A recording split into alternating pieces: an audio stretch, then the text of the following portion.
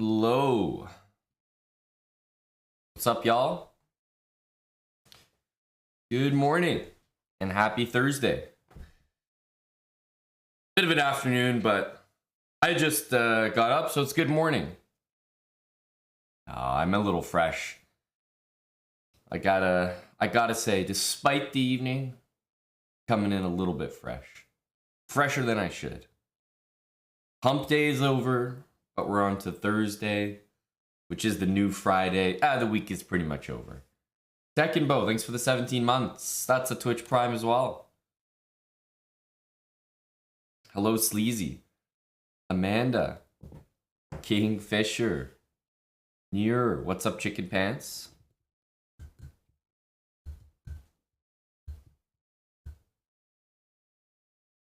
Cheers to everyone with a morning coffee as well.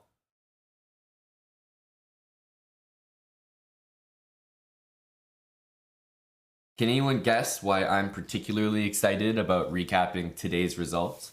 Does anyone know? Any guesses?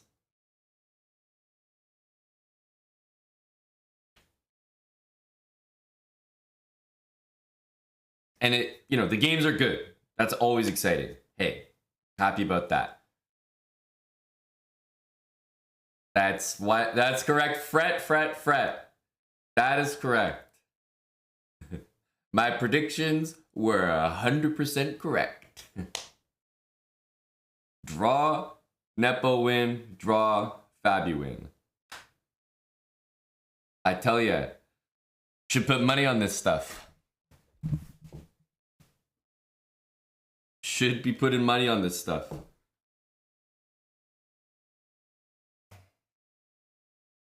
Thanks, Get the Combo. A 7-month resub and a compliment. What do I do to deserve this? Hello to Ralph.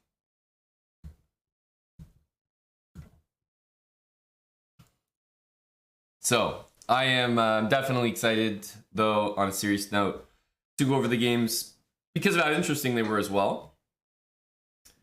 I think we were treated today. I don't know.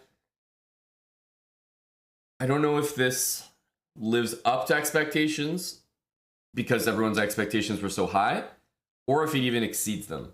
But I think it's been a very entertaining candidate so far. A lot of different storylines, a lot of people in the candidates for the first time, and you're not just seeing the exact same opening every time, which can be maybe a little bit boring, kind of like a world championship match where you just see like one opening back to back. So I think the candidates has been good so far. We're almost at the halfway point. So it's a good time to make a few conclusions, some reflections like that. But yeah, I think it's been good so far. Best day of the event. I think that's the case for most today. Nepo and Fabi, they continue to go toe to toe.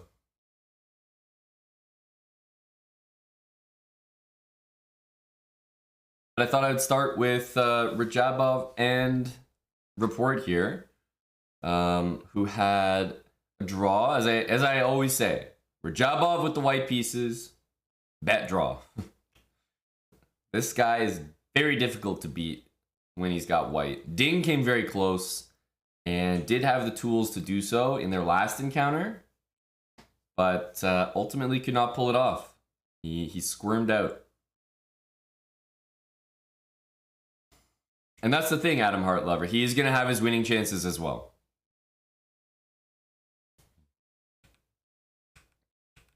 Report, by the way, is playing this regularly now. So really, from the black side, knight c6 and queen c7 is the most pure Taimanov that you can play. And same with a6 being the most pure Khan. So knight c6 plus a6 is a little bit of both. It's slightly offbeat. It kind of worked out well the last time Report played it, I thought. He did against Fabi. Here's the thing, like, okay, everybody should already expect that first of all, everyone should already have something prepared against this line in general.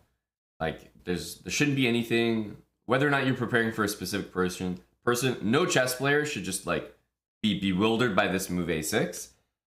So they already have prep against this. Then they should already expect it from Report.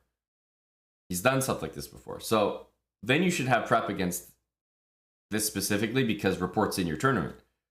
And then on top of that, he's already played it earlier in the round. So whoever's on, the teams of guys helping out the other candidates should be looking at this even more now. And now that he's played it 2 times, I mean, I'd be surprised because the thing about openings like this is once you get you show the world that you're in a rhythm of playing it, it starts to get picked apart by the engine. That's what happens. So I think this opening is going to come under a lot of scrutiny if Report continues to employ it with the black pieces. It's a little bit off the beaten path, but he knows it quite well, and his opponents are going to have to come up with something kind of impressive on the fly here. Takes. JBK 209, thanks for the 22 months. So taking is honestly one of the reasons why, number one, this move is played first, and also why, here, black plays queen c7 before a6. So that if you take now, black can take back with the d pawn and there's no queen exchange. So by playing a6, actually knight takes c6 makes a lot of sense, surprisingly. Knight takes, pawn takes, don't want that queen exchange. And I definitely thought queen d3 was a pretty interesting move.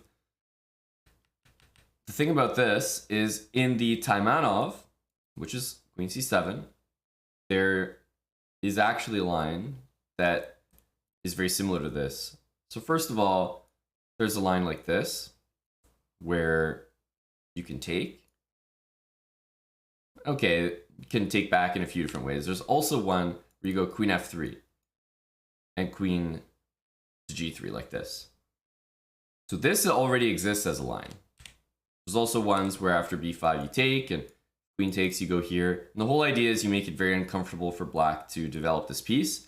And if there's no queen there, you take advantage and control of the diagonal. If there is a queen there, then you offer this exchange, which is actually kind of nice for white, opening up the rook on the h-file. So it's always good for white to put a queen on g3. And believe it or not, queen to d3 is a move here. Knight takes, let's say pawn takes, doesn't matter how you do it, and queen here.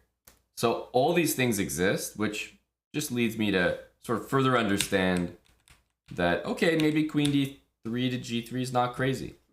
It has an idea. You want to attack this pawn and make it very uncomfortable for the bishop to develop. And if you can't move this guy, queen f6 to guard the pawn, that just doesn't look right. You're going to get harassed. g6 certainly doesn't look right. It's playable, but definitely doesn't look right. So oftentimes black gets rid of this pesky queen with some kind of h5, h4 maneuver, but it forces black to already problem solve.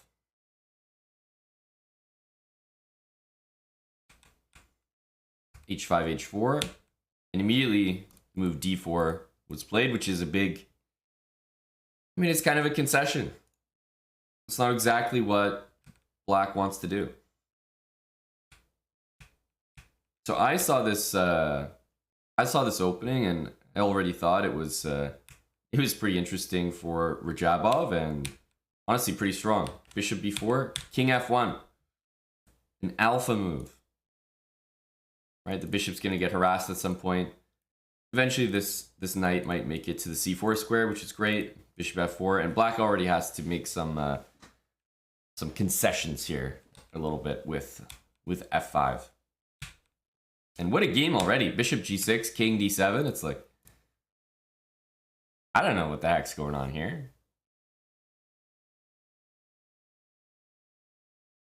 Yeah, I think when you get checked and you have the option of blocking, in multiple ways, and you choose to move the king, that's real Giga Chad behavior.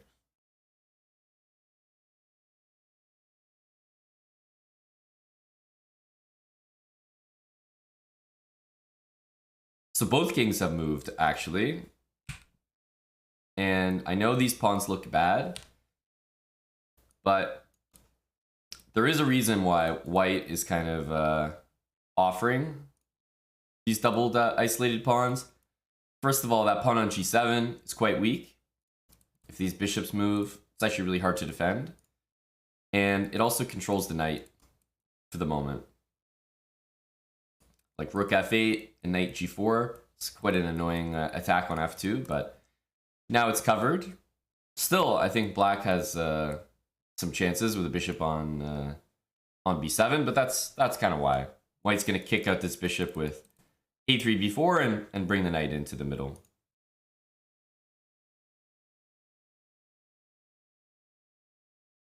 So rook f8, c3, and yeah, you have some threats here, but getting the pawn out of the center, white's going to be able to exchange the queens. Both sides should be a little bit nervous about their king safety at the moment, although I have to admit white's looks like it's in a bit more trouble. Hey, Baz Maniac. I kind of agree with you, Shipwam. I personally, like, you could flip the board. It's like, it doesn't look good no matter which side you look at. It just doesn't look like a great position. Kings are in the middle of nowhere. Development is non-existent. When you guys play chess, do you appreciate and embrace the chaos, or does it bother you? Because I can answer very quickly for myself. It bothers me. I do not like mutually chaotic positions. I don't think I do well there. I like my positions self-assured. But Rapport, for example, I think he likes his positions messy. They're very hard to calculate. They definitely test you. They're unorthodox, right? They're not positions you've seen before. You don't have a lot of patterns that you can draw on. Like, you know, when you play a normal opening like this, you're like, okay, I've seen this before. So, you know, I have some standard plans like this. I know that my opponent is probably going to go for b5, bishop b7. And then, you know, they throw this position at you. And it's like, there's no standard stuff here. Oh yeah, when the king's on d7, you're supposed to play knight d2. Like, no. Like, there's nothing. There's nothing here for you. You just gotta, it's just raw calculation. Raw calculation.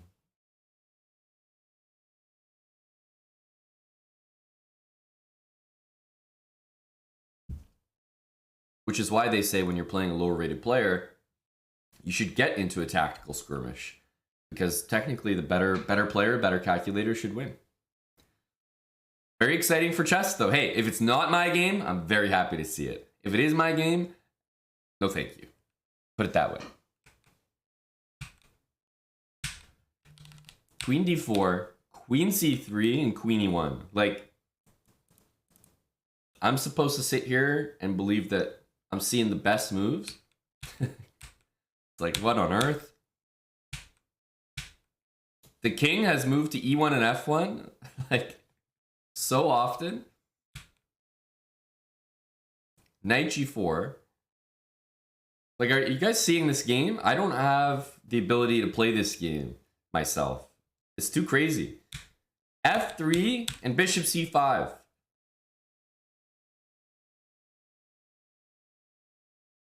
Like, dude, I can't play this game. This game is insane. Like, watching this game live, I'm not even sure what my my thoughts would be, because I would assume that white is losing like most of the time here. It's just so scary. Every black piece is working except for this one. Right? f3 is mandatory here. But okay, you know, you got rook d1 coming, f takes g4, and although there's a discover check, there's only so many squares you can move to that actually impact things. Rook f4. Now, I mean, you could play king h2.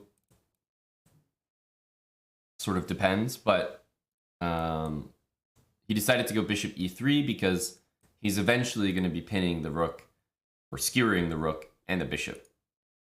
Knight d3 is like an interesting desperado is what we call those.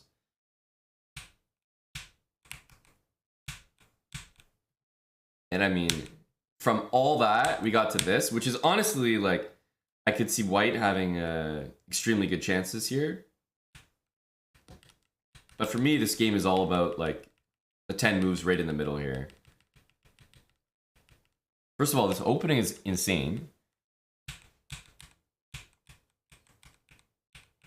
I know it's Rajabov, and we like to meme him as a drawing machine, but this seems like one of the more entertaining games I've seen this candidate's. It just happened to end in a draw. Like when Hikaru played Fallujah, that game just happened to end in a draw. Like really good prep and attack from Fallujah. Even better defense from Nakamura in that game. And I think a lot of people would say that that might be their most entertaining game of the candidates so far.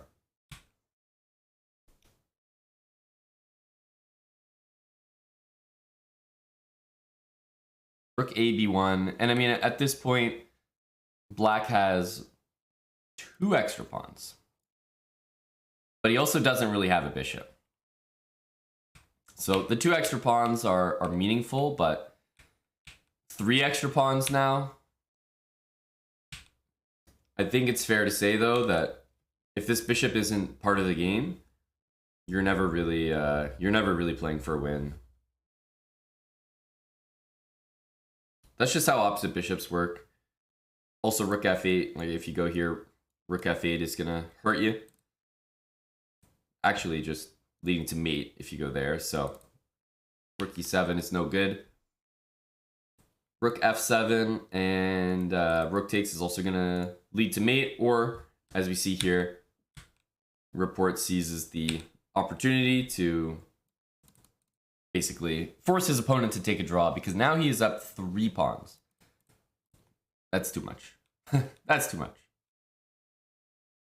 So it's a very interesting game, I thought.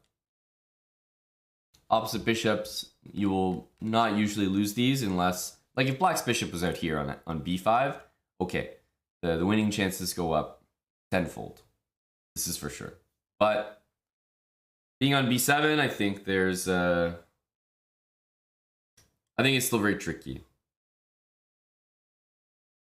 So early on, I thought Report was going to secure the W. And then later, I was convinced that Rajabov was going to do it.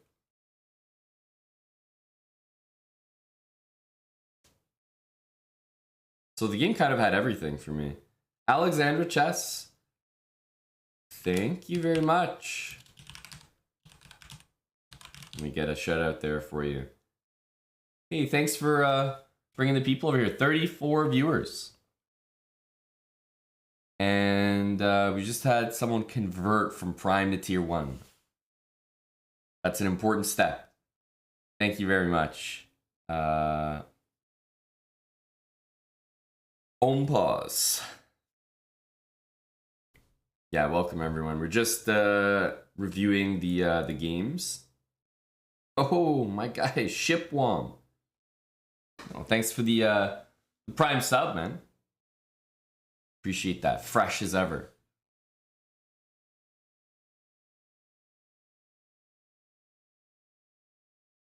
Yeah, just checking over the games from the candidates. I know they're all done now. It was a pretty exciting day. A lot of people's favorite day of the whole tournament thus far. Yeah, exactly, Sleazy. Someone converted away from a Prime sub. We got to bring a new Prime in to rebuild. Had to take the step after 7 years. Damn.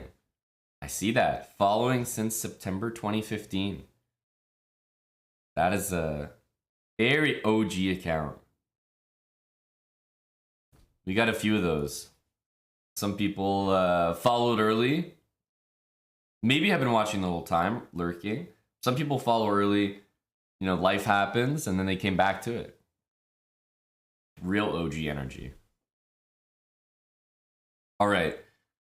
Someone was mentioning one moment. Was it really just a single move where Rajabov had some chances?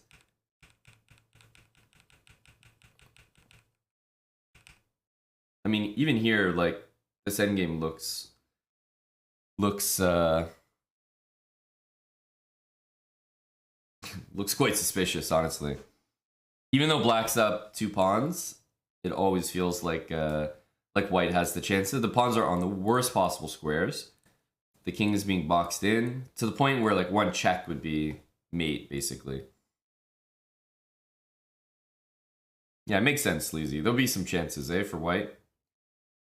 But in general, I don't think it's too unreasonable here. Seemed like a pretty spicy game. I thought we'd take a look at our other draw for the day.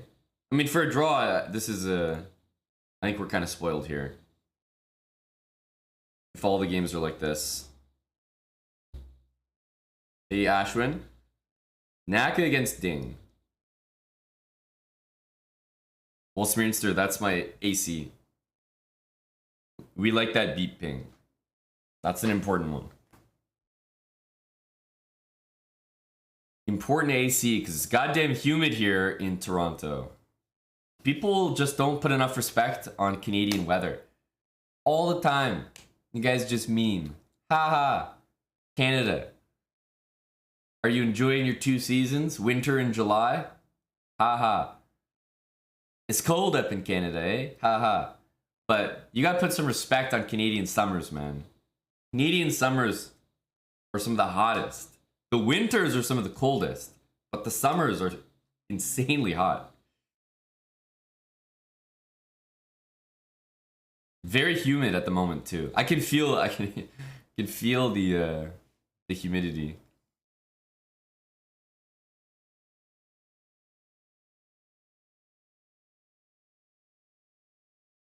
All right. Naka against Ding here. Let's have a look-see. I was also recently in Vegas. Vegas, look, Vegas takes the cake, man. There are some dudes that I can physically see, like, actually melting. There are some guys that look like they've melted and been, like, rebuilt. And they're just, like, you know, they're just shriveling in the sun, in the heat. The desert heat, that is crazy. And people live in Vegas, it's just wild to me. I get the trips to Vegas, but actually living there in that heat, oof.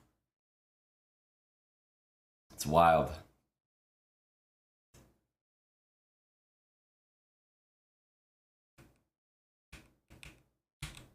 All right. Knight f6. I haven't seen somebody really, truly offer the drone. I think for good reason. Ding knows better. Yeah, I got my water here, as you guys know. Always have the water nearby streaming, but Vegas, like I think I would have to consume water way too quickly. Texas, I can also see, yeah. Hottest day all summer in Ireland here, 23 Celsius.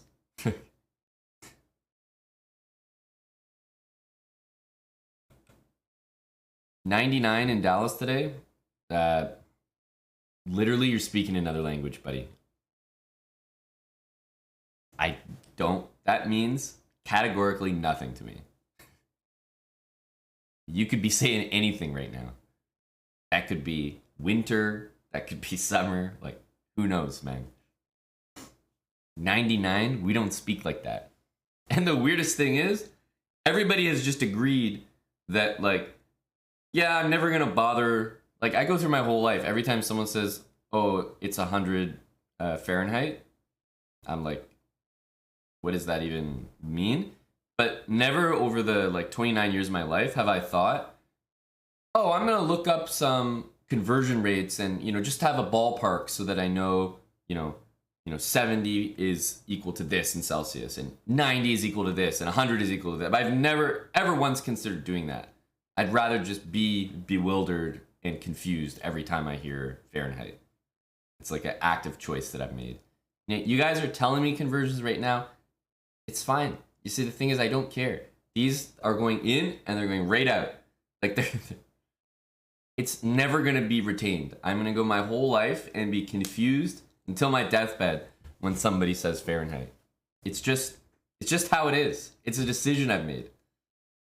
And I think people can relate to that. However, somehow we've all agreed that when you're cooking stuff, all right, fuck it, we do Fahrenheit. Like, I don't know. Somehow we just said, yeah, you know, that's okay. When we're cooking, it's fine with me.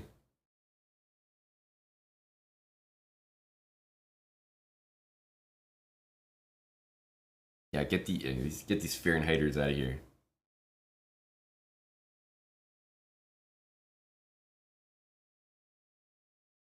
All right, D3. Filthy Oligarch, thanks for the brand new sub. That's a prime. Appreciate it. Filthy. Yeah, knight g5 would be fun. Haha. But, you know, lately these knight g5 things, they tend to work out for black, actually. This is still playable, of course, but it's very explored. You know, a lot of the really, really fun lines for white, like, let's say fried liver, or even the marshal, all those lines, they're just analyzed to death. They don't even feel fun anymore. They really don't. It used to be like a fun thing that you could try and get an interesting attacking position. It's just not the same anymore. You do those and you just like end up slightly worse in a couple moves and you're like, wait, what am I doing here? Why am I playing this?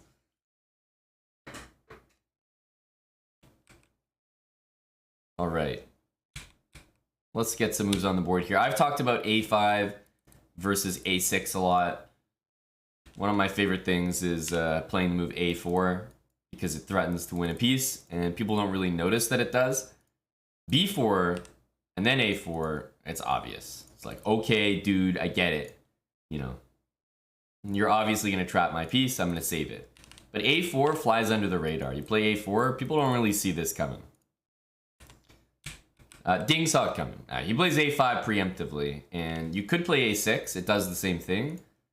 a6, okay, it gets the bishop at escape square, but it still gives white a lot of space on the queen side. a5 takes the space, so you can't really play b4 as easily, but it does give away the b5 pawn. And if you guys remember an earlier game that I believe it was Ding, he played some queen b8, queen a7 stuff, hitting the f2 pawn, if you remember that. It's a pretty cool maneuver. But yeah, I believe it was Ding against Duda with the white pieces. So obviously everyone is very well aware of, you know, each other's openings and what to expect, especially because they can look at games from the exact same tournament they're in right now. So Naka knows this, and you know, they basically went into very similar position, right? Queen b8, queen a7. So Ding has done this before. It's a very interesting way to play. You almost always end up getting the bishop trading for the knight.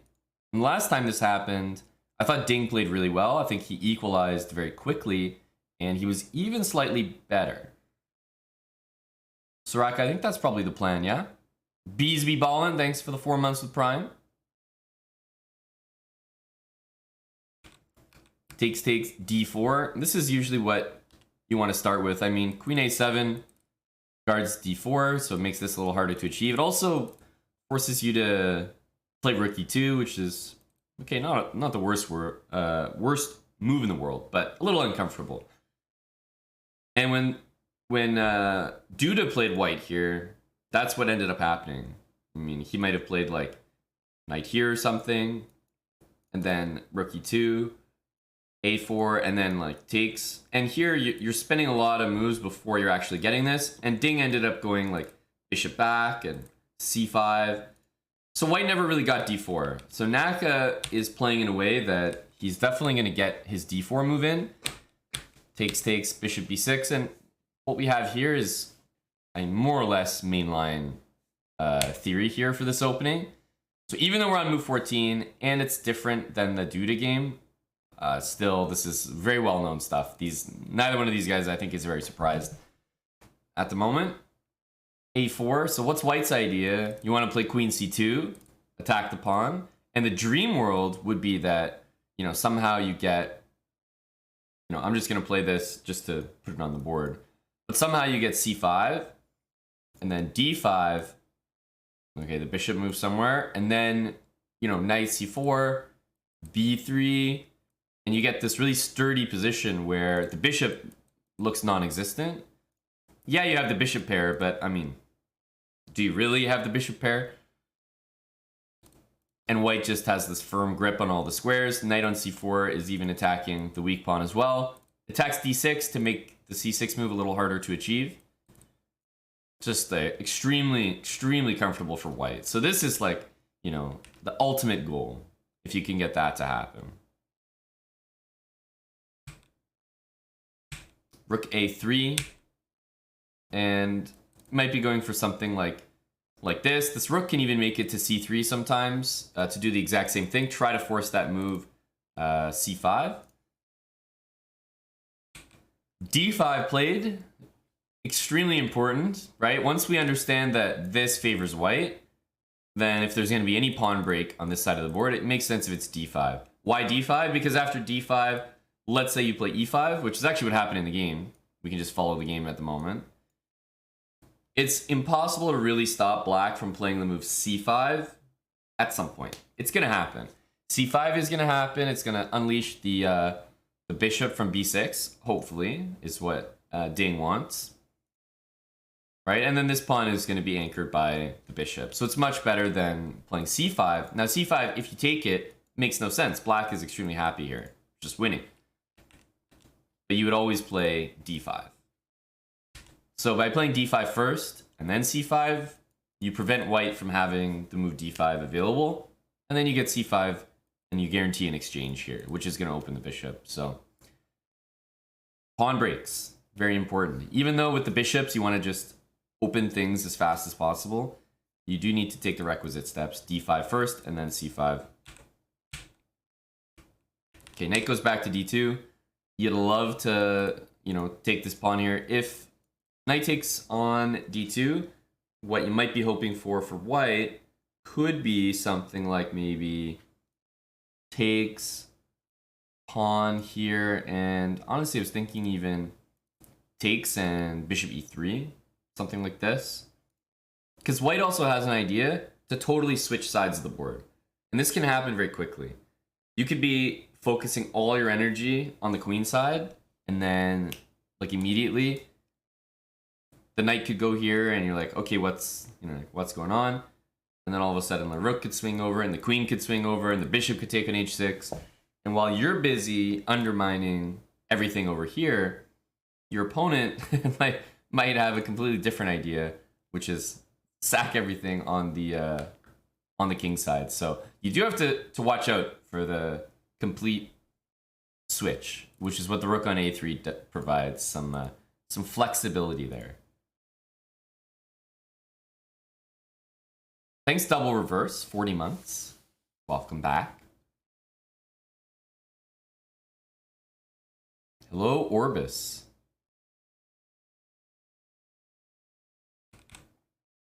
So rook e2 was played, watching the f2 pawn, and I see games like this, honestly, and you know, white's position is a bit chaotic, but at the same time, this rook on a3, it doesn't look like it's very good right now, but c5 is the main break for black. It has to happen at some point. Once it does, the ability for this rook to swing over to g3 is, I mean, it's going to happen at some point, you feel like. Look how easily the pieces disappear. What used to be, you know, tons of pieces in the way, all of a sudden clears out, and rook f3, rook g3 are on the cards here.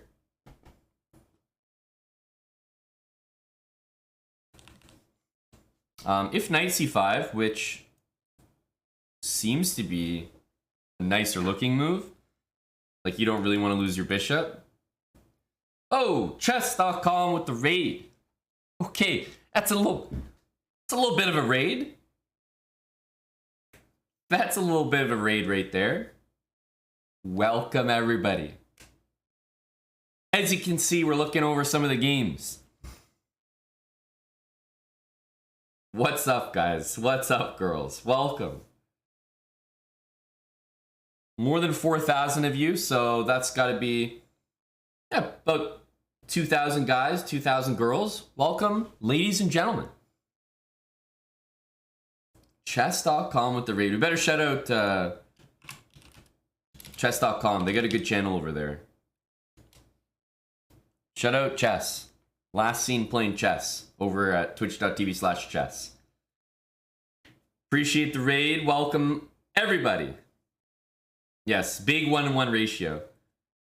Everyone knows that chessbrah stream is a 1-to-1 ratio for sure.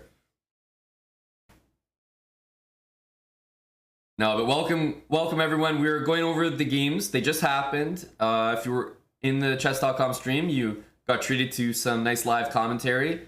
I usually come in, you know, once things have died down and provide the recap for the people that maybe couldn't tune in while the games were live, and also provide a bit of color commentary on top. Hey, 928, BJH13, great to see you. Thanks for gifting a sub. Luke Robo Kappa, 72-month resub. Look at the timing on that. Luke Robo Kappa just resub. 72 months, 6 years. 6 years on the dot. Thank you, Luke. And again, appreciate the massive host and raid from chess.com. I'm usually live right around, you know, 3/4 of the way into the games or when the games just end. I'm also feeling great today, guys. I always do predictions. Here we go. I'll show you because I mean this is just me showing off at this point. So I've done predictions for all the rounds so far, but today's, look at this. Rajabov report. Firouzja Fabi, Nakading, and Nepo Duda. Oh, 4 out of 4. Oh, real profit energy. Calling both of the wins, but my pre-tournament predictions, which is why I did this. My pre-tournament predictions, not all correct. I thought Firouzja would do better. Fabi and Nepo were my top 2 in the tournament, so it makes sense that I'm going to be betting on these guys to win their games. So okay, I'll take it. Thank you. I know. 4 out of 4. Not too bad. Those are my general predictions. I didn't think Ding would have a good tournament.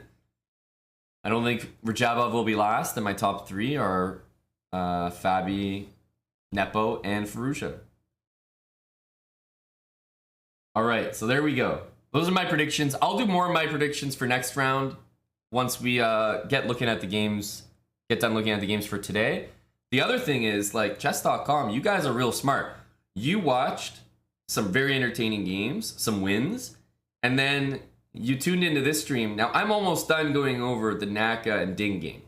I've already gone over the Rajabov report game. So you guys skipped all the boring draws and, you know, all the stuff you don't care about. You're tuning in at the right time. You just get to watch the wins all over again. You guys know how to find your entertainment. Real intelligent stuff. It's just skipping all the draws. Very, very, very smart. But I have to say, the draws were pretty entertaining today as well. You gotta say. All right, takes. Giving up the bishop pair. I was just saying if knight takes, which makes more sense not to. I think knight d4 is generally what you're trying to avoid here. Bishop d7 to stop the fork. And okay, I would be like definitely a little bit concerned, honestly, about things like this. Like I was talking earlier how it's possible that all your pieces could find themselves on the wrong side of the board. Now here, maybe this is insane, but I'm absolutely looking at something like this.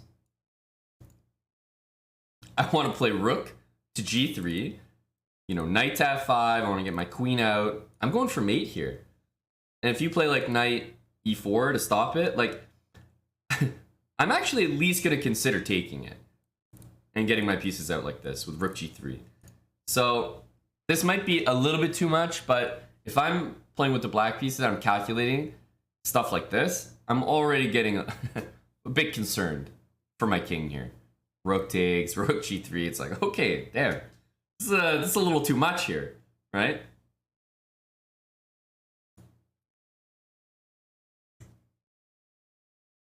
Bishop d4 is already a bit suspicious. So this is just like some of the things that can go wrong in a position like this, where you're so focused on maintaining the bishop pair that you recapture very naturally knight takes c5, and then knight d4 hits you, and suddenly you have to cover both threats, and then bishop h6 hits you, and you don't have time to react. You got, you know, 5 pieces on the queen side and a lone king on g8. That's probably in a lot of trouble. And the reason I feel comfortable playing bishop takes h6 here is because I'm not playing. I'm analyzing. And when you analyze, you can sack whatever you want, because then you can just undo it and go back. When you're playing chess, you can't do that. So that's why it feels great to sack pieces in analysis. Yeah. Anyhow, bishop takes c5 played. A bit more pragmatic, safer. Almost the exact same thing was played, except the knight is on e4. Queen is closer to the king side. You can't just go ballistic and go bishop takes h6. Yeah, once I saw knight b5, I thought, okay, things are getting a bit closer to equality, or like to a draw kind of feeling after this. Knight g5, and especially when you see rook a5, knight e6. Like, yeah, white's going to win a pawn here temporarily, but black getting the knight to e6 is the ideal place for the knight. It is always a sort of a saying that the knights are the best blockaders. Now, this isn't a pass pawn, but still, knight in front of the pawn. Knights are always good at doing that because they stop the pawn's movement, but also exert pressure in the forward direction as well. Whereas you put like a queen there, it's pretty much just blocking the pawn.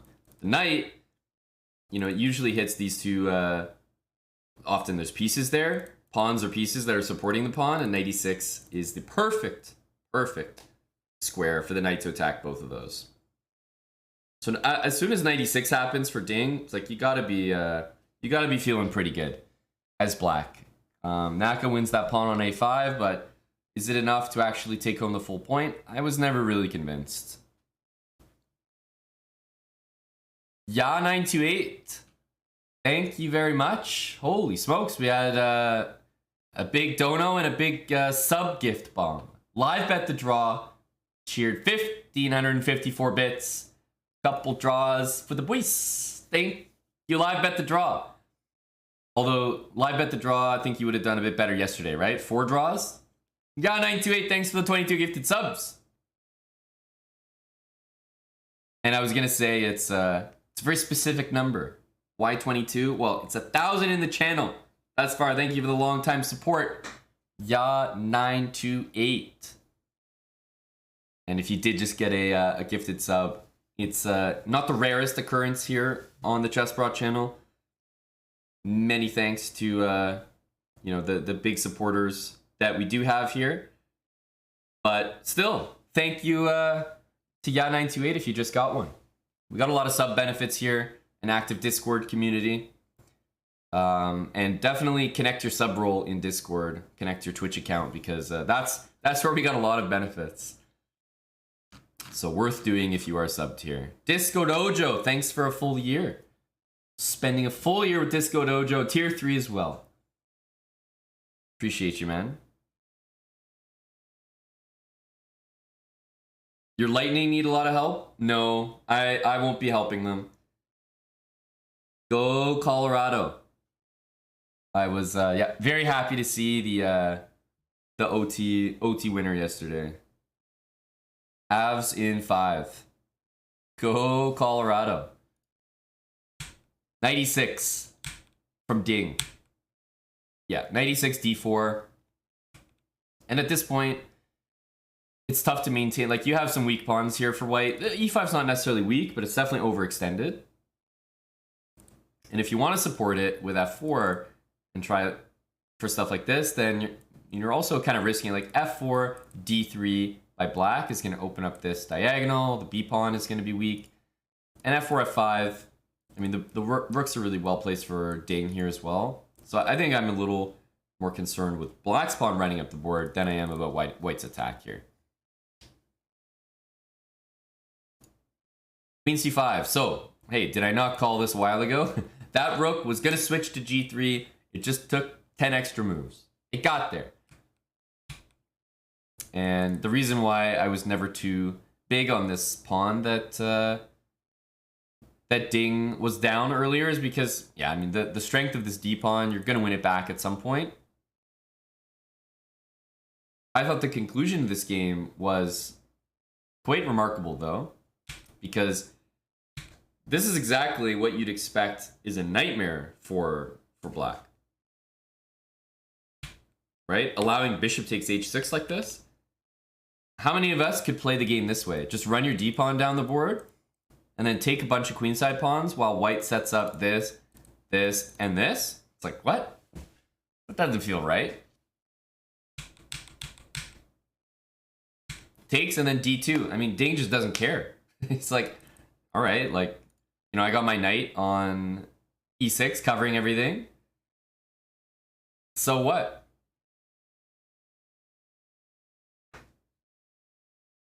He literally doesn't care. It's impressive. D-pawn pretty much going all the way. Also, this queen may play a defensive role as well. For example, rook here, queen here, covers some important squares, gets back in assistance.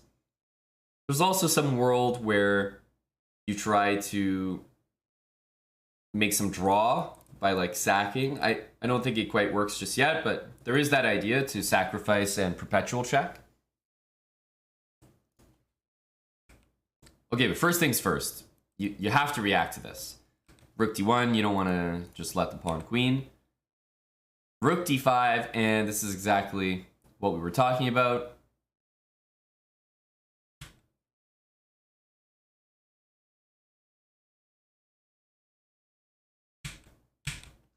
Now, you guys are probably, you know, chess.com guys. You might have the answer here. You just came from the chess.com stream. You had some elite commentary. You probably got the answer. But for those that don't know, why is this a draw?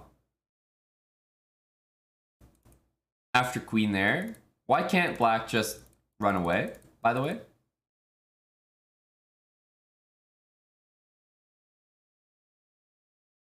Because it definitely looks like it.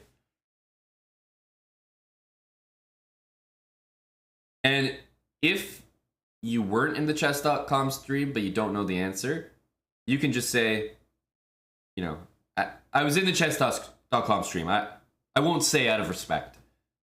Gotta let other people solve it. So I gave you an out there.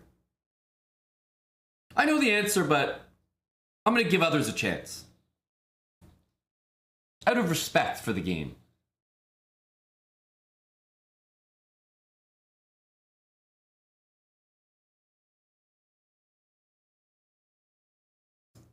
Don't be afraid to admit if you don't see it.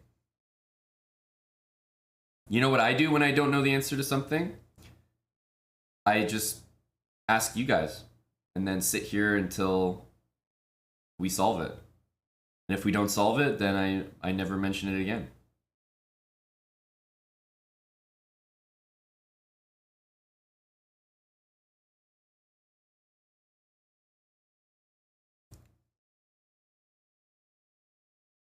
I don't see a fork for the rook on d5. Not quite.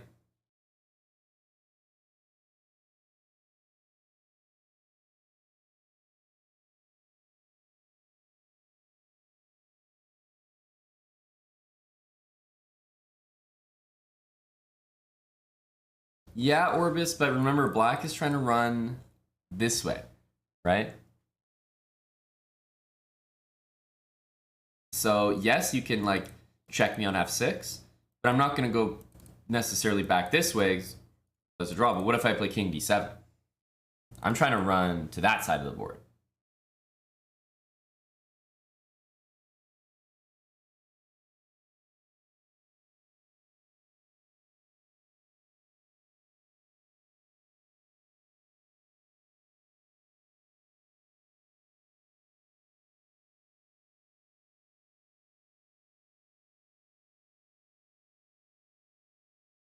King d7, queen f7.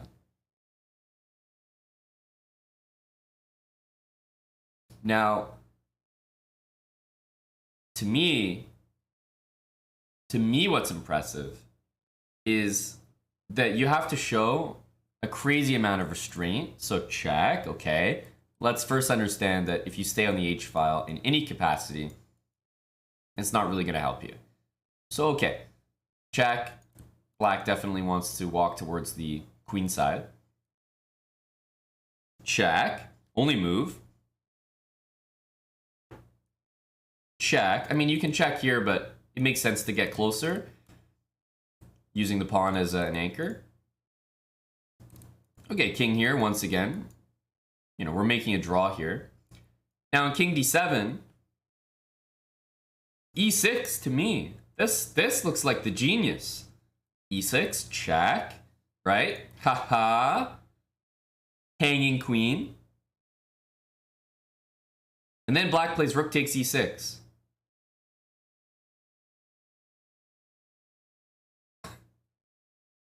And you're like, wait, what? This is very embarrassing now. You just won the guy's queen. Great calculation, congrats. The guy plays rook takes e6 and plays rook e1 and only he can win. So this is honestly a cold shower because when you first calculate it, you might be like, okay, white's losing. And then you calculate a little further and you're like, wait a minute, hang on, e6, white's winning. And then once you realize that doesn't work, then you might stumble on the third calculation, which queen takes f7, hits everything. You can't guard everything all at once. You're going to lose one of these rooks, and black's queen isn't even threatening white's rook on d1. So let's say you go here. I mean, this is worst case scenario. Let's say you go king c6, right? I'm taking this with a check, and the black doesn't even have a threat. So although, you know, you keep this pawn here as ding, you just don't have enough to win anymore. Well, FK Gun, I'm not sure that you need something specific at this point, right? Because I'm thinking here that white's not even necessarily at risk of necessarily losing. You could be playing for a win. Oh, Hikaru definitely has the calculations. Cheese 83, thanks for the 2 months. Kukulov, tier 3, 17 months. Hello, Kukulov. What's up, buddy? Not too hard for these guys to calculate, but I hope you guys at least appreciated the exercise. It's difficult. Like bishop takes g7, this is the whole justification of the line with the queen on b2, but I think that's a pretty difficult calculation, and I think it's very easy, extremely easy to go wrong with this. So that was their game. But let's say that this happens, like e6 it's easy to go wrong with that one. This is the type of move that if I was playing Hikaru on chess.com, I would play this. And then I would take this and I would press KO.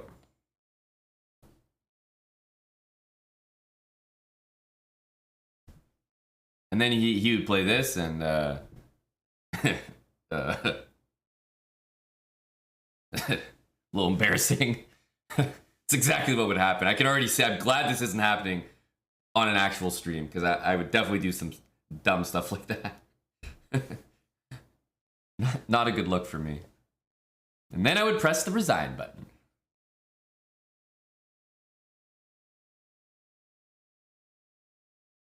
So the game ended rather peacefully as both players understood the danger of not just e6, but queen takes f7. So those were our two draws, but we also had a couple wins in the tournament as well. One of them,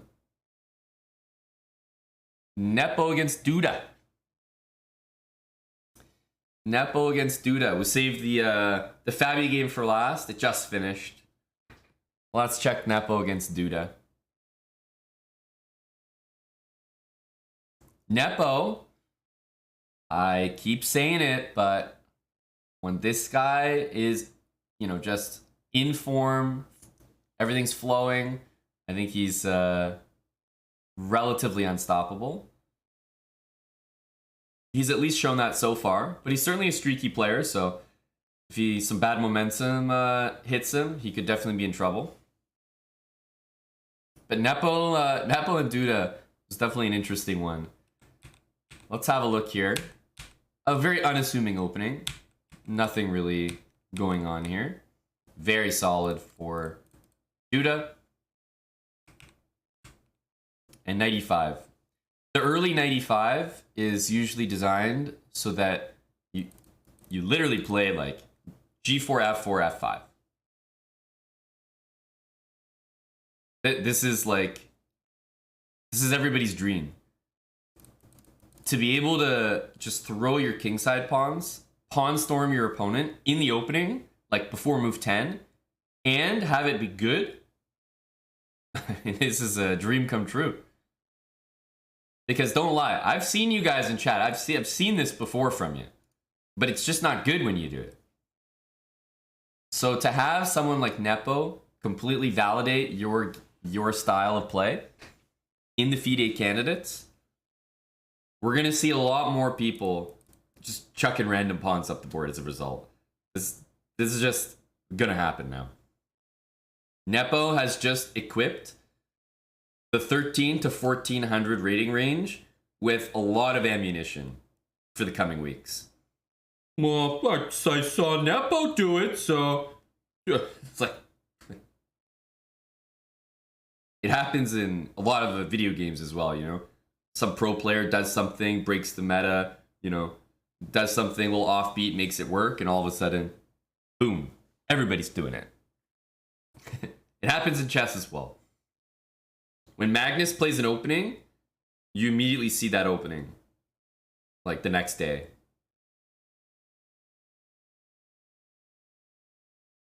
Is Hikaru going to win the candidates?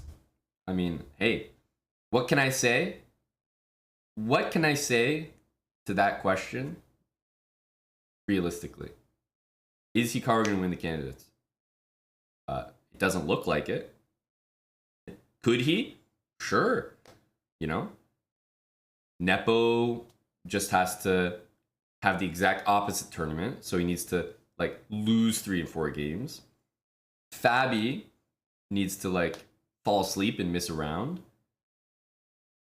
Rajabov needs to keep losing. Hikaru needs to win 3-4 games probably. He probably needs 3-4 wins. That's tough. Can he do it? Sure. Have I been impressed by his showing so far? Yep. I think Hikaru's doing well. I don't know what expectations he himself came in with, but I think he's doing well. I don't think he could be upset. He's hanging. He's got a win. Not many people have wins. I don't know if you guys can actually appreciate that, but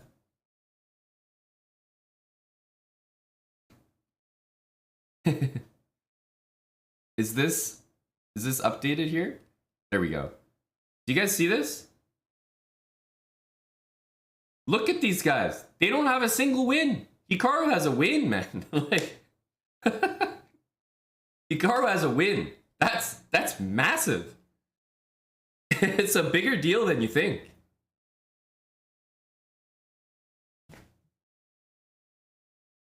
You can have 0 wins and be in 3rd place right now. 0 wins, 3rd place. That's the kind of tournament we're hosting at the moment. So I think the fact that he has a win and a loss is better than this. I think the volatility is better for this tournament because you're going to need to score some wins.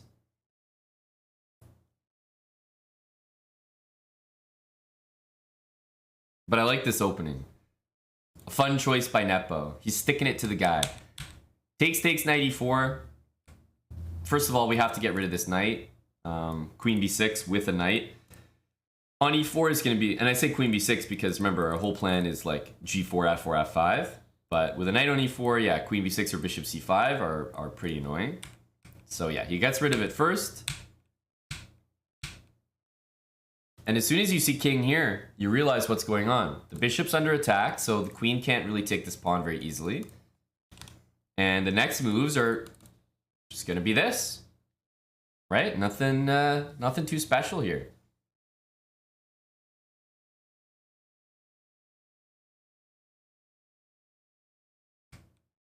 Castles, he basically doesn't seem to care.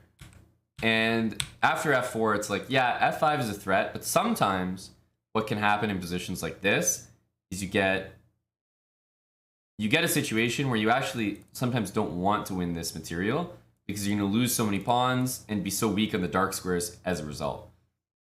That didn't quite happen here. Nepo built it up with queen e1 and queen g3. But black plays h6. Okay, this isn't even winning the bishop. f5, you're weakening this this pawn on e5 pretty significantly. But the point is, like, you know, bishop b6, bishop c7. White's not going to be able to defend this pawn unless he's already got his pieces in place. Bishop f4, queen g3.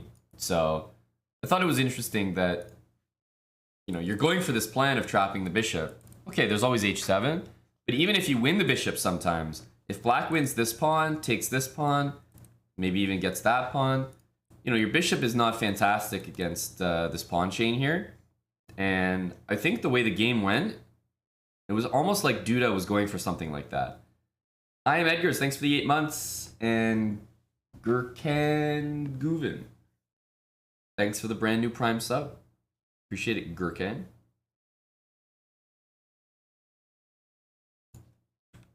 So queen e1. I think he wants to go here, and then bishop f4 and support this pawn. Once you support e5, that's the only weak link in the position. Then you just power through with f5, f6.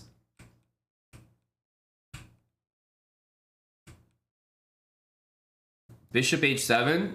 This is what we call prophylaxis. If you go bishop h7, and then white goes f5, you know, we can't do it immediately, but the point is bishop d4, and we'll be able to attack this. If you don't go bishop h7, then white has the opportunity to go f5 and maybe f6 immediately. Like, you give them the opportunity to play with tempo.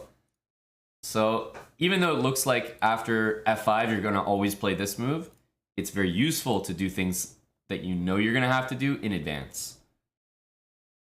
I actually think that concept was worth quite a lot when I was improving at chess. I say when I was improving at chess because I'm certainly not anymore. But when I was improving at chess, understanding that if you think you're going to have to do something, no matter what, at some point in the game, doing it voluntarily on your time versus doing it in response to your opponent forcing you is almost always going to be better. Now you could also think of it like, okay, well, if I play this and my opponent never does this move, then doing this made no sense. Like, it's a waste of a move. But also, if your opponent never does this move, you're probably pretty happy because this is quite a scary move. It looks like their main plan. So if your opponent just refuses to play a good move because you've already preempted the response, then you should also be pretty happy with that. So bishop h7, and already Nepo kind of reconsiders his plan, just for the moment. He goes h4. Doesn't want to rush this. There's bishop d4, I think, as the reaction every time. Right, you want to take this pawn, but the bishop is hanging, so bishop d4. I mean, it's attacked 3 times here, so even bishop f4 doesn't help. Who do I think will win the tournament? Well, I always have to reference the notepad. I have to bring up the receipts. This is who I think will win the tournament. Fabi, Nepo, Firouzja. Those are my top 3. These are my general predictions.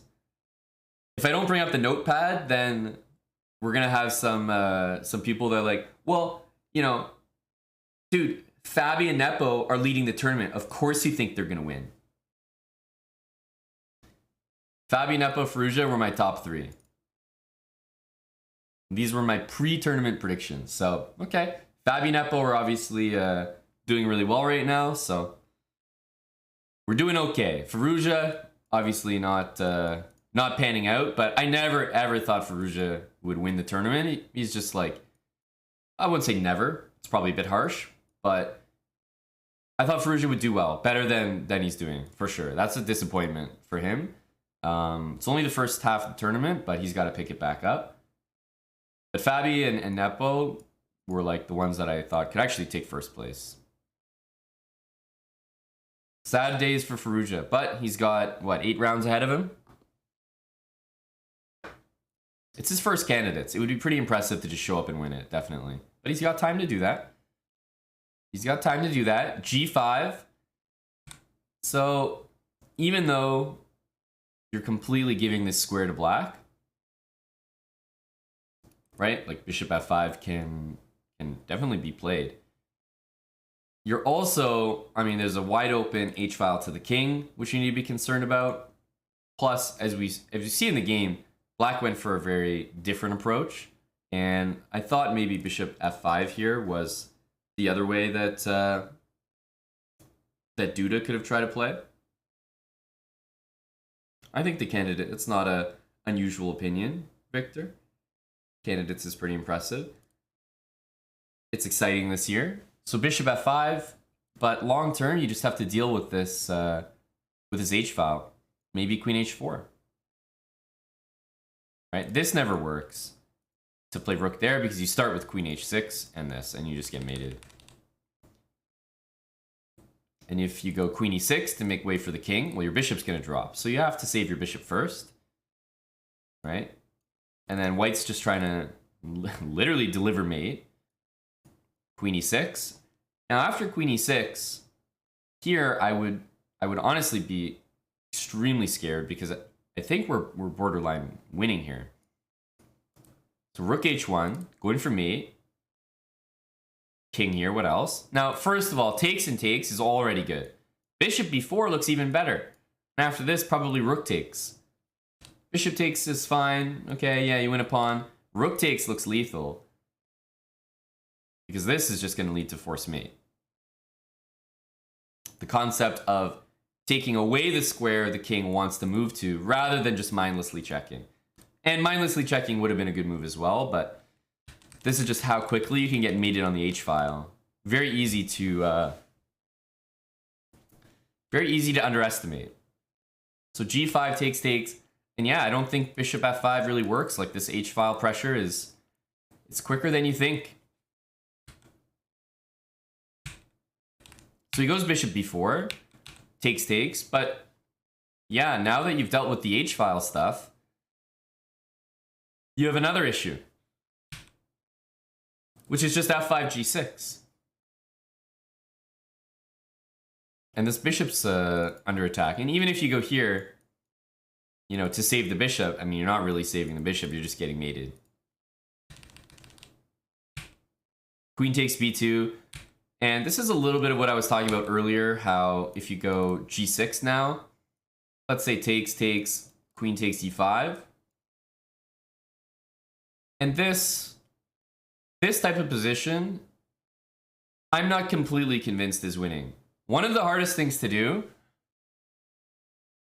is to win a game without any pawns. It doesn't sound like it's that difficult, but if you're up a rook, but you don't have any pawns left, you will probably find that the game is extremely hard to win. In a general sense. Like, of course, if you have king and rook against king, I trust some of you. Some of you.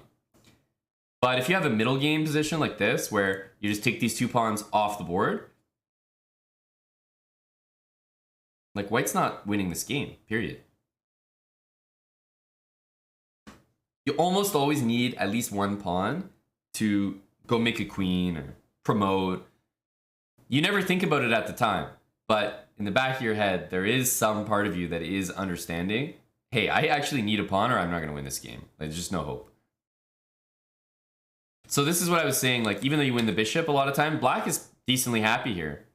He's got 3 pawns for the piece, and he's got a great looking position. So e6 was played, so that after this, g6. At least it's a little bit different, right? There's no immediate queen e5. And white has time to play rook b1, rook takes b7. And taking the base of the pawn chain really loosens up these pawns. And then you can see the bishop having a bit more of a chance.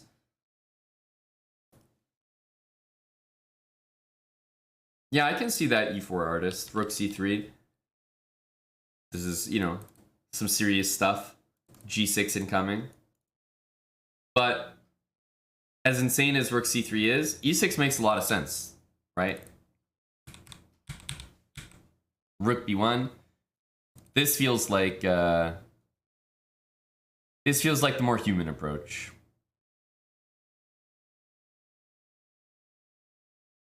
House of Usher, you got me there. You got me there. Pilos, thanks for the 3 months. Probably quick Bruno. But that's a pretty deep line. I imagine it gets pretty spicy.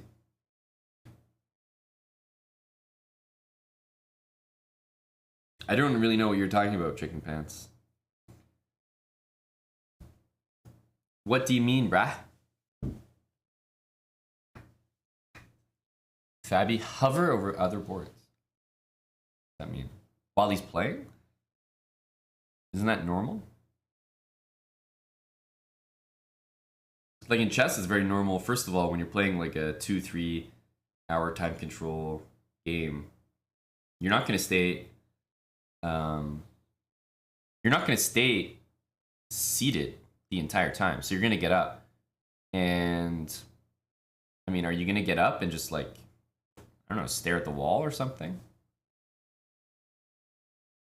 Aren't you going to look at the other games? First of all, it is actually considered basically just good prep to look at the other games. Like Fabby should look at the other games because he wants to see the openings. He wants to see how much time people are spending. He wants to see people's body language and reactions to certain moves. I think it's good field research. But he's also just, I mean, everybody in this tournament is a genuine, real genuine chess enthusiast.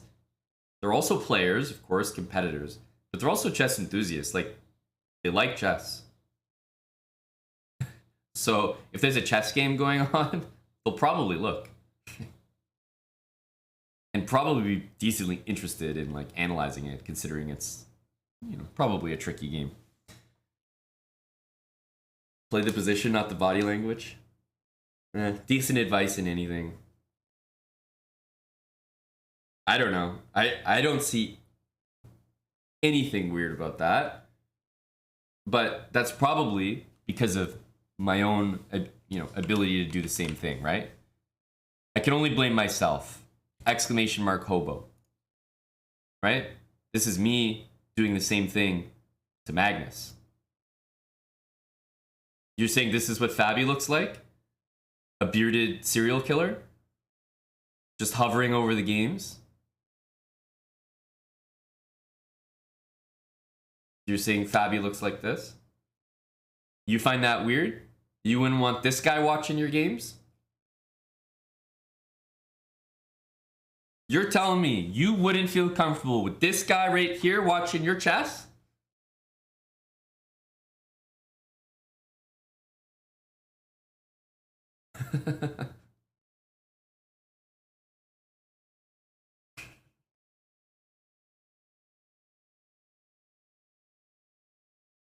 Yes, for those wondering, that is me. Actually me. Can you believe it? I just shaved the other day, so I'm very, very clean shaven right now. Yes.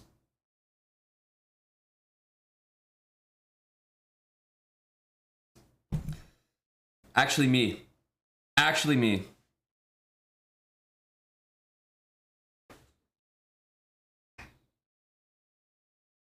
But yeah, that's pretty much the POV of what it looks like.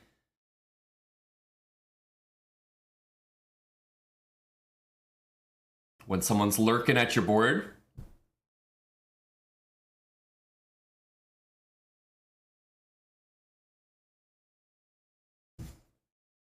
You haven't seen my beard? Well, you can check out my Instagram. This is an easy plug for my Instagram. @Amon Hambleton. You should also check out my Instagram because I just posted, and I post like twice a year or something. Well, I post when I travel, and I just traveled, so yay. I went to Los Angeles and I went to Las Vegas.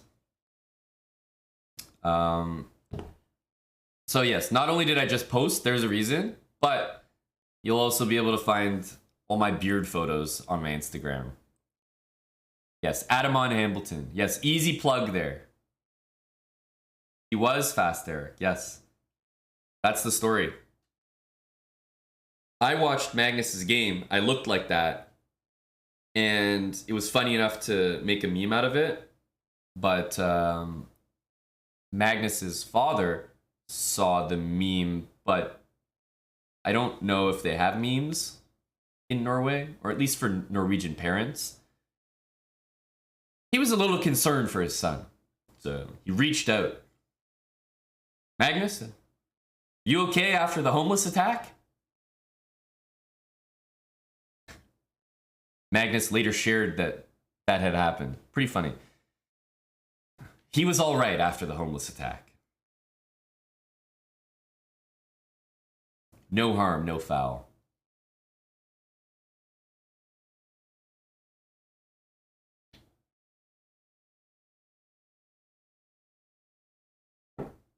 Magnus is a memer, as you know. He's a troller. He likes his fair share of jokes.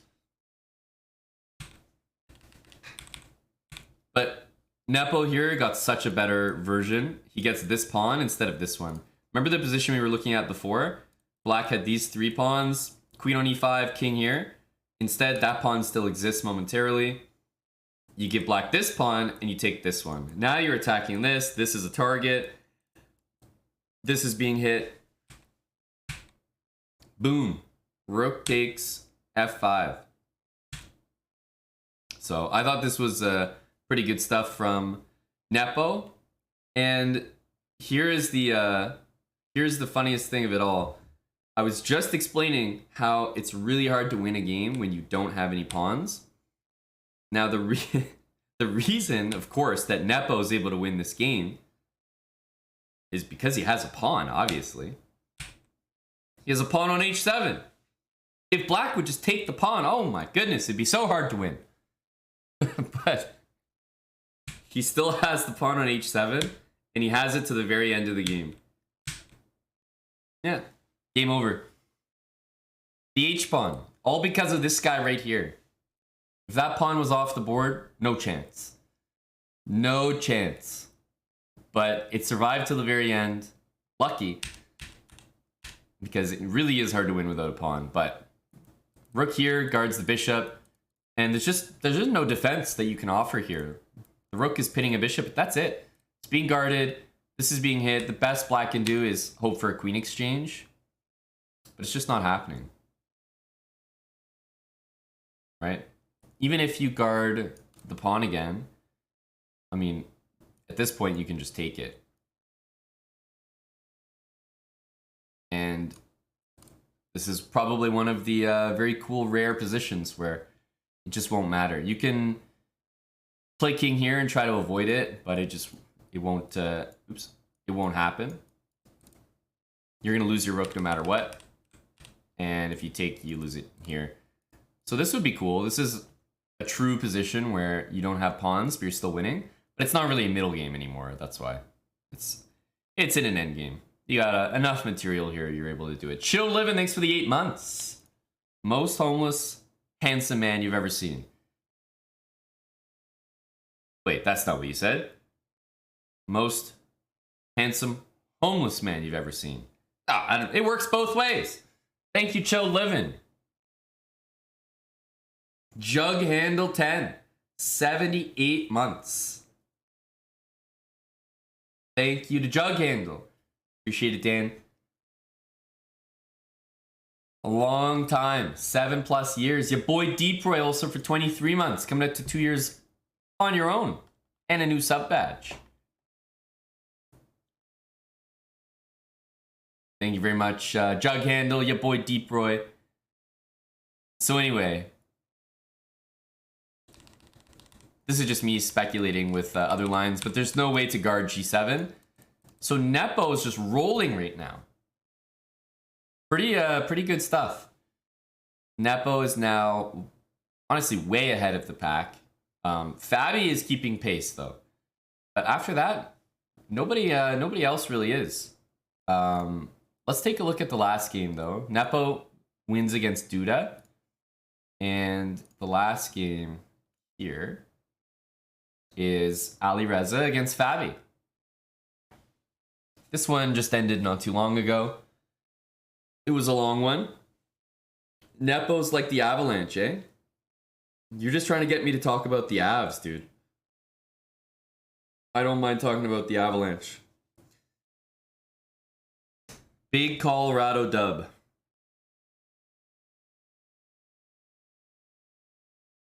Time Traveler. Or Time Travel RL. When did he blow it for you?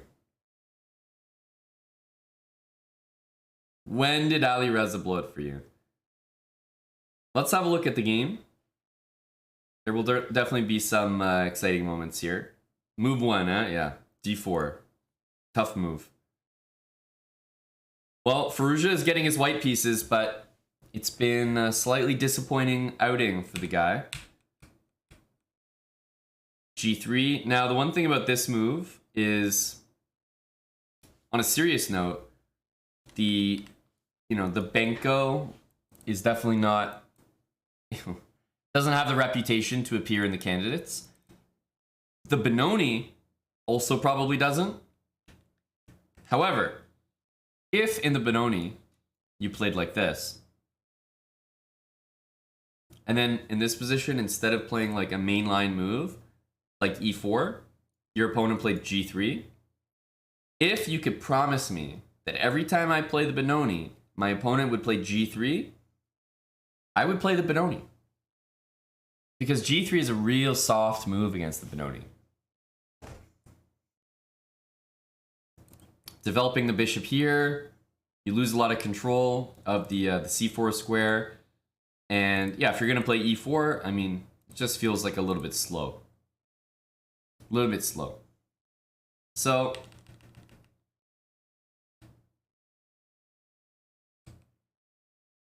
now we see, well, g3 here, and the difference is, if I play c5 and you play d5, you're forced to play a Benoni with g3, which sucks. I think it sucks. I'll say it. So c5 has always been, in my eyes, a very strong move against g3. It's still possible to play knight f3 and play this kind of position, but again, black is also doing pretty fine here in general. But I think c5 is, I mean, okay, it's not like so good that you have to play it every time, but I think c5 is a strong move. If white goes d5, the g3 Benoni is the most comfortable Benoni for black that you can get. And if not, knight f3, I think you're doing just fine. These positions are pretty explored, just fine for black.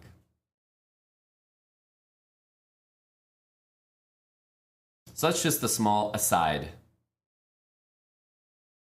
Should we keep black's POV there? What do you guys think? Are we here to... Well, you know, it depends. When you guys are, you know, checking the filmography of some of your favorite adult film creators, which vantage point do you like to spectate from?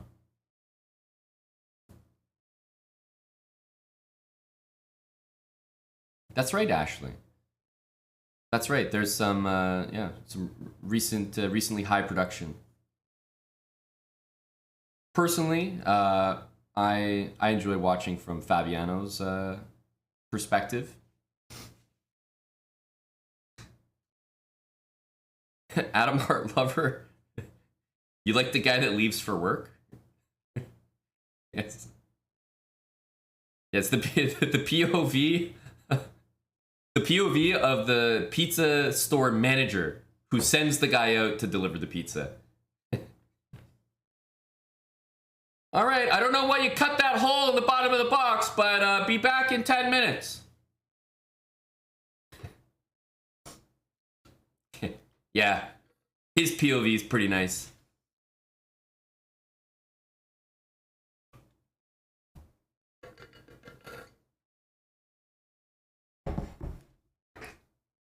Maybe, yes, the Fabby POV. Hello to Mannered Monkey in the chat as well.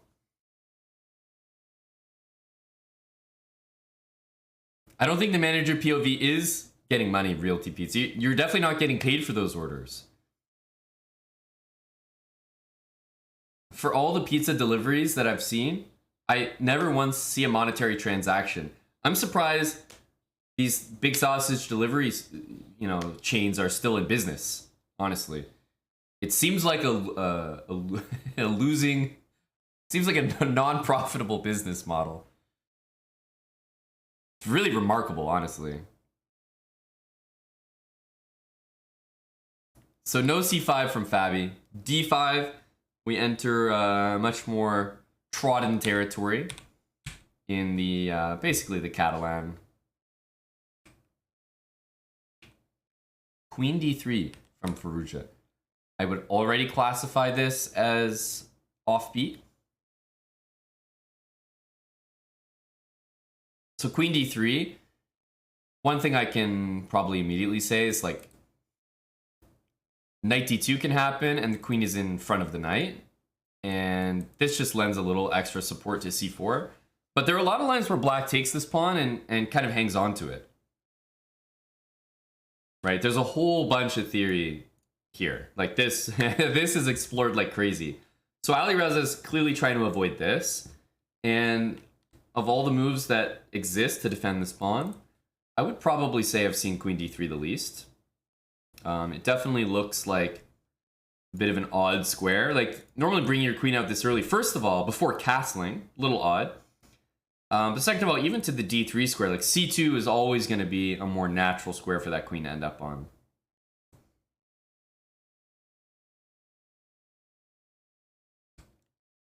Queen d3 was new. c5, I mean, I pretty much understand what's going on here. The king's not castled. Why would you not open up the center fully? Right? Trade everything. The queen maybe just serves to be a little bit awkward here. Takes on d4, and knight c6, and I think I'm already kind of asking, like, why queen d3? Like, is this supposed to be something special? Now, maybe Faruja is, like, grabbing some early edge with the queen, but that's not usually how chess works. You don't bring out the queen early before your other pieces, and pawns just exchange naturally. Like, this is what happens. Takes, right? Everybody captures. And the queen has moved to d3, to d4, and now will likely move again after bishop f6. So it just feels like, you know, you're moving non-stop, and I'm not sure if there's supposed to be any particular advantage here. Especially because the most important thing to remember is, let's say you go here. Okay, queen g4 was played. Let's play queen c4. After queen c4, number one, like, this isn't even a threat as far as I can see. I would even play this position like this.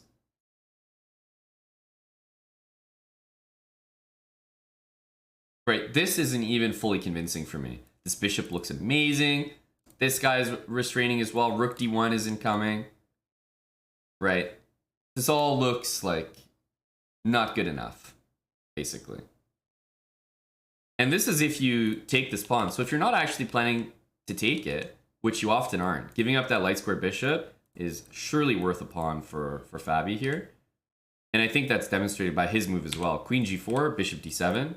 Okay, there's a threat against the queen, but I think he would also voluntarily give this pawn up. deratement, I think he would have to be knight d2 in that position, allowing bishop b2, rook d2. Black would be up a pawn. Maybe you have some drawing chances, but really good position for black. So yeah, I don't know. I'm not blown away by this queen d3 move in the opening. There are some moves that are new and you see them and you kind of understand, you know, why they could pose some problems because they're offbeat, but handling that move doesn't seem particularly obvious.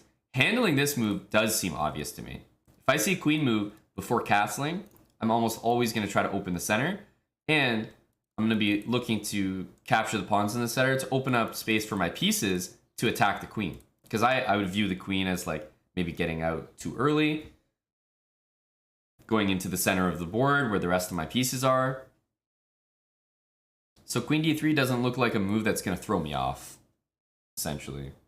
However, it's not the craziest thing. Like, you know, this queen has been developed to a bunch of different squares, knight d2 even, to guard this pawn, because those are the moves that you play if you don't want to deal with this.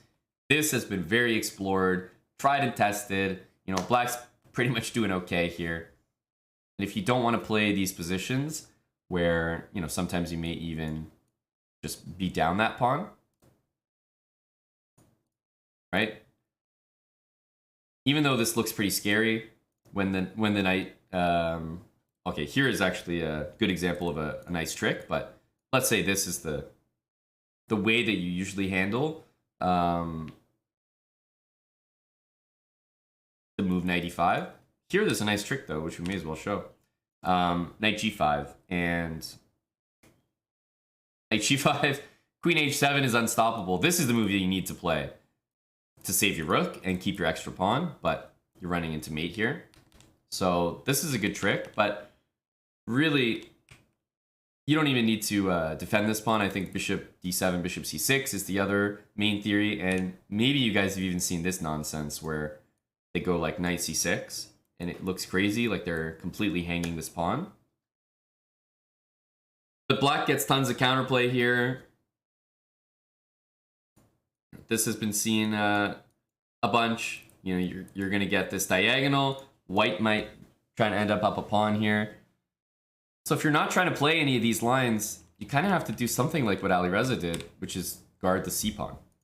Yeah, nice trick against chat, not against Fabi. Good way to put it. Good way to put it. Yeah, knight g5 is good to know there. But most of the time, if you at least have your bishop on b7 or, you know, pawn on a6 or something, you won't be falling for that. It is a good one to know, though. c5, and yeah, we saw this full exchange. Rook d1, queen g4, bishop d7. I already thought, like, okay, you know, this is reasonable for Fabi, but you gotta respect Alireza got a fresh position. You know, he might want to put some pressure over here with bishop h6, but with the bishop sitting on f6, I was just surprised we didn't see knight e4 to try to take this bishop. And I think after knight e4, was Fabi considering bishop e5? Bishop e5 threatening f5? This was the one thing. Because yeah, f5 is not exactly what you want, but I think if you are able to take this bishop, then you're very happy as white. That's definitely an achievement for the opening, keeping the bishop pair.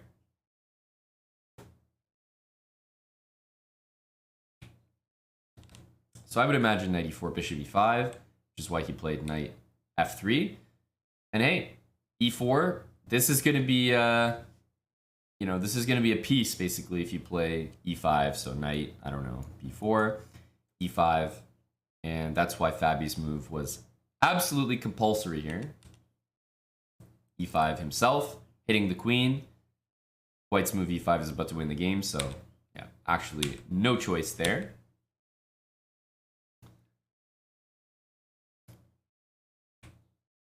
This just wasn't enough. Like if this is the opening you're getting, I think it's just not quite good enough. Yes, there was rook takes d7 move played here by Alireza, but it almost looked like he just didn't enjoy how equal his position was, and I wouldn't even necessarily say equal. I think Fabi just is better. Like, he just came out on the better side here. First of all, the pawns in the middle are locked in Fabi's favor. There are light square bishops on the board. So having dark square pawns like this means that in some kind of endgame, white's bishop is playing defense, whereas black's bishop is playing offense in terms of what pawns they can attack. So if everything kind of trades off, the bishop situation already favors Fabi.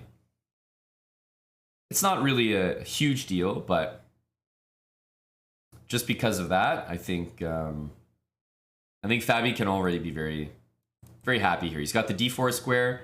If he can ever trade bishop for knight as well, then that knight permanently hops into d4.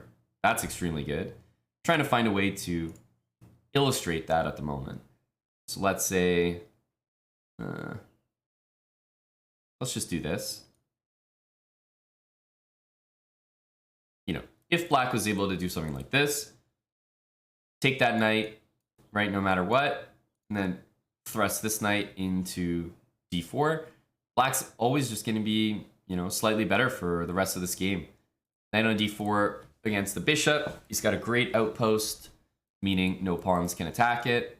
So black's always going to have the upper hand with these minor piece imbalances. Rook d7, like I said, it felt like it was born of desperation. Alireza was like, I don't really have anything here. But there's a lot of you know, firepower behind his move. The thing about bishop h3 is if Fabi's feeling scared to play f5, doesn't like the calculations, I mean, he can just play this. Like, if I play queen e7 and you take here, you also don't have an advantage. Okay, like Fabi doesn't really want to play this if he doesn't have to. Sure, rook d1, but white's not like better there. White's not doing anything too crazy. This is just equal. So if I see a line that is equal and Fabi chooses to play f5, that means he likes what he sees here. Right? He's choosing to do this instead of a, I would say, dead equal position where he's not risking anything. So he clearly liked what he saw, and yeah, it just, the whole thing felt a little bit desperate by Firouzja. Like, he already didn't like his position. He didn't want to just sit here and play normally, you know, rook d8, you know, a3, rook c1, whatever. So he decided to go for this, f5.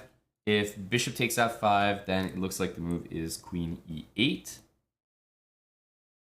And you don't have time to take the rook because of the queen. And if you take here, the rook will take back. And if you go bishop g6, you know, then the queen could go here or something. And you're no longer under attack. So he took with the pawn.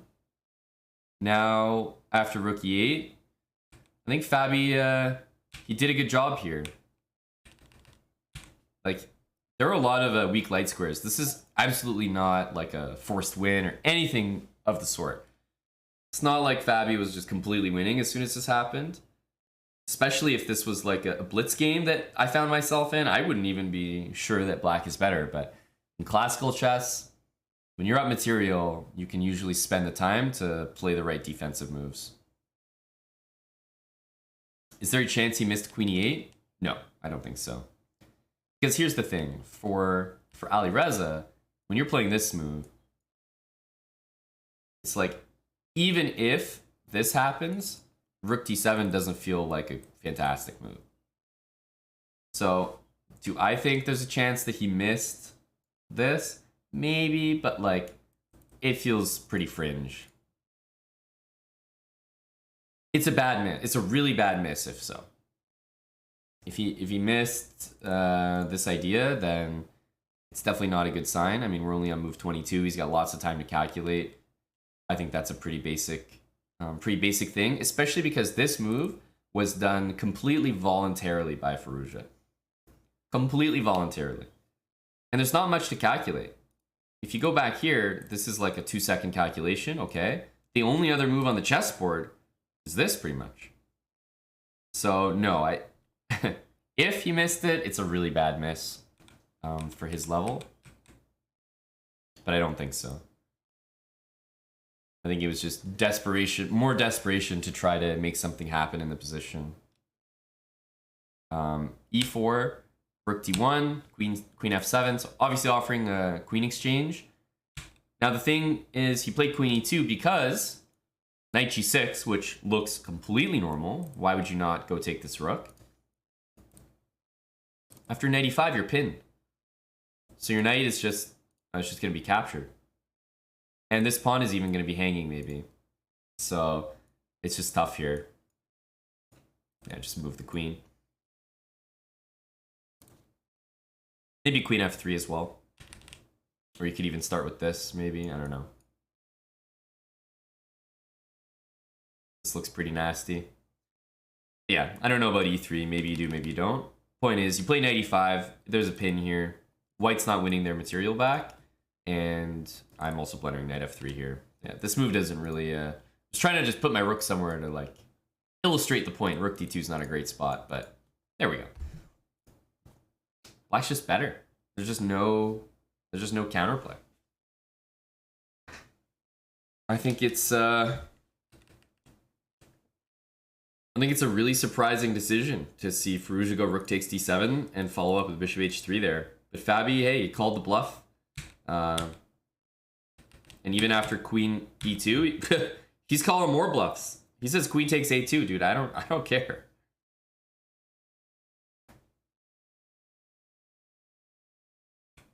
Knight g6, rook f7, and again the attack kind of peters out here because, you know, unless you have f6 and some bishop in, or like even the rook coming down, it's not possible.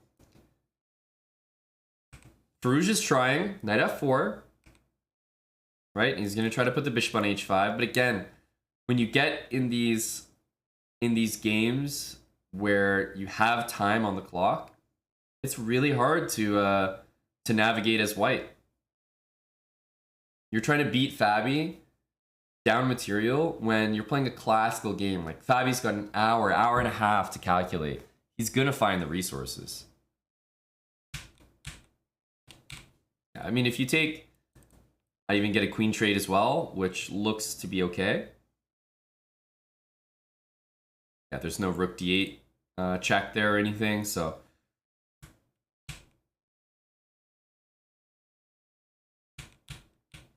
So it looks like he tosses a pawn here with e3. Just to trade the rooks off the board.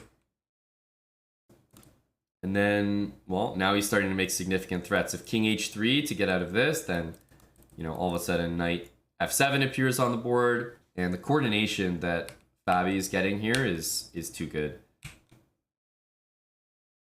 Rook c2, and I wonder, yeah, queen d1. The thing is, as well, that if there's any checks here, the king can hide on h7, at least for a move. Like, it's safe enough. So there's not much to say. At this point, it's tough to provide, you know, real analysis because Fabi's got the better position, and correct me if I'm wrong, but it feels like he played from this moment on like a complete engine. Like, he didn't miss anything. And he's got time, though. Like, we're only on move 33. Fabi's played the majority of this game. He probably had to navigate tricky waters in the middle game phase when the rooks were on the board, and, you know, you have to handle these minor pieces and keep your extra material. But at this point, Fabi's done the heavy lifting. He's already got the winning position. He's not gonna mess it up, basically. And this queen coming back to f6, I think, is probably the nail in the coffin there. Knight g6 would be the move you want to play, right? To threaten mate. So rook f2 check. You surely don't want to go in the middle of the board. King here. And I'm trying to think what the simplest is, but queen e2. And no matter where you put this king, rook takes h2 is going to be checkmate. So you just don't have time for knight g6. Well calculated here. Of course, you're intending to draw. But after queen f6, you're covering the draw, and you've got these two in your back pocket.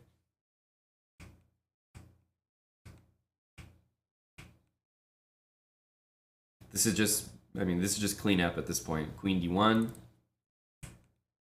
Queen a4 covers it, but I think he threw in the towel here. I mean, there's a lot of ways that I imagine it's winning, but okay. Maybe h5 is one of them with queen e2. Another one is probably b5, intending something like this. Maybe just push the pawns. Like, queen d1 is a game-winning move, so I'm sort of just waiting around until it's playable. a5, a4. So I don't know, there's not much to say about the last, I want to say 15 moves of the game. When Fabi found e3, this is like a very decisive move. As a defender, this is what you love. Forced variations. Rook d8, you get your exchange. You get some comfort for your king. Finally, you're very clearly at material.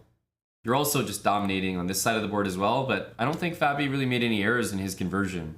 And Fabi can really play like a machine when he's converting a winning position.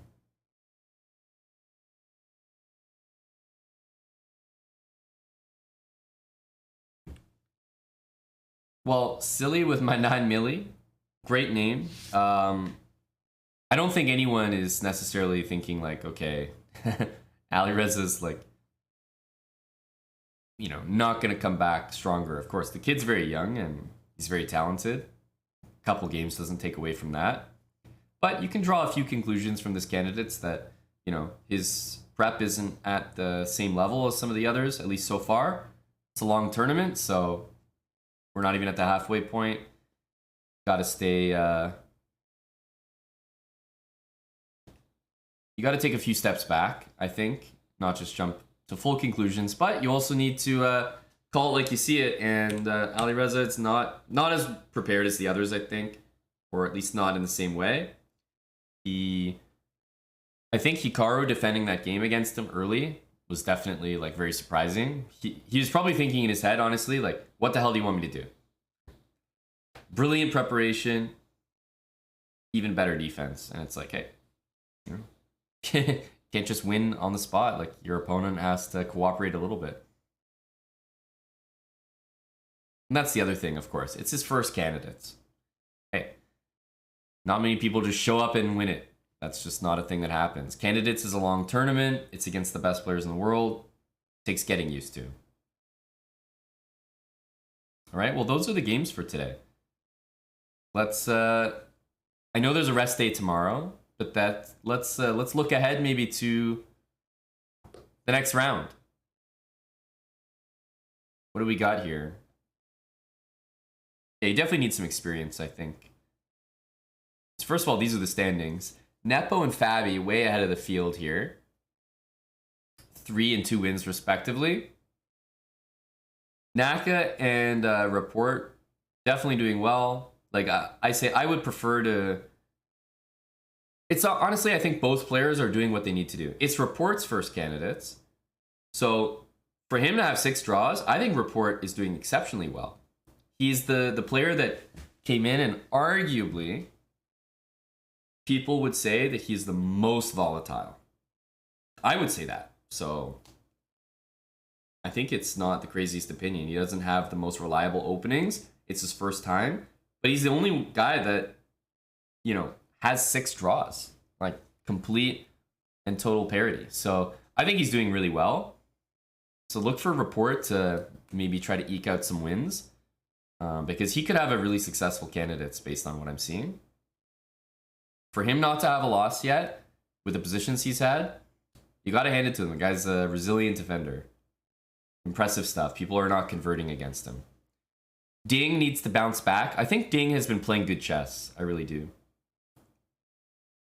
So Ding definitely needs to bounce back. He's sort of lacking some conversions, sadly.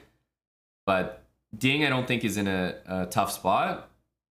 Rajabov, hey, the guy's you know, a solid player. He's going to have the white pieces half the time. Duda, slightly disappointing, but really only after the loss today. Otherwise, he's right in the middle of the pack. So I think Alireza, bit of a disappointing performance. Ding, probably disappointed with his performance. Nepo is exceeding a lot of expectations. Fabi is probably performing as people expected. And I think it's fair to say that Nakamura and Rapport, like, I don't know. maybe both doing what they need to do. As Naka, you'd rather have a win and a loss, I think. Naka's a more polarizing player. It's better, I think, for him to have a win and a loss than to have 6 draws. And for Report, first candidates, I think it's better to have that consistency of 6 draws, just feeling out things as he's getting started. So probably both guys are pretty happy. Klebene, thanks for the 5 months with Twitch Prime. Okay, let's bring out the old prediction sheet here.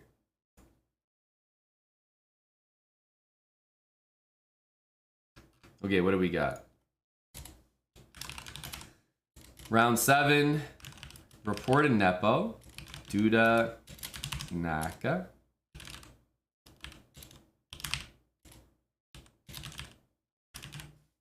Okay.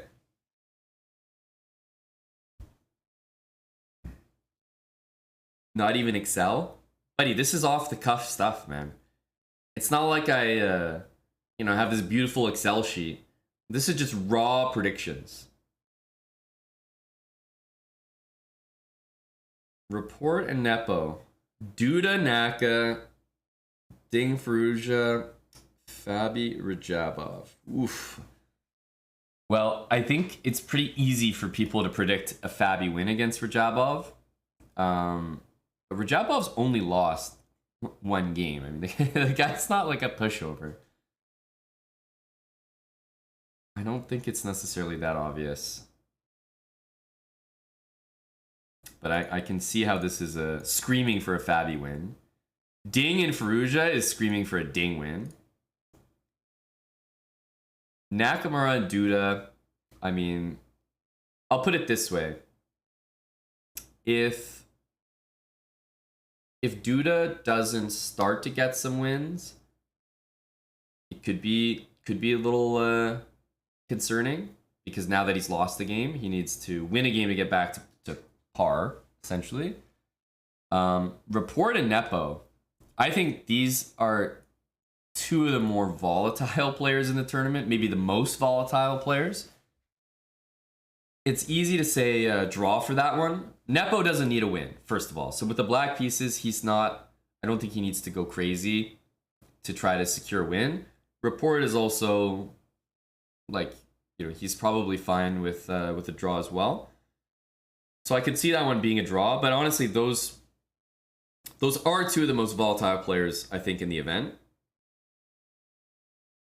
I think it's very easy for me to get carried away and predict a lot of decisive games in this round, even though it's probably plus EV to say all draws every round or something. So let me think here. I think Firouzja is having a tough go of it. I'm calling a Ding win. I think Ding has been playing good chess this tournament. I really do. He hasn't been converting, but Firouzja is definitely not in the zone at the moment. So I'm gonna go for a Ding win with white. I think he's been playing well. He's been getting advantages in almost all his games. At some point, he's gonna put away a win. That's just gonna happen, in my opinion. Fabi Rajabov, I'm gonna go draw. I don't think Rajabov is. I don't think he's a free win like people think he is. And Fabi's also in a good spot that he doesn't need to go insane every game he has the white pieces. So I'm going draw there. Duda and Naka, I'm very inclined to say Duda win. Stylistically, I think it's an interesting matchup. Naka's been really solid. So it's not that I think Naka with the black pieces is vulnerable, but Duda, I think he's got to start putting together some wins. So I'm very tempted to say a Duda win. Report and Nepo. Report and Nepo. I'm going to probably go draw.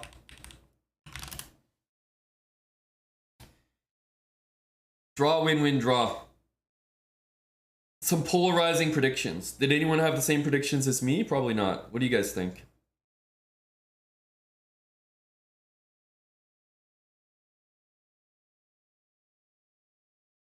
Naka's playing really well right now, so definitely a risky prediction there.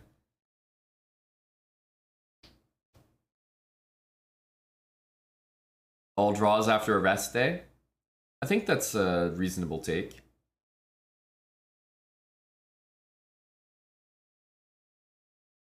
I think not at all, Java Bandit. In this tournament, to have a 1.5 point lead over everyone in the field except one player, you don't feel the need to get wins at all. Definitely not.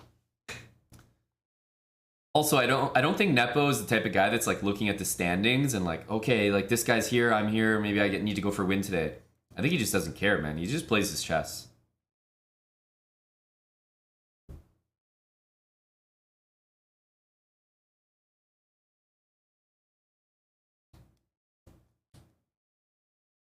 Draw for Naka, otherwise agree. Yeah, Report and Nepo. Report has been so solid that it always seems to be good value now to bet on a Report draw. Nepo gets the most, up and down swings in the evaluation bar though, so definitely risky pick there.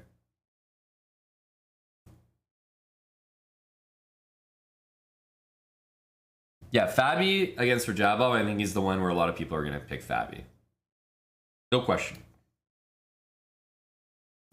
No question. But there's a rest day in between, so lots of time for preparation. I don't know if that favors, the people going for the wins or the people, or let's say the people who have the white pieces or the guys with the black pieces.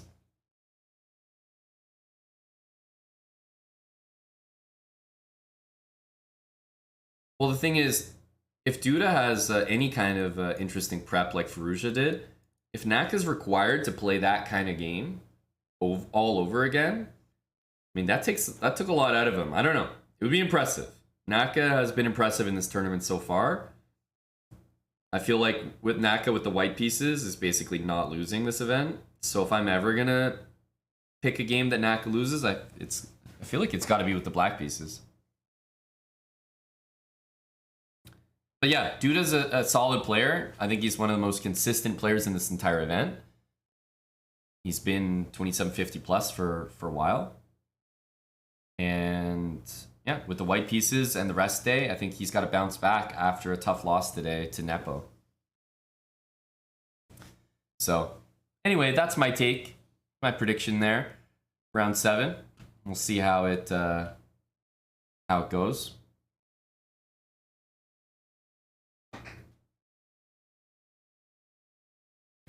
Who lost to Nepo today? Yeah, that was Duda. That was Duda. The results are here. Huh? Yeah, Nepo, Duda, Naka, Ding, Caruana beat Firouzja. We were 4 out of 4 for predictions today, but it's not like we've been perfect on any other day. So I think we're batting a little bit above 500 right now. So tomorrow, no candidates. All right, so everyone gets a rest day, you guys included. And then we're back for 3 more days. So they do them in bunches of 3. So June 25th, there'll be round 7. And then 26th, 27th. So 3 rounds in a row, and then another rest day, and then 3 rounds. So it's 3 games break, 3 games break. Have I beaten any of the candidates? Better question is, have I played any of them? Have I played any of them? The answer is no. I think. Duda, Report, Ding, Nepo. And I mean, I'm not talking about online, of course. No, I haven't played any of them in classical chess. Online is obviously a different story, but not really relevant.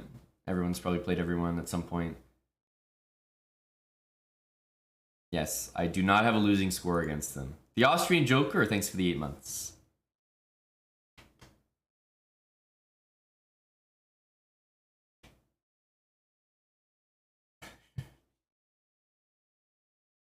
Now, depending on the candidates, the answer might have been yes, but for this particular one, nope. Nope. That's a great point, Mr. Monopoly.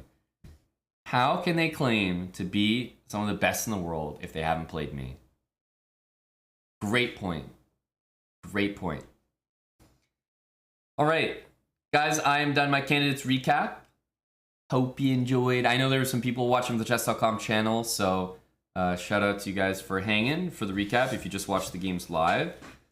I'm probably going to do a speed run now that I've been doing. Going to continue with, see if we can get a few more 100 points there. It's a copycat speed run where I literally play every move that my opponents play and see if we can win the game that way until it's impossible for me to keep copying.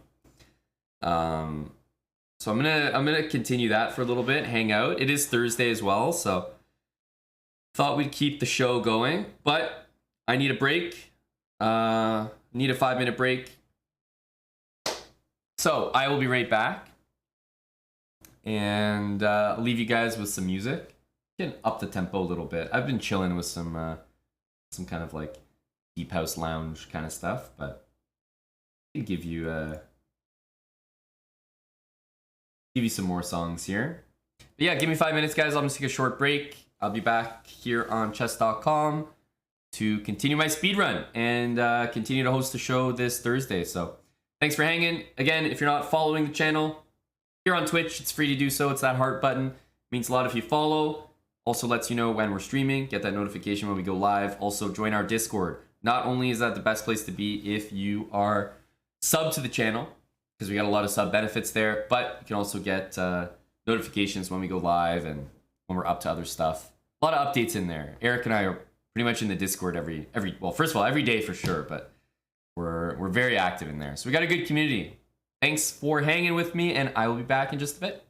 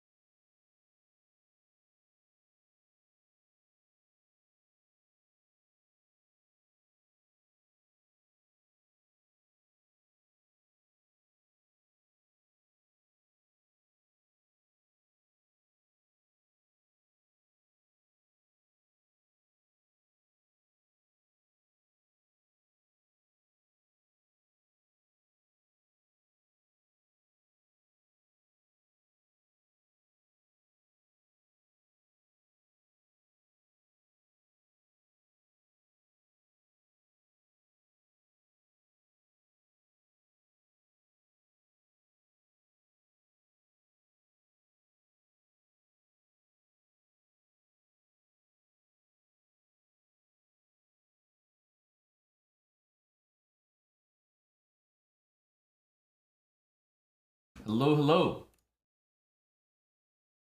All right. Short break. Let's have a look-see here. Hello, everyone. It's still early for a Thursday, right? 3 p.m. in the 3 p.m. in the afternoon. I call that early, especially for a Thursday. But we just got done with some candidates.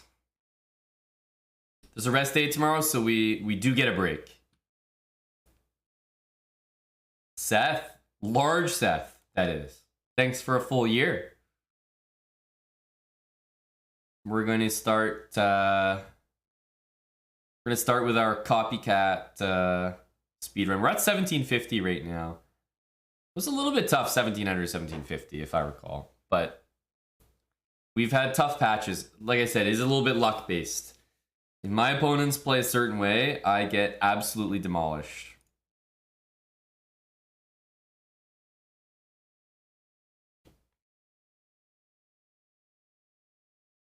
All right.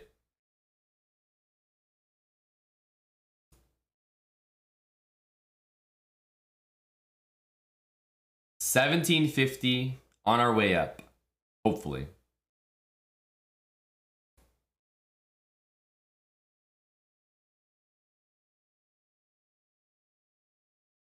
What's going on here?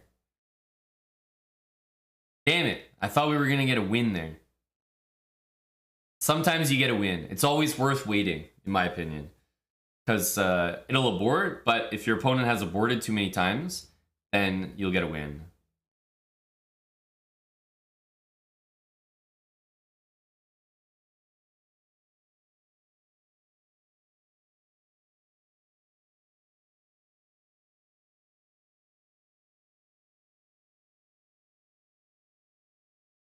Okay.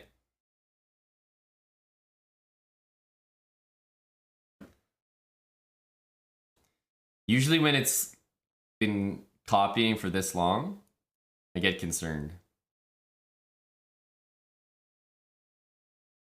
Because it usually means when it finally is not a move I can copy, it might be really disastrous. I need this. That would be just legendary.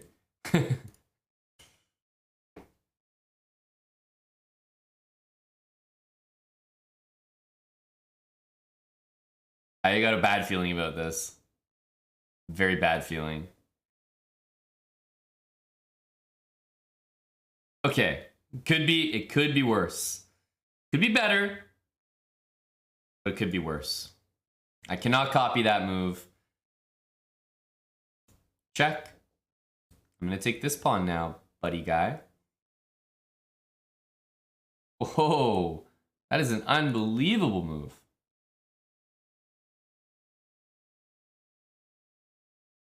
Well, we have a pretty nice option here.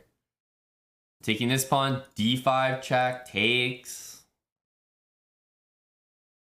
What did I do to deserve this? I'm spoiled for choice.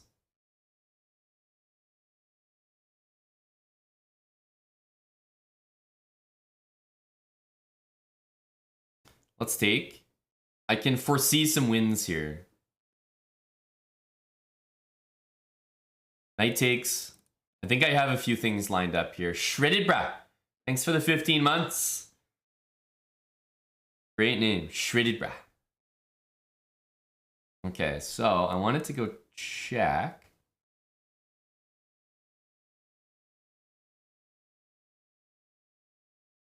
And then check. I mean, I could also try to take here, but this is some rookie 8 business. So check. And then bishop e4 is what I wanted. Check.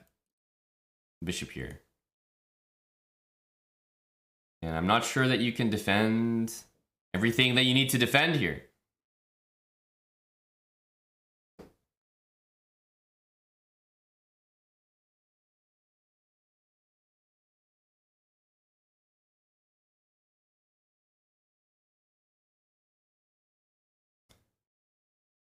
Interesting. Well, definitely looks like we're poised to get some nice mates here.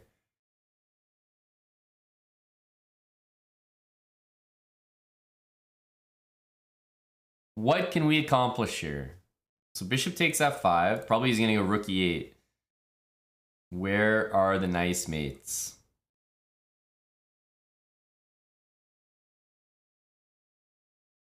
I want them.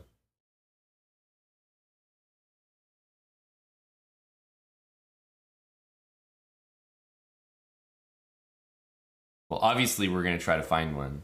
We're not just gonna win this game boring style.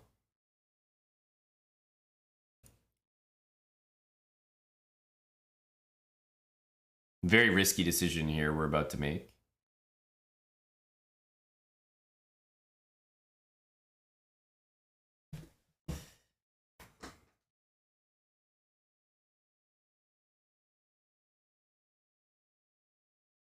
I think we're inting it, boys.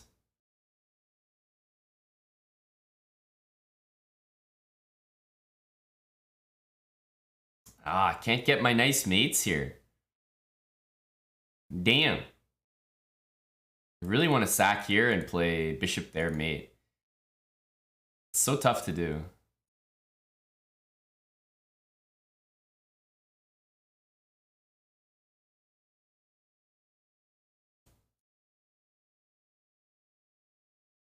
Nice.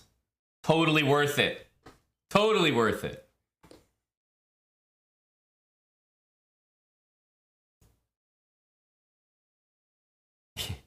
It all paid off. We got exactly what we wanted, but we definitely risked losing along the way. That was pretty dead loss there for a second.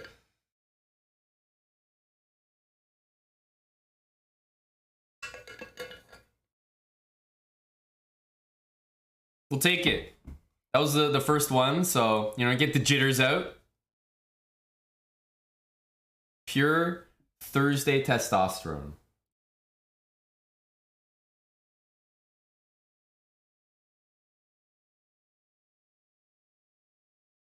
Let's get another one. When it works out, it's worth it. We don't talk about the other times, which is most of the time. Hello, Biquadro. All right, a lot easier with the black pieces. Let's get this. Yeah, yeah. Oh, love it, buddy.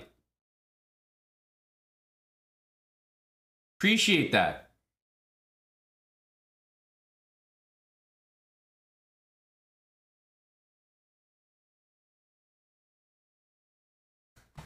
We don't really care too much about this pawn.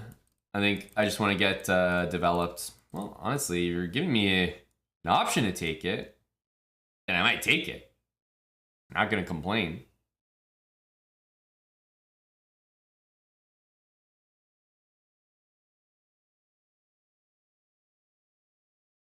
Oh, this is just a dream come true. Knight g6 threatens the pawn. c6 should be okay, though. If this move, bishop a6, I find a little bit annoying. Hey, GDM's MVP. Thanks for the 17 months from you, buddy. It's a pretty elite move. He's allowing me to take this pawn.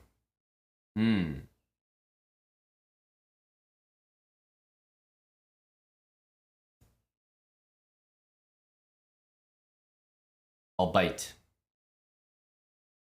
I will bite. So you take here, I go here. Might put that bishop on f6.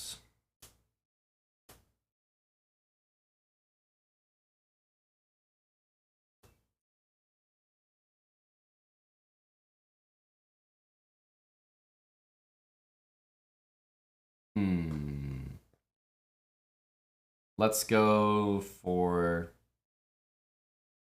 Actually, let's start with maybe a6.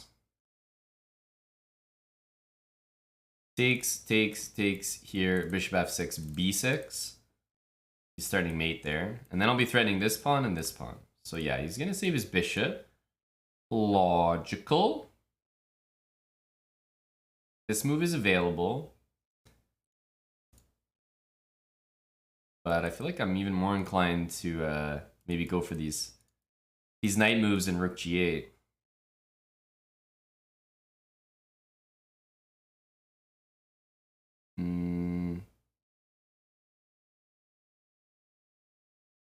Okay.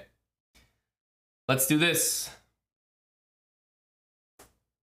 I need a miracle. Added it. Okay, bud. 5 gifted subs. We're feeling the early Thursday energy. At least I am.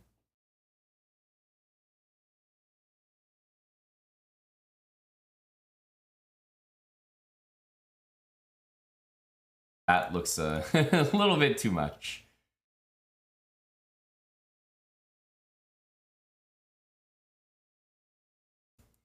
Let's get a trade here.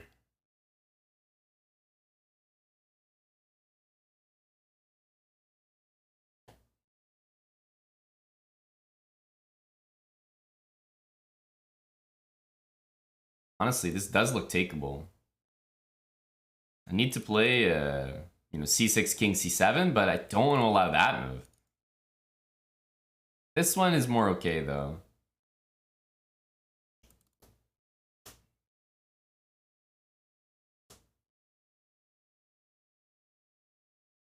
We get our pieces out now. We're happy again.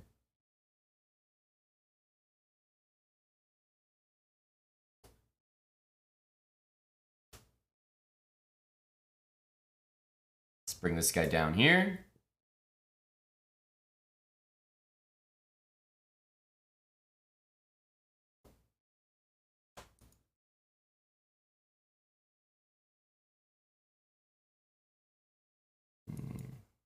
Let's dislodge this bishop, maybe.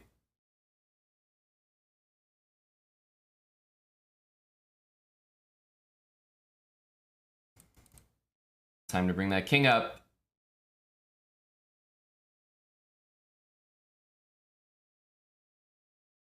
Don't want to give him that. Unfortunately, we gave him this pawn. Could have been worse, though. This is a nice construction there. If I get king c3, also looks really good. Rook d2.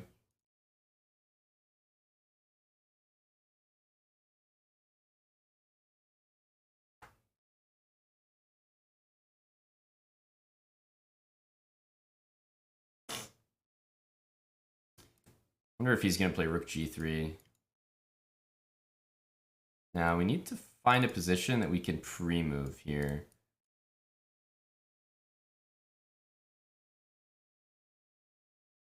The pre-movable position is the tough part.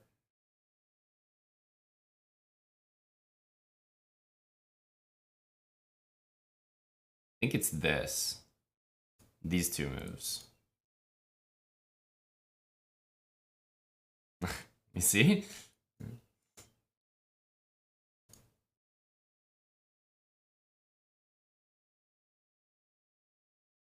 King b1. Thank you. Very helpful. Appreciate this guy.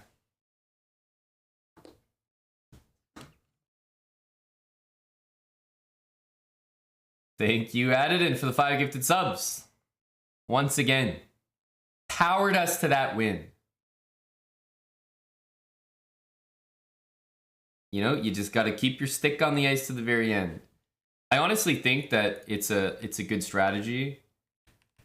Like, let's say you happen to end up in a position, like, sure, the guy could play c3 at any moment. This isn't, like, perfect example, but you find two moves that are pretty pre-movable. If you have 2 seconds to, like, 30, like, you're not going to win doing normal stuff because you're going to get checked at some point and obviously not going to win. So just pre-move back and forth. If you ever can't play these two moves, then your opponent's probably doing something really dumb, like rook c3 or rook here. That'd be the only reason these aren't playable. And then at least you have a chance to win by taking them. Otherwise, you'll at least get to make 19 pre-moves here. And 19 pre-moves, if your opponent's pretty slow, if they spend 2 seconds per move, even just more than 1 second, they're already risking flagging. That's usually what I do when I have almost no time. Pick two pretty safe pre-moves and just back and forth, honestly. Lightning come back from 3-1? No. Go Colorado. 4-1 and done. Yeah, illegal moves cancel pre-moves. Exactly. You gotta remember that. All right, not a bad start, but it makes me a little nervous going forward. If we're starting this well, it's either going to be smooth sailing or there's something bad on the horizon.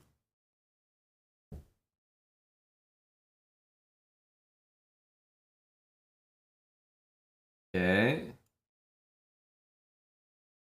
Damn. Well, I hope this guy I hope this guy's ready to castle.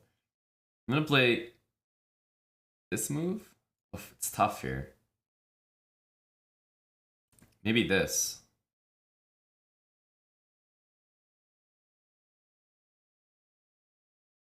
Like, it's likely that he goes rook c8. I didn't want to castle because what if he castled that way somehow?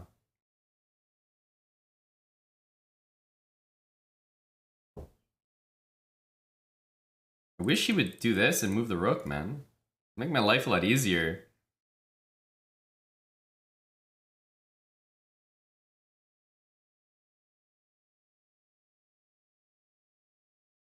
We might survive this? Question mark?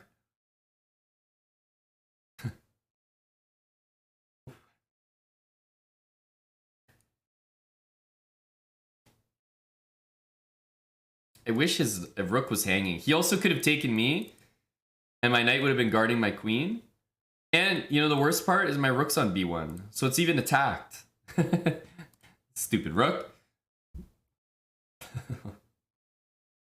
Brutal.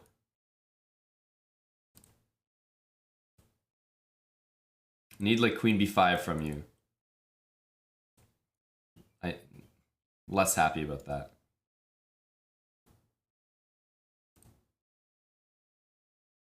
Okay. Now we're talking. Now we're talking. Rook b1, queen d3. I mean, I won a piece here, but we're still completely lost. It's amazing the things that will make you happy when you're down material, though. I don't have a nice square for this bishop. Oh, sorry, this rook. Maybe he's just gonna go rook d8. Rook b1, queen d3 is very annoying. I'm gonna go rook f1, honestly. I need to get my rook off this damn square.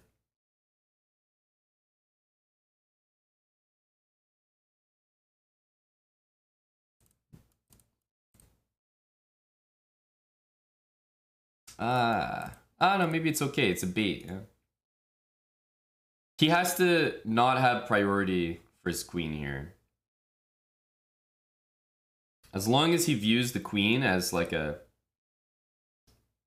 piece he needs to save, then yeah, at least it's a reasonable try. But people who view their queen as disposable, like this, he could have done a bit better. Rook takes f3 would have been like the end of the game. Here he's up a rook and 2 pawns, so it's like, yeah, I get it. But I still have a knight. Can we be tricky at all with this knight? This is already like something, but problem is it's so easy for him to leave his stupid rook here and just push the pawns. I don't have threats I can make. So let's go here. This might dissuade him from pushing. Both pawn moves lose a pawn. Okay, I'm happier to see the rooks in motion. Rook d5 looks very likely, although still, I don't want him to trade the rooks here. He's getting out of... okay, yeah, this guy. This guy. All right, let's attack a pawn here.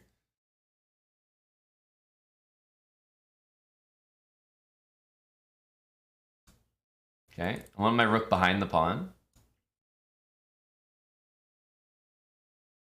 We're trying here. Ooh. I'm gonna go here. There's some outside chance back rank mates here. Very outside chance.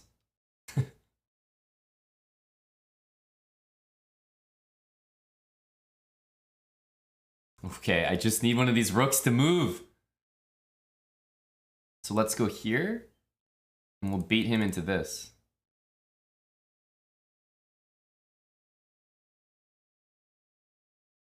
How do we do it?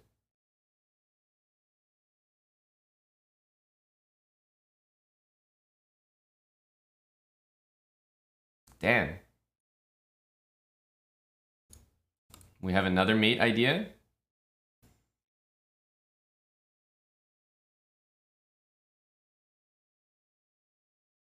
Here, I need him to take or something, so that he doesn't have rook d8. Goes back. This guy really knows what's up here. Let's threaten this.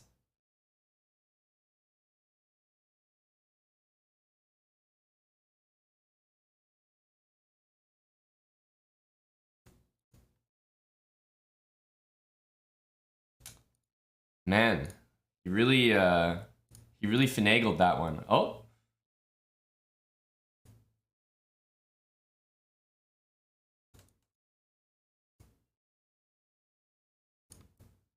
Have to try this.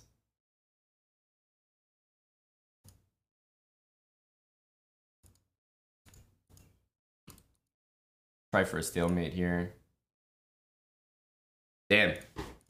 Knight g4, I wish I didn't fall into. Did I have a chance there? Maybe with this. Not a real chance, but maybe. It's good game in the end. He like covered everything, but he was not without his risks. This was unfortunate. This was really unfortunate. Yeah, we give ourselves a better chance with this move because he's gonna run into some, like, his knight is hanging and mate is hanging. I thought it was the same thing with king e3, but he was a little bit fortunate there. That knight g4 move was really strong. He was strong, but very beatable. Like, he wasn't like way above his rating, but he certainly wasn't below. Pretty solid 1700. Beatable. Just needed to play a bit better in the end. It's my own fault here. I think king here is tricky. Just, you know, he has more than enough ways out, but this pawn is hanging, mate's hanging, and the knight's hanging. Knight g4, that's what bothered me. Once I lose my knight there, I got nothing.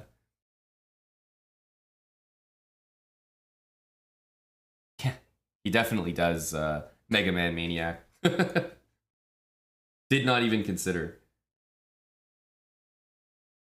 Hello, D. Sanchez. Thanks for 79 months.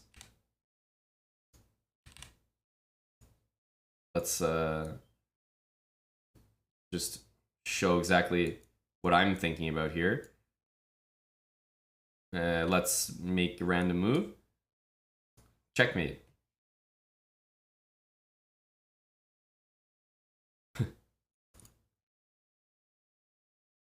But it wasn't about this. It was about him believing that it was mate. I believed it was mate, and I convinced him.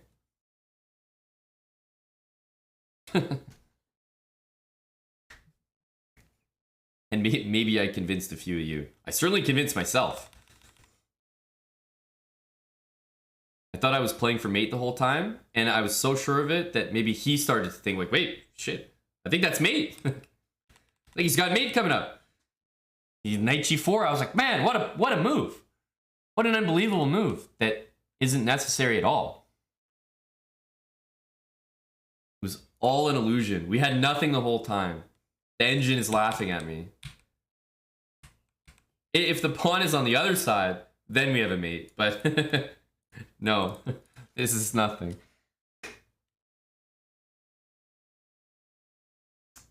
Funny. It would have been funnier because I would have played rook here and I probably would have like hit the KO button. All right, let's get another one. D. Sanchez, appreciate you for 79 months, dude. Long time resub, D. Sanchez. This is, this is so much better. Yes. Yes.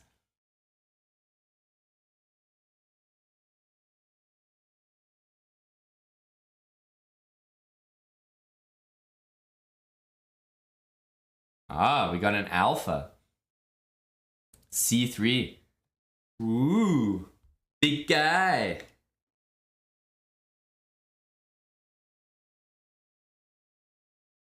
C3 is a big time move there from a big time player like Nanito. Chess Ninja D1, thanks for the 27 months. Yeah, it's been a while. It's been a while. But, you know, Gabby's been improving Chess Ninja, so there's that. It's not all about you, bruh. F6, very solid looking move from the lad.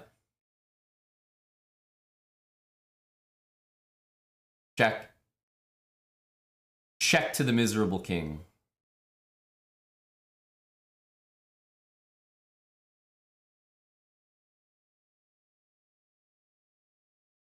I want to bring the rooks in ASAP.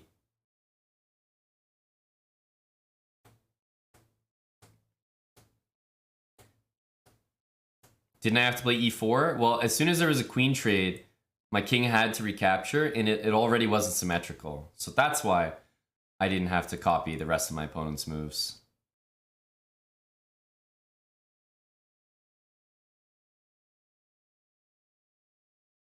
Hey, Andy, is Yoda? Yeah, we were recapping the candidates games today. Just finished. Pretty exciting stuff. Ooh, definitely love to get rook c1 in here. Knight here. Might even play g4.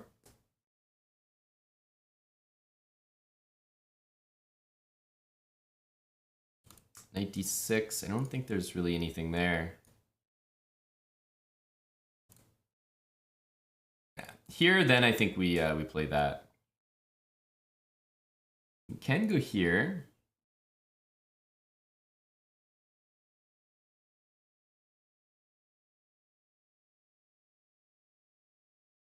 Yeah, let's do that.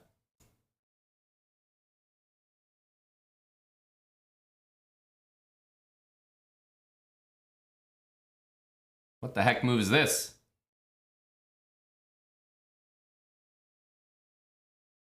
What the heck? Get lost, punk. Knight c4 next.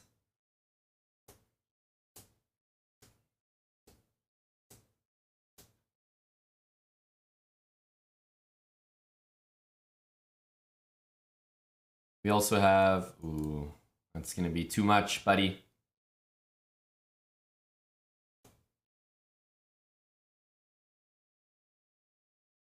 My guy just lost a lot of material all at once. Hey, Eddie.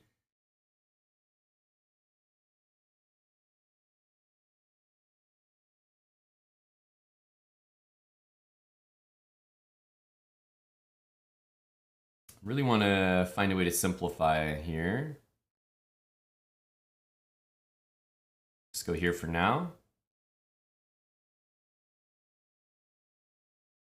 He's had enough.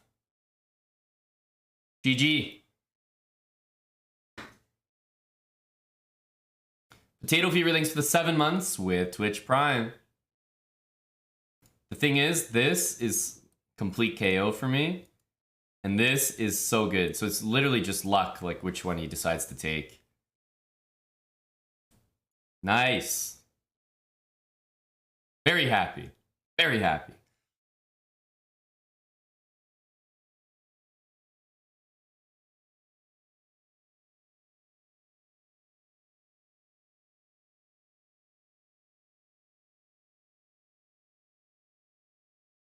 Perfect opening choice. Here in bishop c6 looks incredibly tempting. Only issue is that bishop d7 move.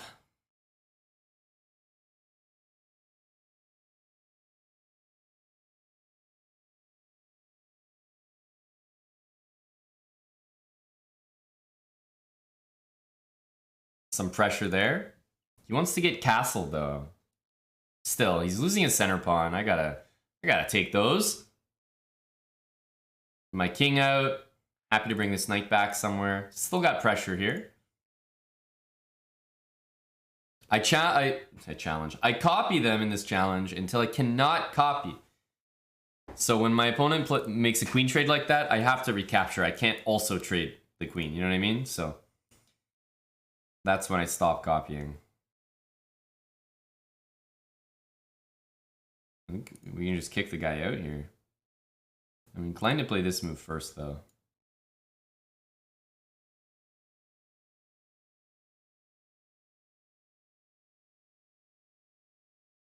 What is this?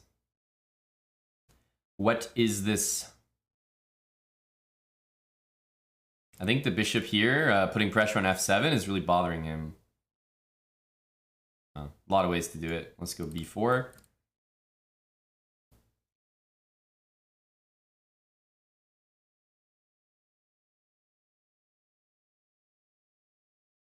Something should be dropping here, I feel. He can, oh, I was going to say, he can try this, but I think I still would have had some ways out. 97. Knight's attacked, which he has to remember.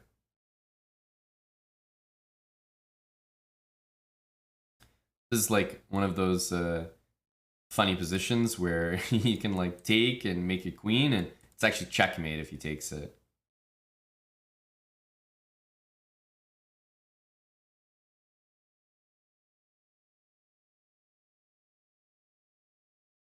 Oof. The guy's getting me real thirsty for some rook takes h6.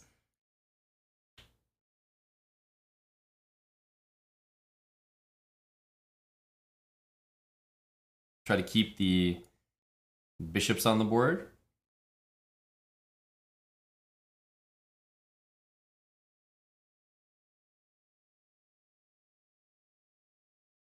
These guys look real lethal from afar. I think we could do something here. William A. Hum, thanks for the brand new Prime sub. This move is particularly unfortunate.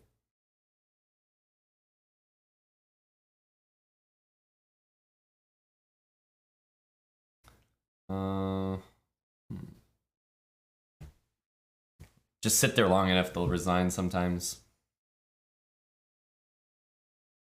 Yeah, bishop b3 is pretty much mate, D. Sanchez. You got it. I mean, yeah, if he has to play this move, it's pretty rough out there. These guys were nasty. GG.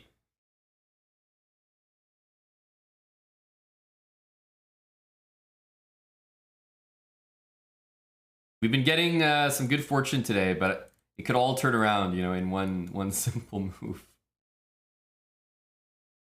Okay. Okay. Hey, Mark. Thanks for the song. Let me get that cued. What's up, party? I liked your first one, Plucky Ducky. I remember from last time. Let me cue that one up as well. That was a good one. Long Castle. Let's Long Castle. Sure. Uh-oh.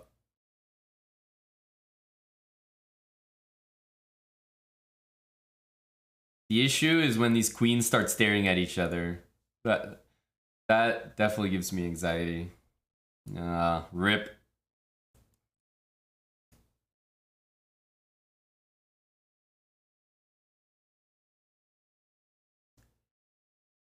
Oof. Held that sneeze in. By holding that sneeze in, we're gonna win this game. Okay, wait. How do we even play the game here? Let me keep this bishop on the board. Okay, I already regret keeping the bishop on the board.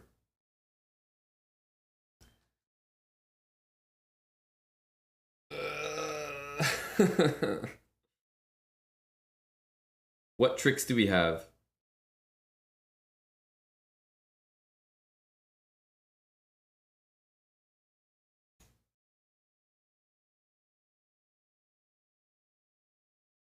None.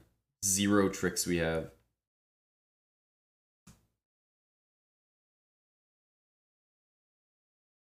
Whoa! Big beast over here. Holy smokes!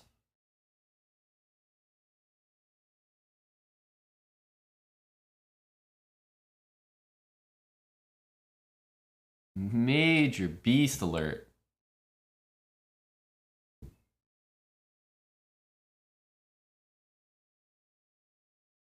Major beast alert.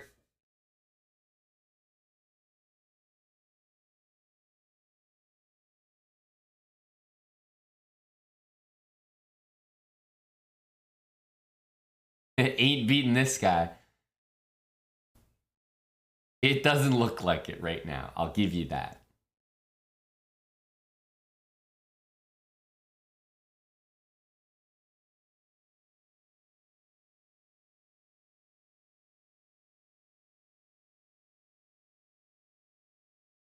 It certainly doesn't appear so.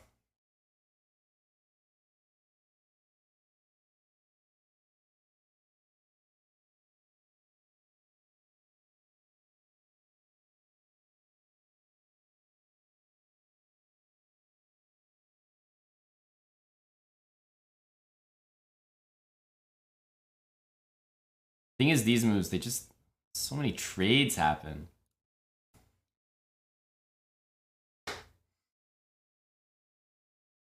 Oh yeah, I should add that command to the title, right? Exclamation mark rules.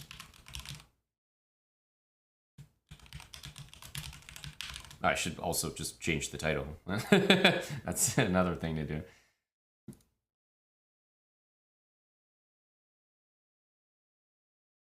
Whoa, major beast alert. F4. We got some positional drip. Holy cow. F4 from the lad. Didn't have to drip on me that hard, my guy.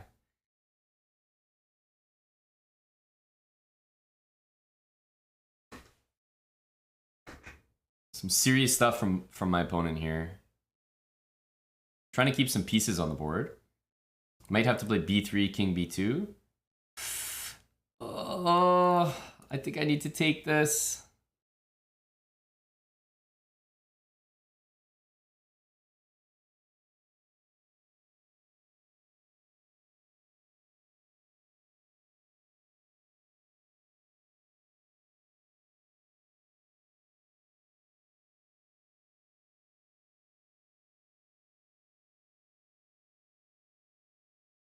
Holy smokes. Huge beast.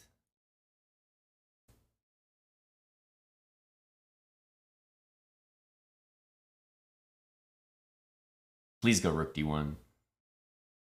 Damn it.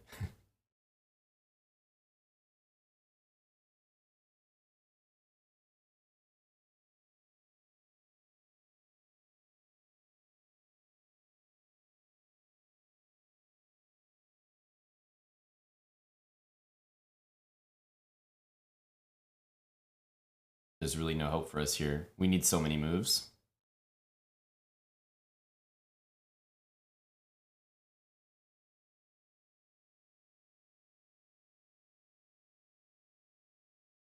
I just have to pre-move. It's the only attempt. Rook takes e7 is obviously a good move, but we have to at least attempt it. Here, get him to take it and pre-move this for a draw. Nice.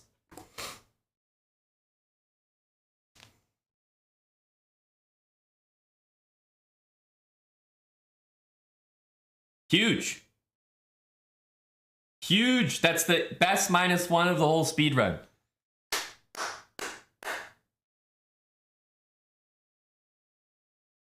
Who said I was losing it for sure? Speak now, because I got the receipts. I got the chat history. It's better if you just come clean. It's better if you just come clean.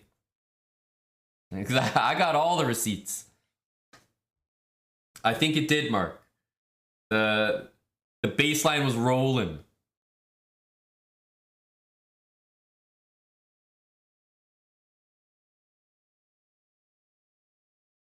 We gave it our all.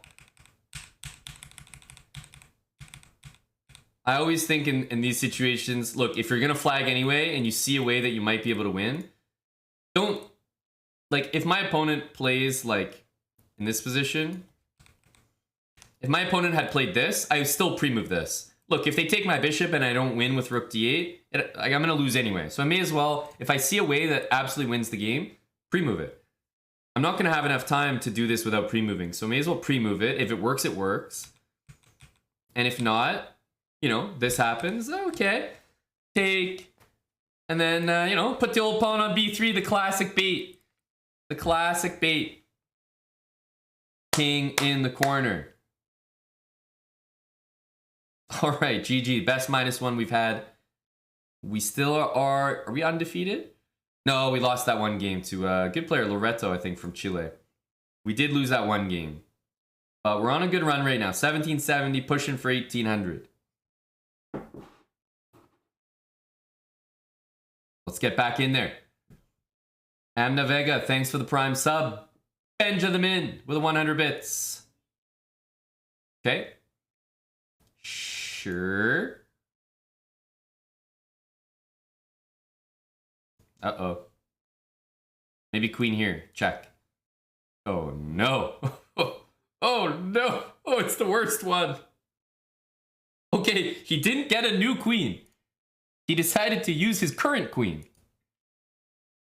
Some hope?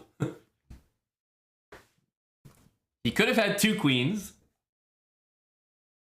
Maybe we bring this one back from the dead here. Although it really looks unlikely. If I move this, then there's a new queen coming. This is so bad.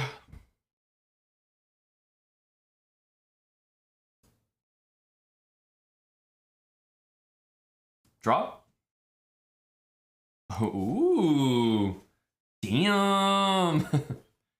You bad, you bad.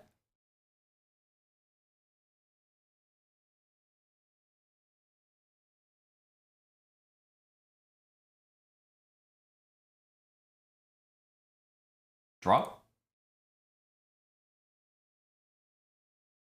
Okay, he missed that. That's good.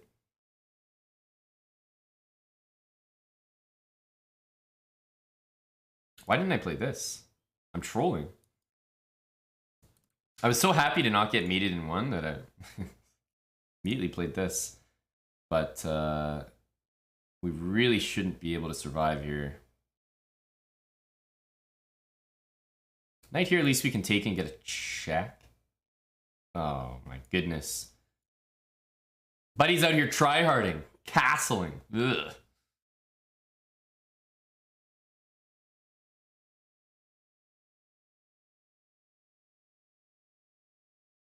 Oh, okay, my dude. So you know what a pin is. We're all impressed, brah. We're all impressed.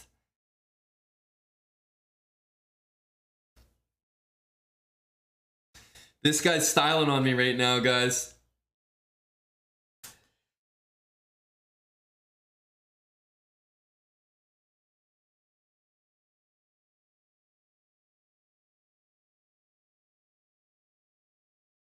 I am getting styled on.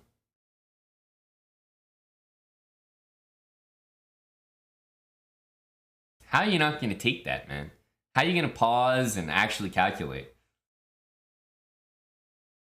Yeah. He definitely knows what pins are, I can tell you that. Gotta get him lower and lower on time. Okay, he took the right piece. We don't like to see this. We don't like to see this. I might have to play this move to hide my king. Because here technically gets mated. He's good enough to see that. We gotta put some respect on his name and play h3. Habits. Habits.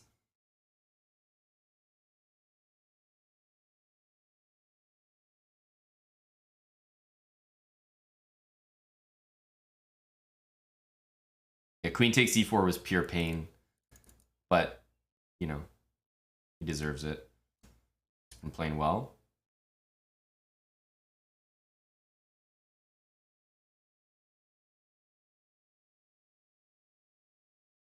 I think we're running low on options here. There is an idea of like knight d5 and some mate there, but it's too long shot. Let's keep making threats.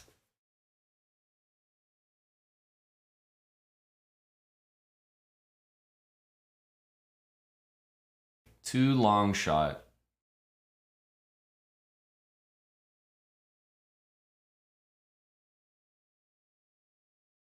Unfortunately, that's a good one.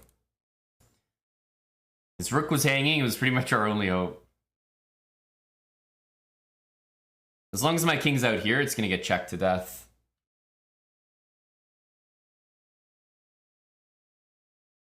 It's really hard to avoid everything.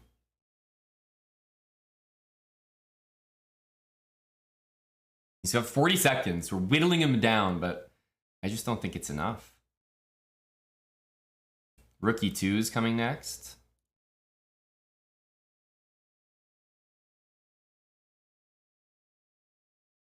I also got to start getting rid of these pawns. Okay, that looks like a bit of a soft move.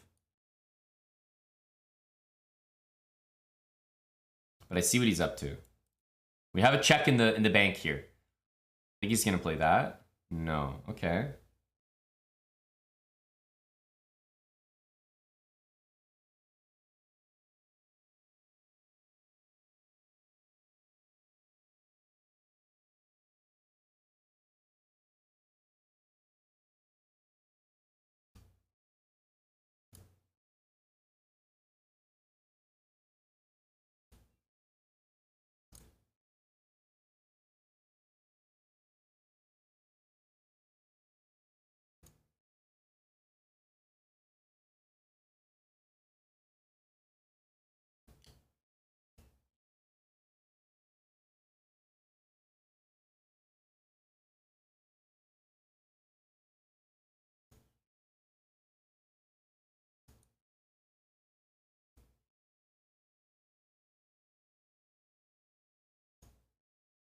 Damn, it came pretty close. Not close enough. I thought there might be some hope for another stalemate in the corner, but he was up to task. Man, he took it all the way down to 5 seconds. That has to be impressive, considering, like, you know, the game started with force mate. So the game started with force mate twice. We took it down to 5 seconds. It's almost just disappointing not to win at that point.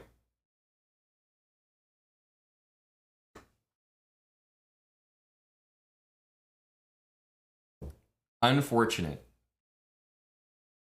What was that opening? One of the worst that could ever happen. I think we found a new worst. This is as bad as it could get. I mean, even here, but what he did is pretty convincing as well. Nasty stuff. Oh, we're playing a 1769. We need more good luck. The tides are turning, I feel. No. I can feel the tides turning. Not this.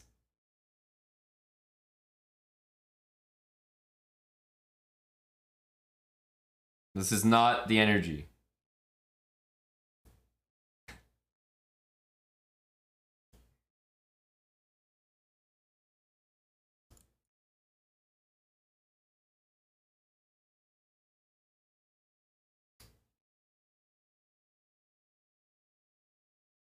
What threats can we make here? Maybe knight c4?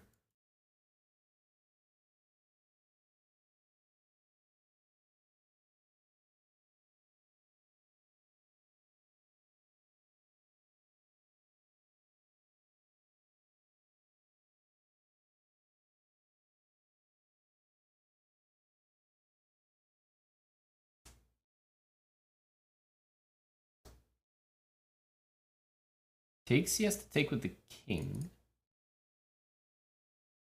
Not, that's about it. It's not the hardest move to do. This doesn't do much. This knight takes threatens mate. Or threatens something bad.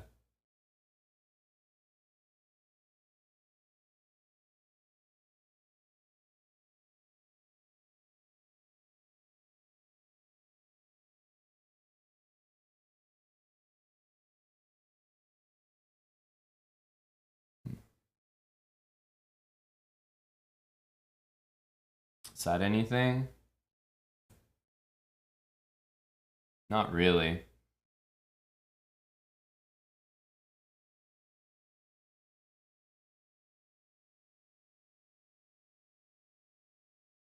He can't castle there, though.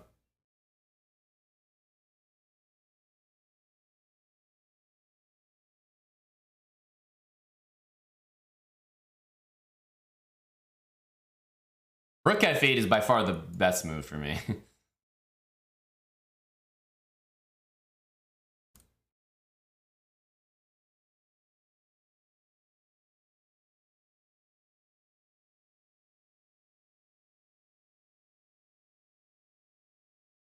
Bishop c4. I need a few moves here. A few moves.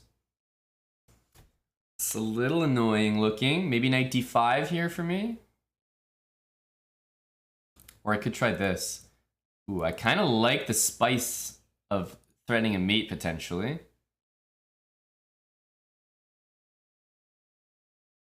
It's like a big long shot though. I ruined my queen side to do it as well. Ooh.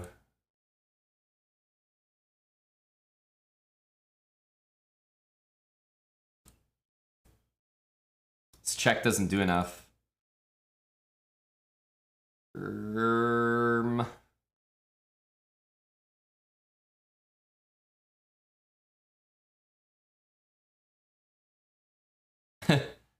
Hey, let me threaten mate.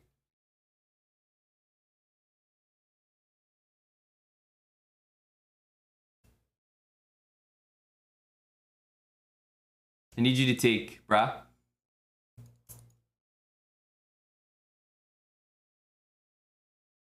Also sucks I can't even move this bishop. Yeah, we were never doing anything with bishop g5 there, unfortunately.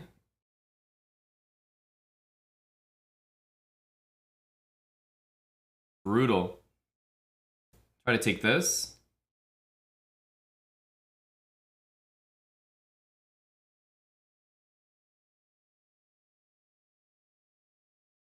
Can't even go rook c3 because of this.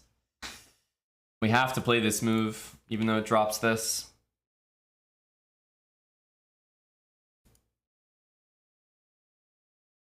We must.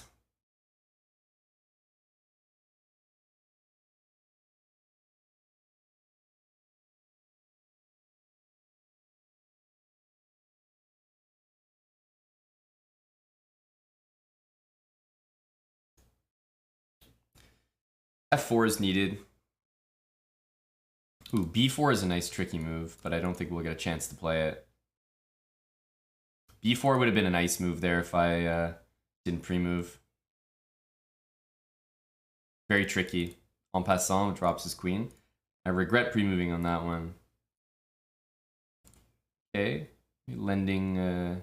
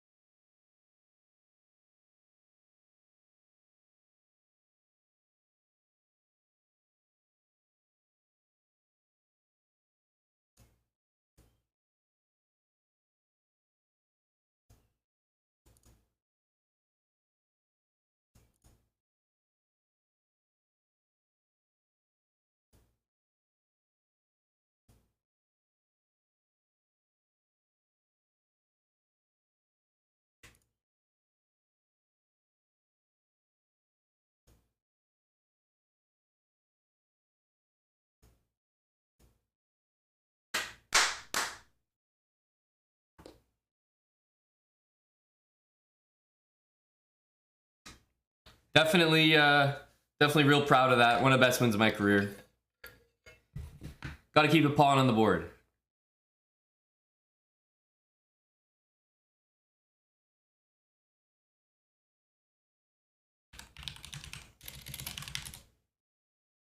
Got to keep a pawn on the board. You can't give up when it looks dire. You can't just be packing it in.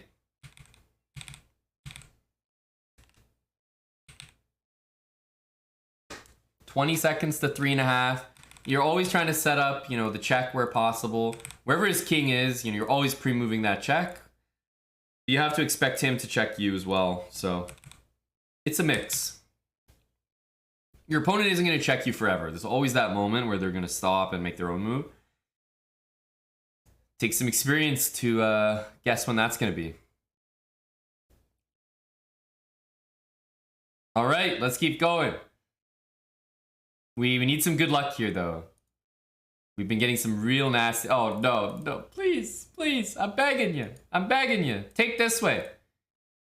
Dude, I'm begging you. Take that way. C5 is a hanging pawn. Surely you want to take it.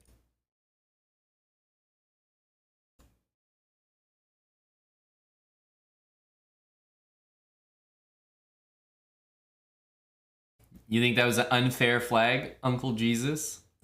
Take. Take. I think it's very fair. I pride myself on my sportsmanship.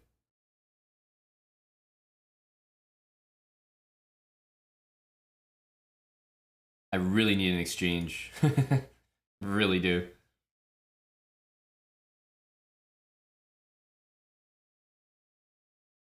Oh no. I don't like that the queens are still on the board. This spells trouble. Oh. There we go. That's a check. Huge. Biggest move of the game right there. Rook d8. He doesn't know, but he just signed his fate.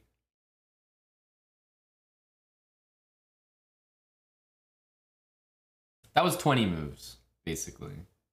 19, to be exact.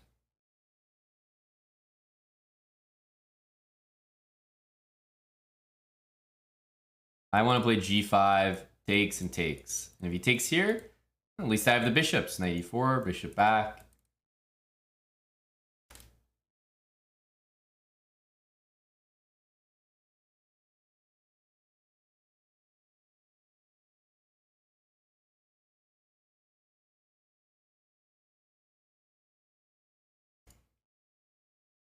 We have a very similar position.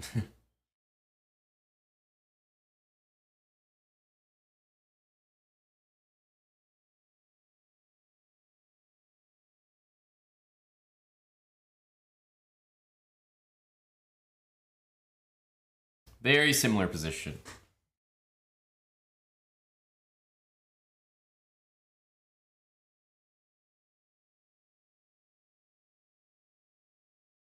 Okay.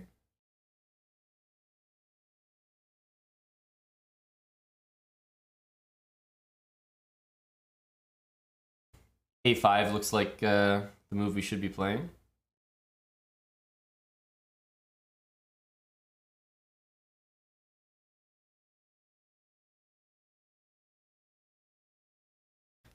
Our bishop on g6 is not too impressive.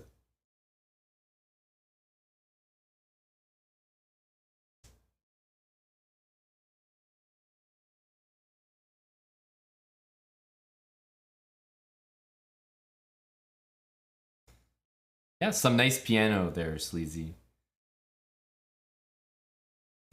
Takes, takes, takes. He gets to take here. So, start with this. It's close either way.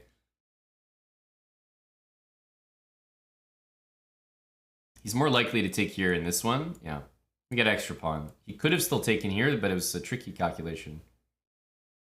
This extra pawn is going to win me the game. I'm sure of it. Maybe knight d4, takes, takes, b4, queen e5. What is this?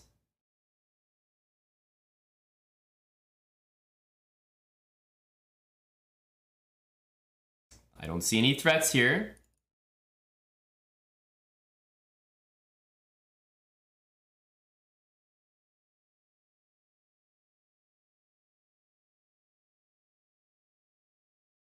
Okay. If he takes here, we'll take that guy. Bishop c2.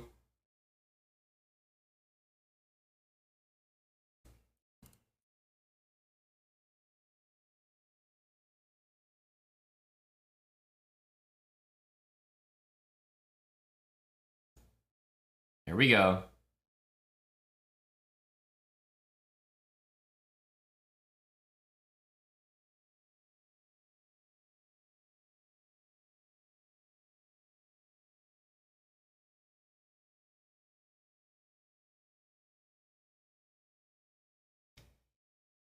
Just gonna put this bishop way out of the way so you're never worried about stalemating with it. An efficient W. Jedi Dan, thanks for the brand new sub to the channel. Tier 1, welcome, buddy. Way out of the way. I think it's good habits, man. You're trying to checkmate with a queen and bishop, you're gonna stalemate. You don't practice that very often. Throw it out of the way and just checkmate with a queen and king. You do that all the time. 53 months, tier 3 from Eddie the Endgame Magician. 53 months of a committed relationship with Eddie. When Eddie first subscribed to the channel, he didn't qualify for a seniors discount. But he's been a long-time supporter. Things have changed for Eddie.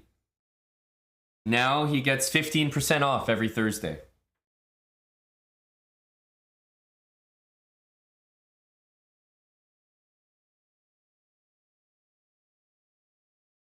Thank you, Eddie. Real Elegant, thanks for the 2 months with Twitch Prime.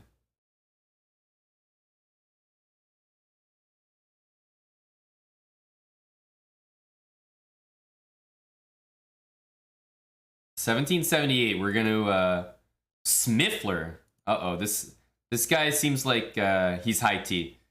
We're gonna have to beat this guy down a queen, I can already tell. Smithler is already an elite username.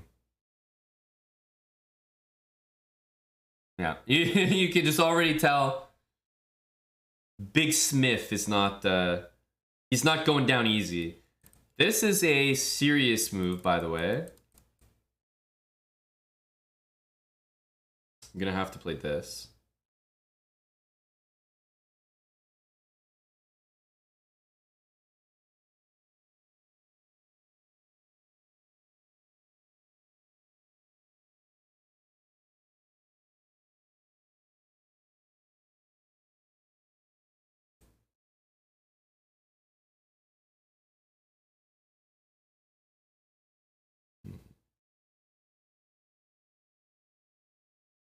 Uh-oh. I knew it would be this Smithler. He says, WTF are you doing? And he's got a point. WTF am I doing?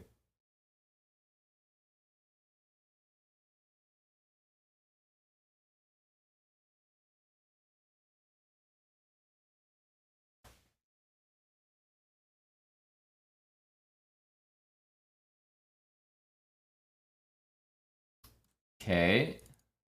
Objectively, we're happy to see that.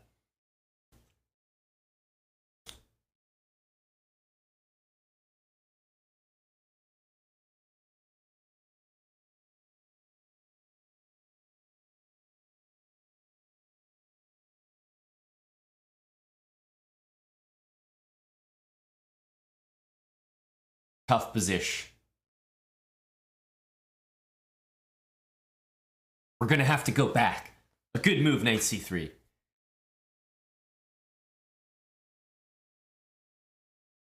So I'm gonna need knight e2 to work somehow.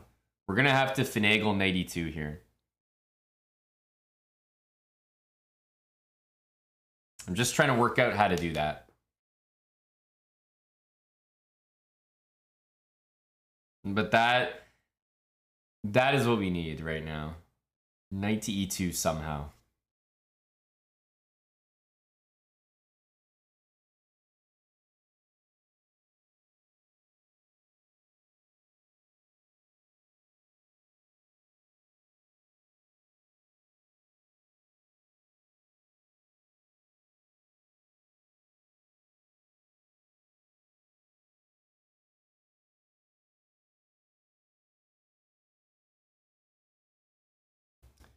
It's tough out here.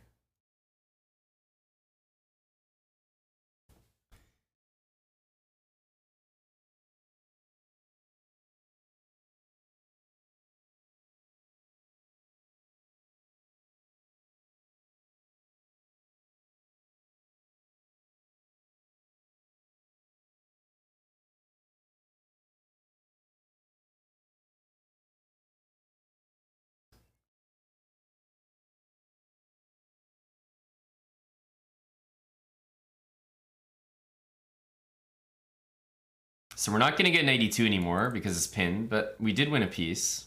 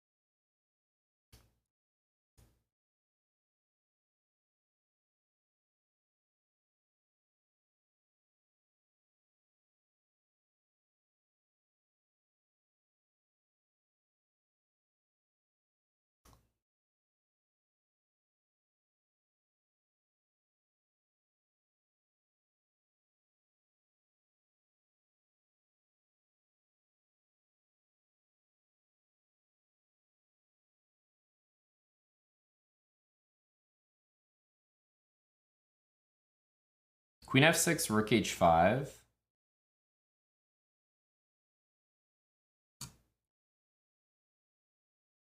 Ooh. It's an annoying move.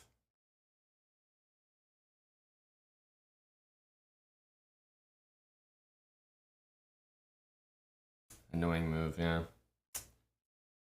Damn, we came close there.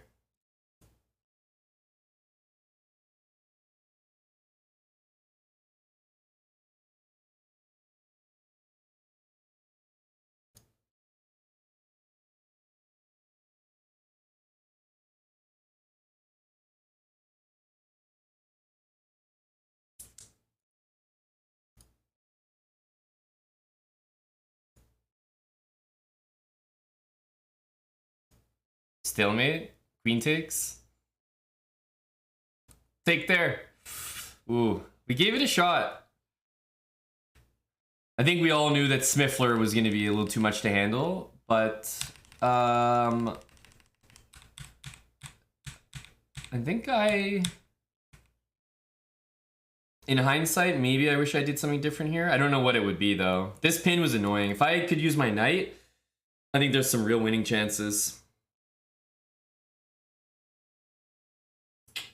Close, very close. Yeah, maybe we didn't do too bad. Yeah, here I could maybe do something different. Yeah, this got a bit annoying. Here, queen f6 is just really strong.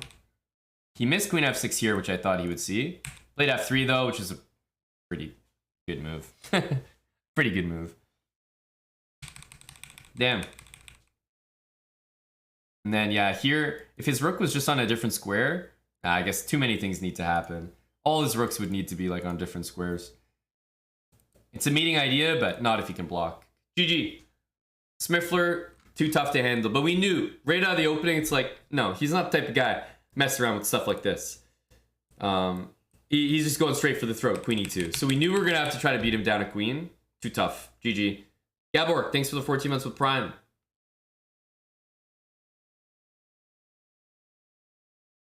$17.71.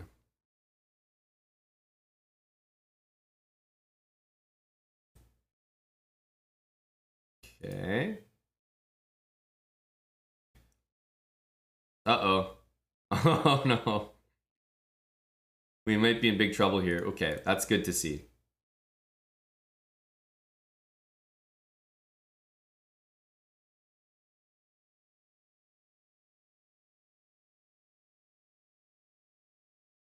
Okay. Down a piece. Could be worse. Oh, okay. This is much worse. Much worse. He could have won a piece right there. But instead, he's going to win a whole queen if he takes that. Brutal. Just unlucky.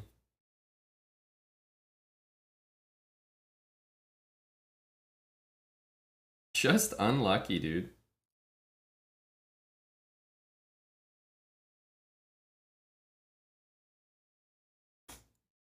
I guess the rook is covering, so we never really have hopes and dreams of checkmate. But yeah, I mean, like, people like this, when they don't take the free piece, you know they're gonna win the game. Like, it's too nasty. Too nasty.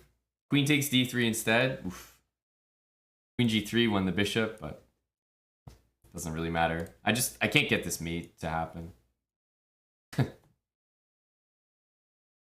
Why am I giving away queens like that? It's part of the challenge. I have to.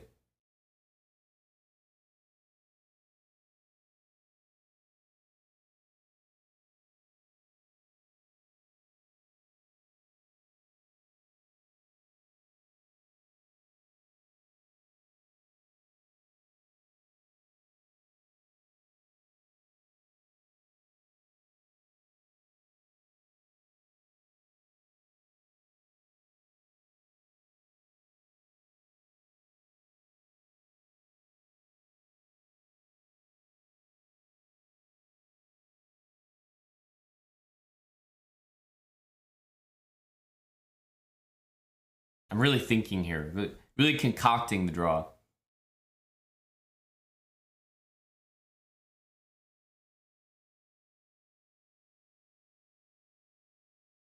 Rook a6. No.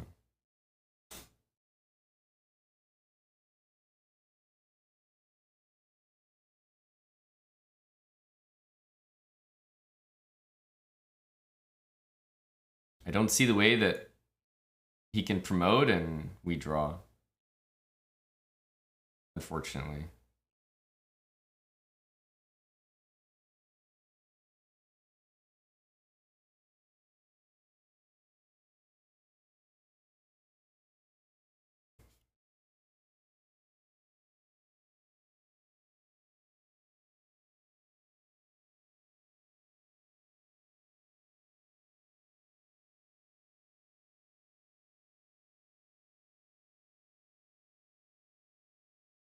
Oh, it's tricky.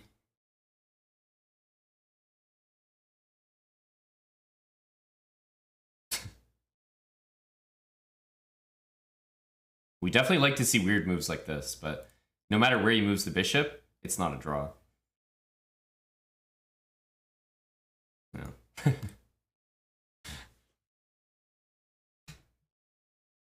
But these ones are always going to be impossible. Yeah, like, so he should do this if he's playing actual chess. He should just take here. You always get the feeling that, the guys are kind of taking a few liberties, you know? Because they know the challenge. But yeah, I mean, this just wins a piece. But instead, I'm getting guys doing this to win a pawn. And I have to take... Sucks. Yeah, these are hopeless. We'll never win these, so...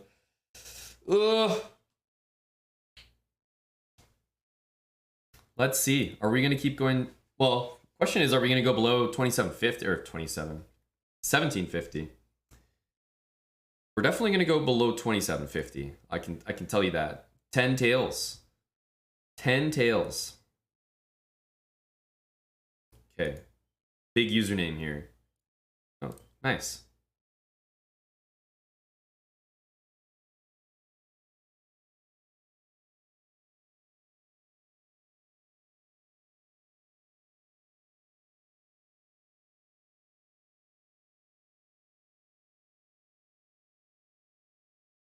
Okay.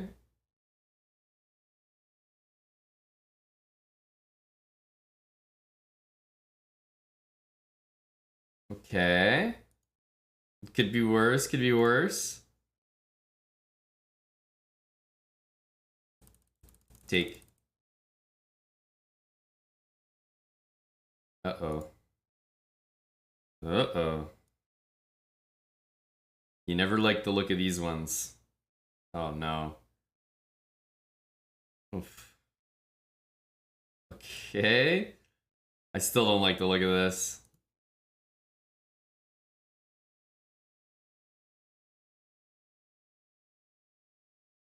Got a bad feeling here.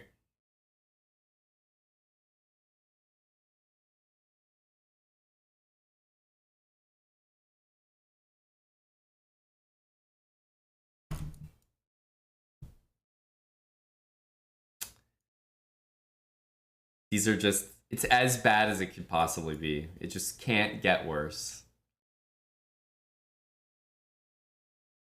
He's got h6 as well. The guy's a perfect habits player, right? Flawless.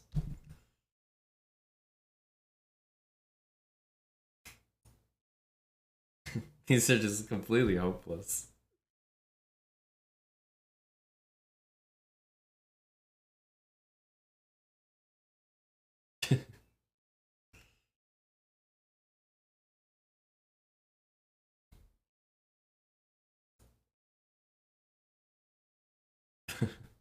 So brutal.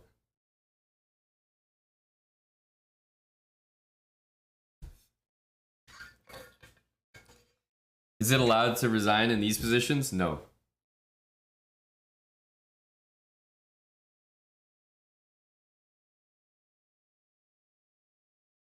My opponent says he's slow, and he should have seen my username.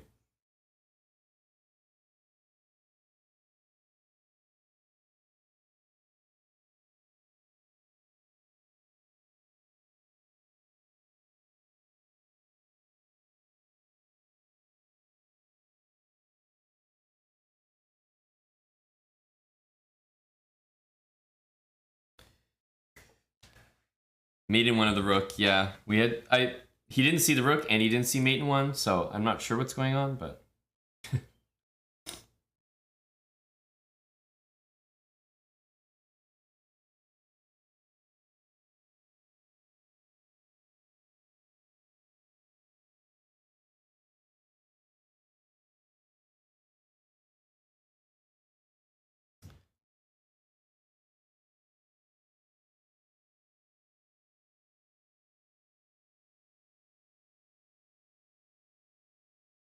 Hmm.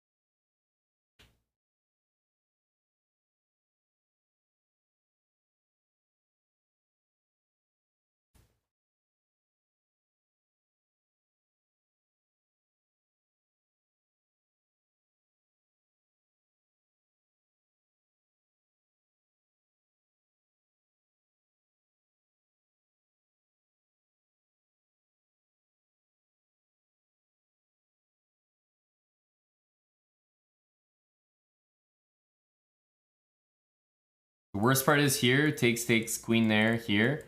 If he just pushes his pawn, he promotes with a check. So I don't even have that. I don't even have that.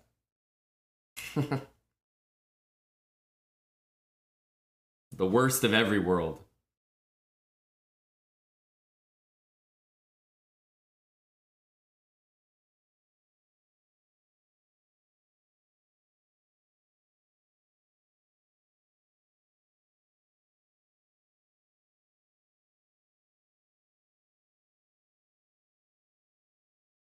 This is what we want. I never trust the 1800s to do this properly.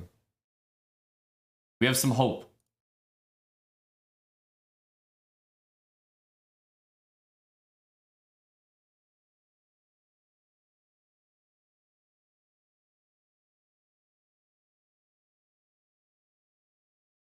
Promote to a knight. Oh, he's scared now.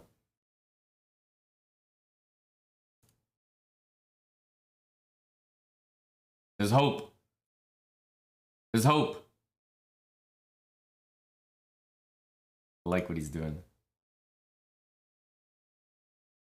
He has to make a stalemate move here. That's all. Only hope. Damn. We just flagged, honestly. We were going to draw that. If I had 20 more seconds, I would trust 10 tails to mess it up. Hatha, thanks for 45 months with Twitch Prime, bud. Welcome back. We will dip below 1750 with another loss. Then we know it's real. We've just been getting bad luck today.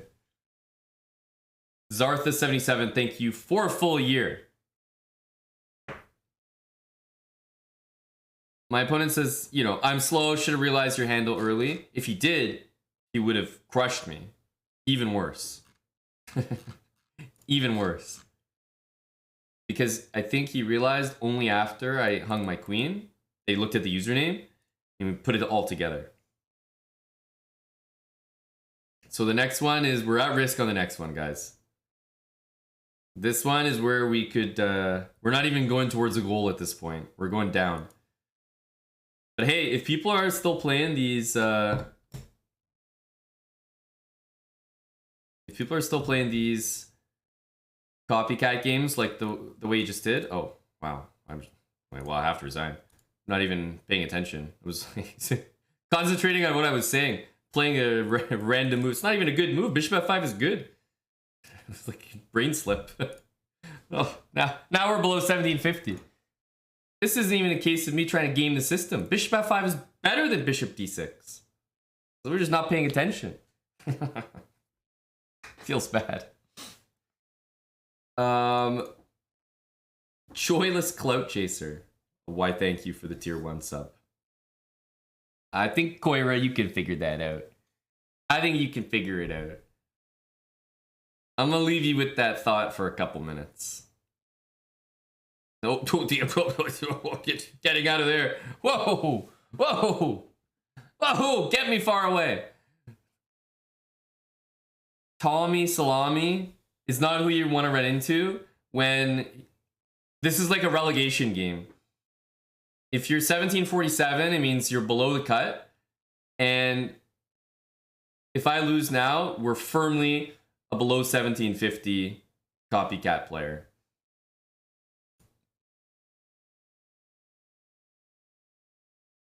But we still have some hope now.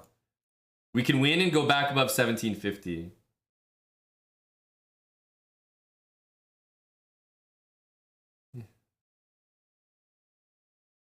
Oof. Oof. This is big. No, we're not getting relegated today. We're going back up to the Premier League.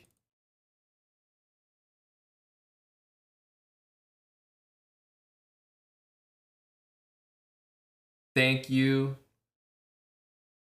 Dr. Lord Mayonnaise, for the losing streak Cinco.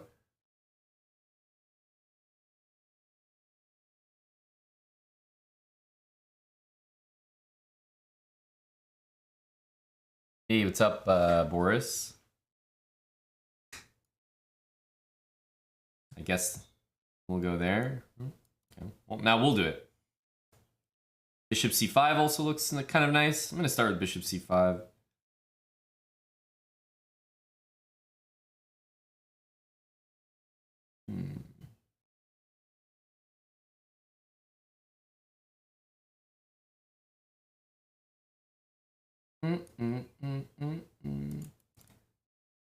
Is this anything? Nah.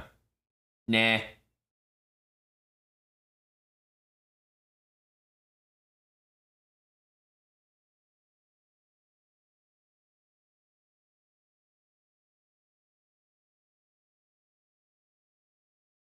One of these two squares.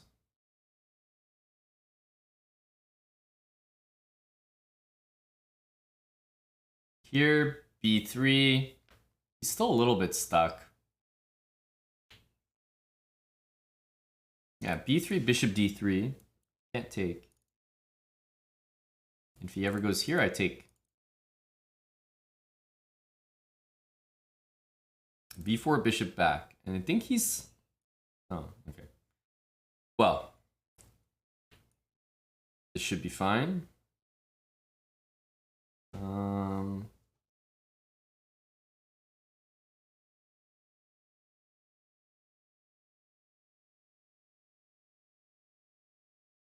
This should be a nice way to win.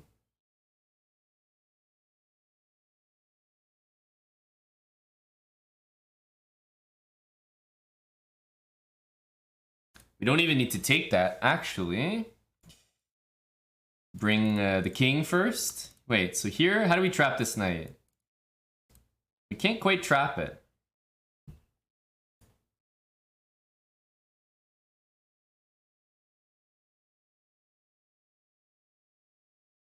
Now it has no moves.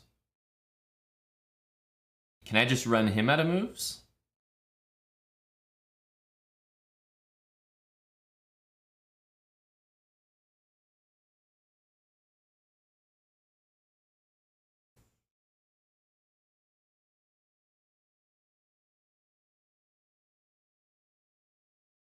The thing is, I can't go here. So I need to play rook b5 and slowly take the knight.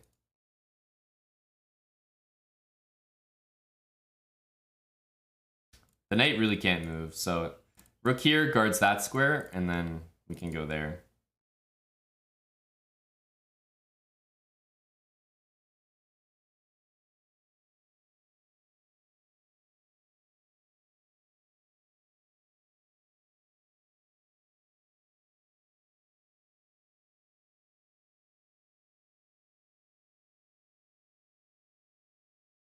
Oof. We crawled back to 1750. Skin of our teeth. Really crawling back. Uh-oh, we're playing a GM. This is no good.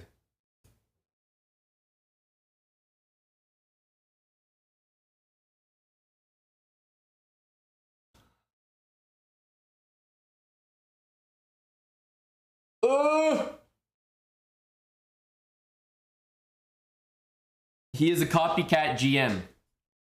Not ideal.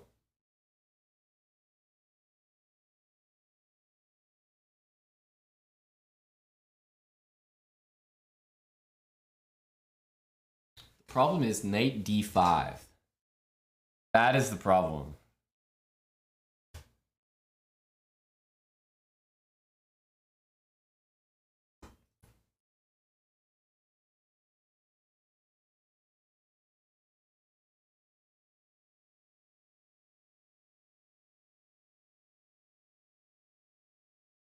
We're not going to despair. We're not going to despair. I can even bring my bishop out. Do we want to preserve the castling rights? Let's do that. If you like queen here, though, I would have to go king over.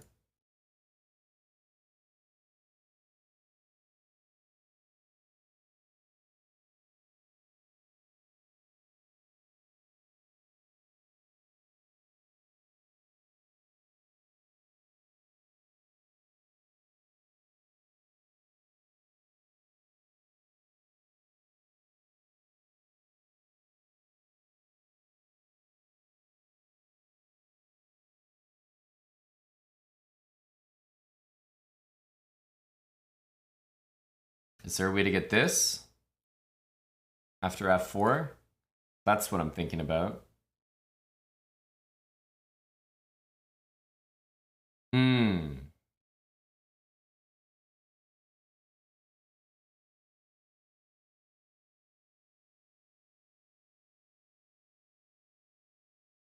This is the move we need.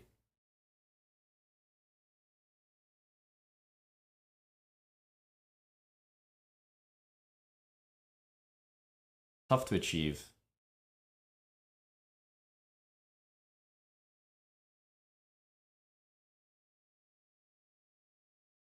f4 takes 95.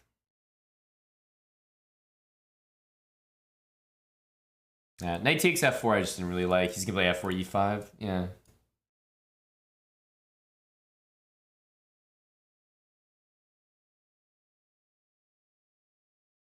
I can still castle here, just good to know, but I am certainly at risk. Yeah, this is just a good move, but it's really not much we can do against that. We should probably castle here.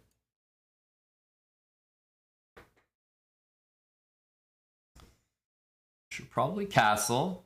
Yeah, knight takes bishop f7 we don't want to deal with. Can I get this bishop on this diagonal? That's pretty much my only question at this point. Is it possible?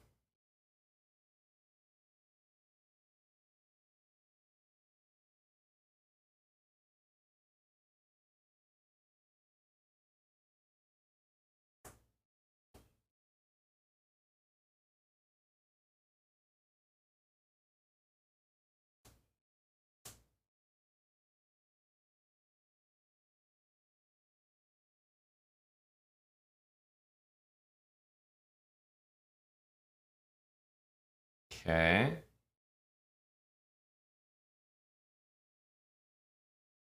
I want this and bishop d6. It's a little tough to arrange.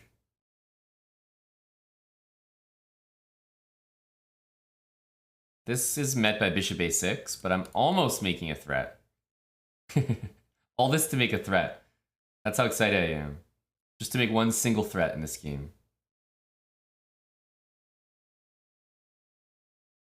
I mean, I can't do anything about bishop f7 if it's played. Like, if it's played, it's played.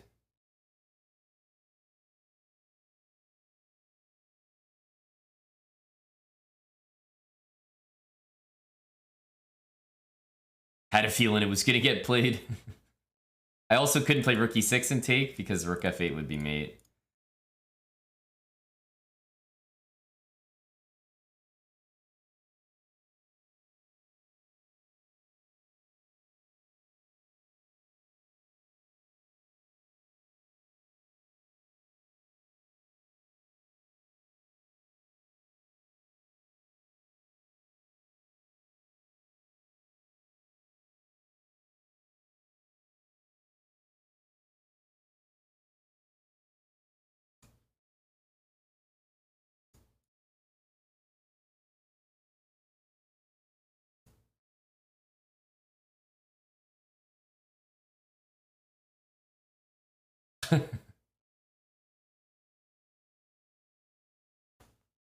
I want to say we had no shot.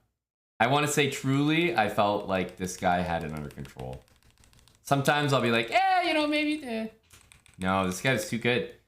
We're gonna have to play another elimination game, a relegation game. Sorry, because I just can't take here and make some crazy threats because bishop a6. Maybe I should just try it, like worth trying, but bishop a6 is so strong, so I felt like I had to move my rook. Maybe I should have gone rook h8, more conspicuous. Rook e8 allows this, but okay, he still has to play it. If he just goes bishop e3, bishop a6, and maybe some threats, some ideas. Yeah, knight g6 was cute, but okay, not really necessary for me to be dead lost. Really nice move though, knight g6 by him. We castled, and he actually took my knight instead of my rook. So another relegation game. Yeah, d6 just drops this as well. Rook c6 allows bishop d5. So yeah, I don't really have an answer. That's the thing. d6, rook c6. Rook h8 was probably the most conspicuous. But okay, we're losing anyway, so it doesn't, not surprising that things don't work. Put it that way. GX2424, thanks for the 18 months with Twitch Prime. Okay, John, Bobby, Jack. It's coming down to this.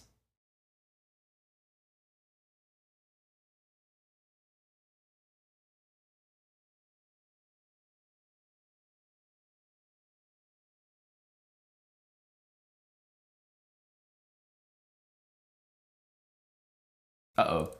If there's any A takes, I won't be able to mirror that.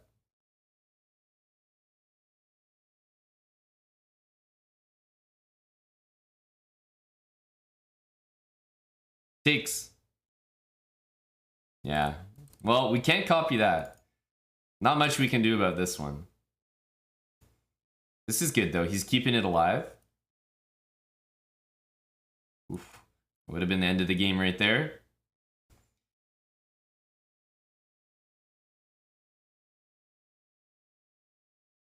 Nice.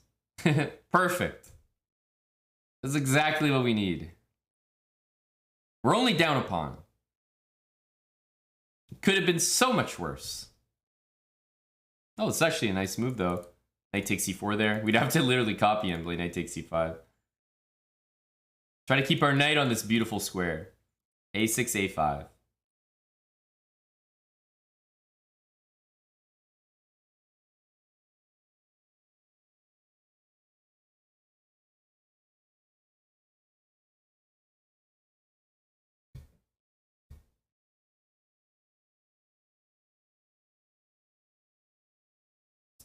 Rook c5, rook b5 maybe. This is our all-important relegation game. Trying to stay a 1750 plus player. Nice move.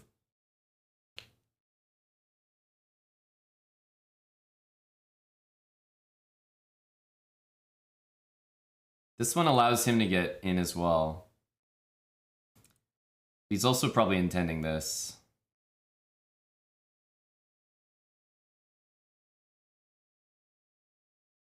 Let's go here, because I think he might do this, that, and allow this.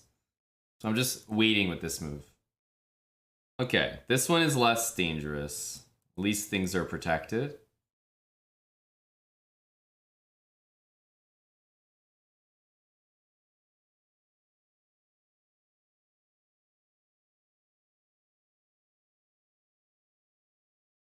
Now let's bring the king. 5 gifted subs from Stavros the Greek. Thank you, Stavros. I like that name. I mean, he's really looking to get active here. Respectable.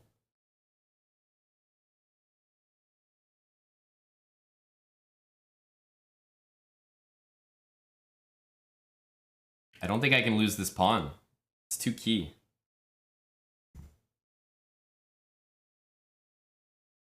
Stop this check. I can play knight e3 next.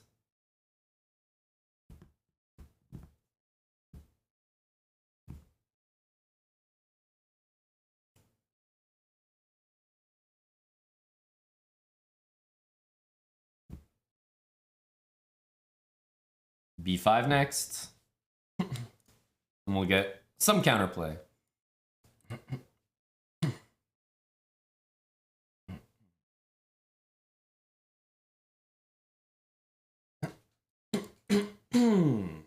Okay.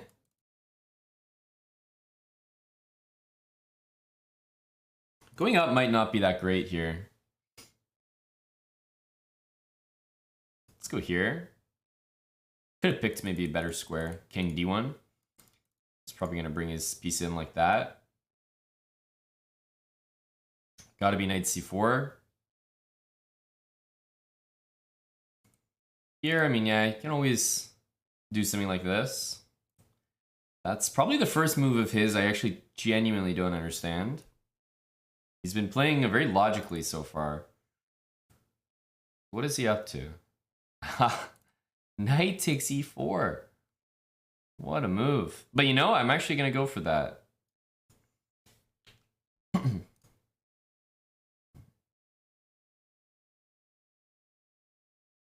You gotta go with speed here. Start with this.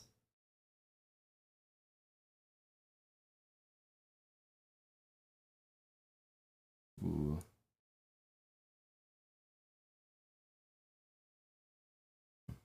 I want to play this. This is a normal move though. King e5. Check.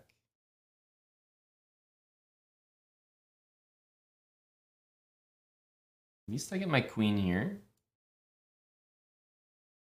Objectively, I'm probably of the impression that white might win this.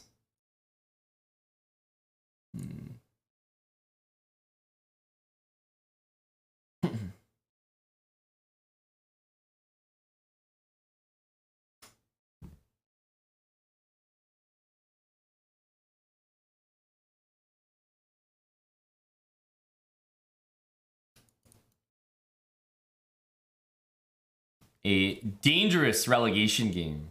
Tron Bobby Jack with a stellar performance.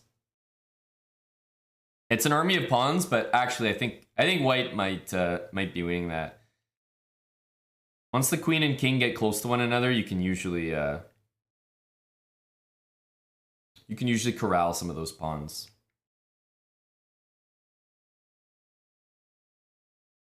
Well, relegation is just something I made up. I'm just saying if I go below 1750, I have one game to come back up above 1750. Otherwise, we're on the real downward spiral.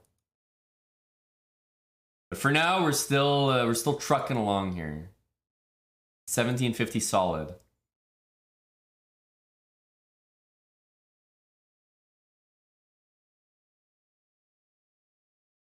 This one looks like it could be painful.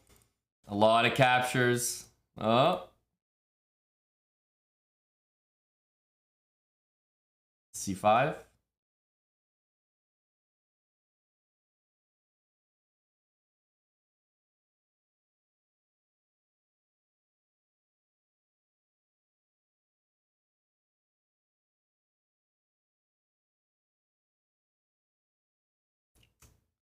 It's really brutal. These moves are coming at inopportune times. I wish my opponents were a little lower on time. Okay, he wants to play c5. What bait can we prepare for him? We can do this, but that's not nothing special. Oh, okay, he hung a piece. That's something.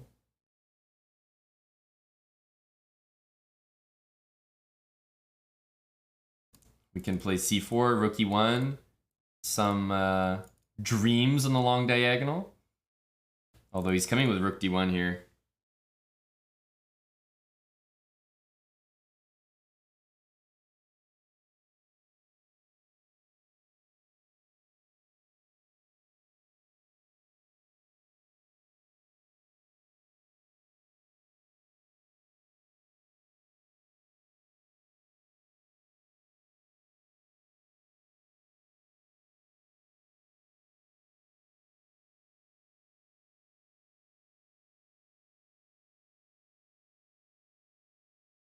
Okay, now this bishop is opened, which you might not have noticed.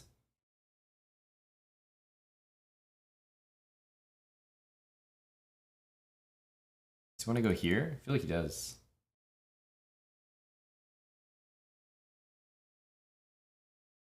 Thing is, if I go here, I'm threatening mate, but I'm allowing him to take there.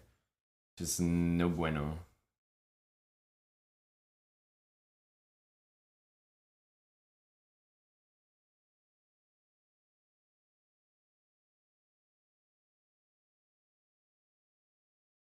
Rook c2 back.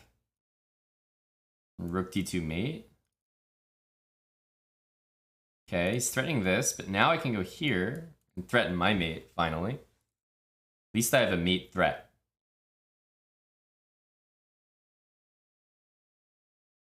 Long range bishop, he did not see. We needed that.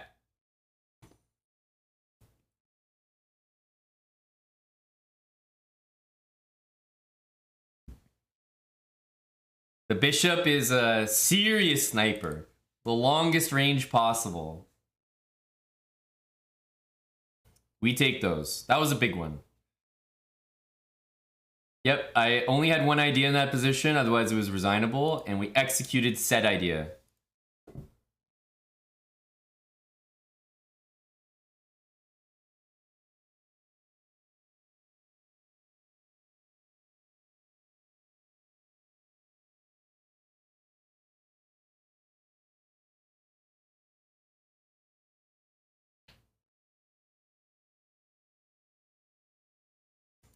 This is the road. Knight takes e2, please. This is the road to 1800 now.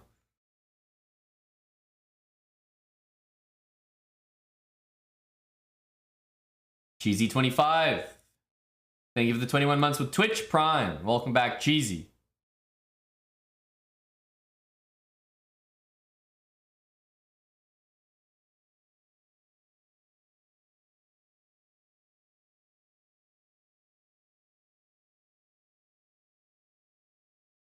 Here, here, here. That seems the most likely.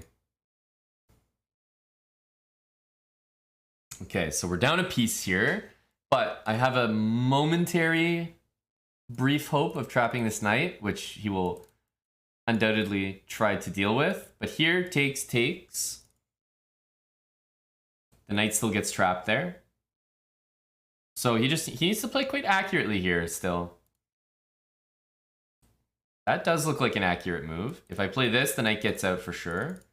So only move rook b1. I suppose rook a2 could have been played, but somehow this felt more natural. If he goes here, I have to take. And if he takes it, I think I go rook e1, and it's still trapped. So e5 to get the knight out, but then I play b4, and I keep two connected pass pawns. It's not going to be very easy for him.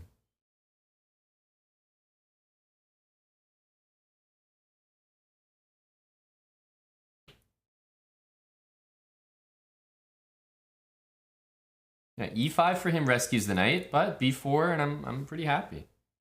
Down a piece, but two connected pass pawns.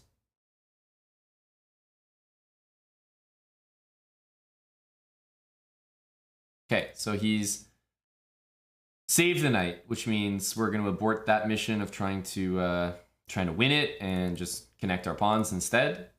So yeah, I'm not going to win the knight once he plays d3.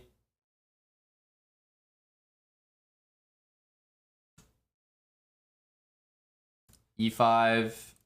There's this move. Knight c3.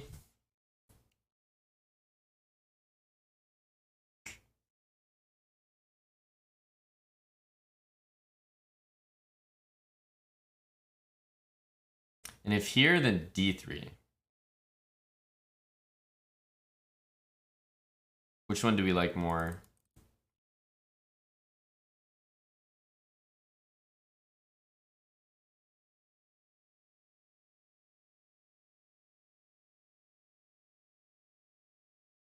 Guess we'll go here.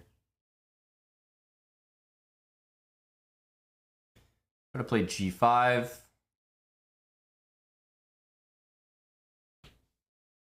Yeah, it's a good move. Good reaction from my buddy here.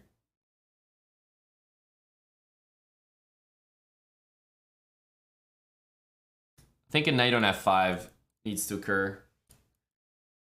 Knight on f5. I need a square.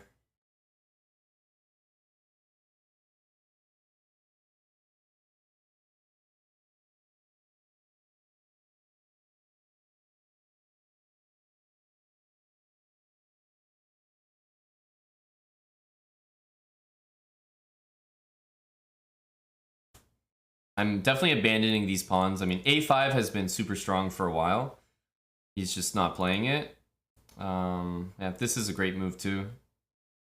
Once my king goes here, though, it's decently safe. If I go here, there's rook takes b4.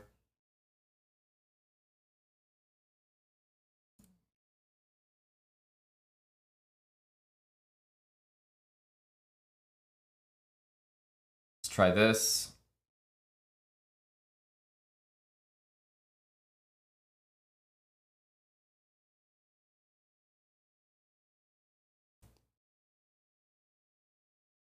The dad bod is coming in. There's no checks to my king right now.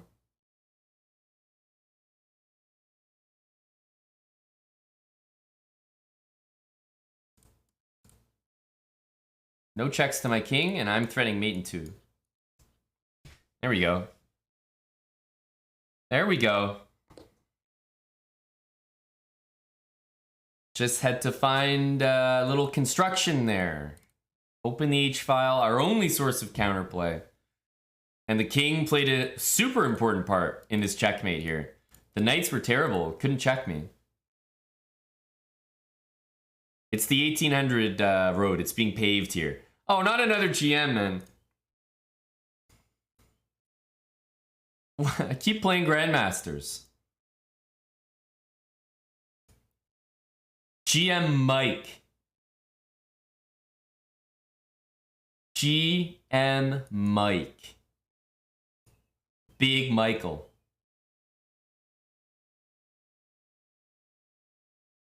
Oh no, I don't like this. I don't like those queens looking at each other. Oh, Mike. Mike, mercy, bro. Oh no. Oh no. Oh no. Mike. Mike, bro. It was just a prank. Oh no. Mike. I'm sorry, dude. Why do these GMs, they're so good at this? They're so good. This is brutal. I can't move this. We're completely lost.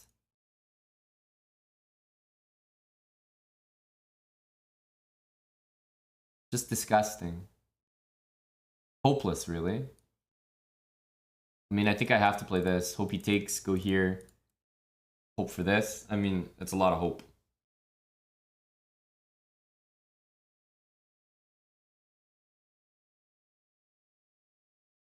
But like the GM moves from Big Mike here. I can't handle these. There's so many ways to combat this.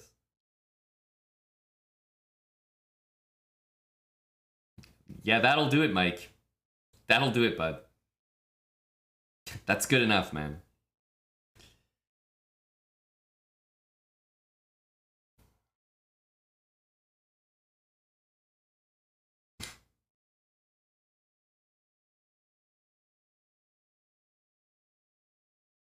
He's a legit GM. Oof. Oof. We won a piece off Mike. I'll just take this to the bank. I'll tell my kids, I won a piece off GM Mike. I'll let them know.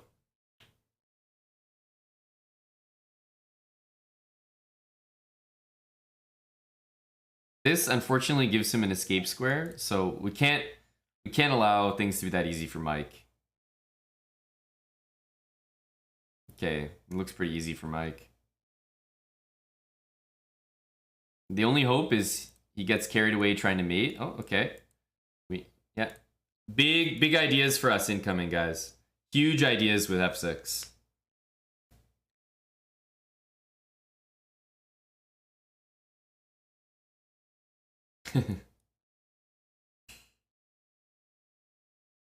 Rookie 1, it leads to mate, but at least it exposes his backside here.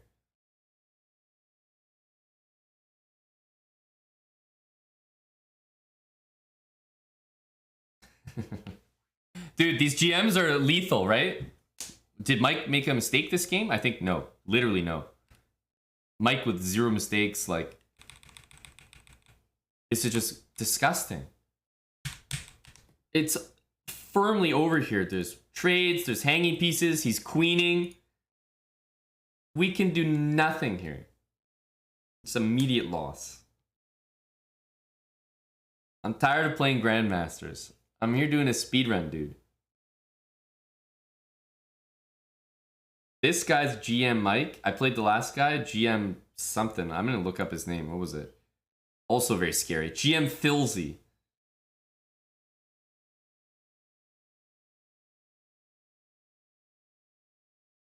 Uh-oh. All right. We've been getting beat by Grandmasters, but honestly, if you take out the losses to GMs, I would almost be 1800 right now.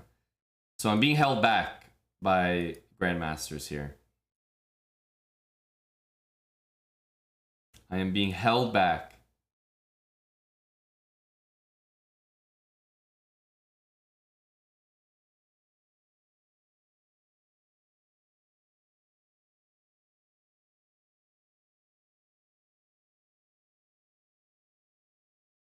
Okay. King H1 just to keep it balanced.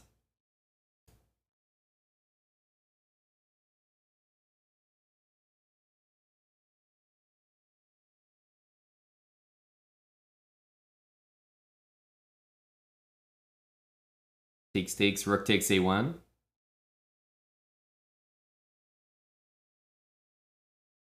Crowfar 0-7. I feel like I have a better chance than the GMs. That's all I'm gonna say. Like, the GMs are way too tough.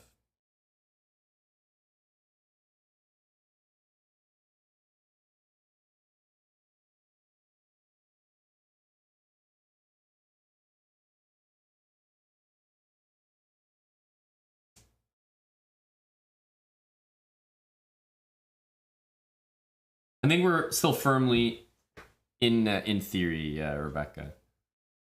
Definitely still in theory. I mean, he's literally leaving pieces hanging. This guy knows what's up.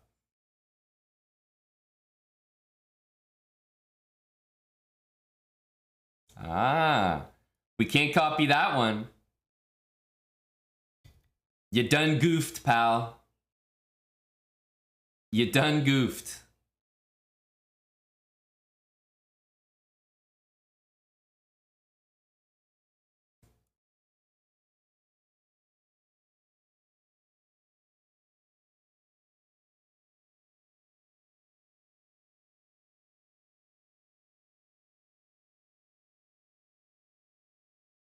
Rook b8, yeah.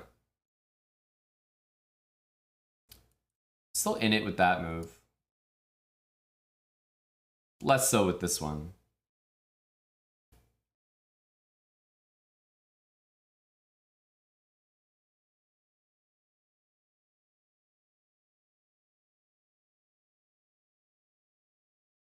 All right. This is still gonna need some conversion.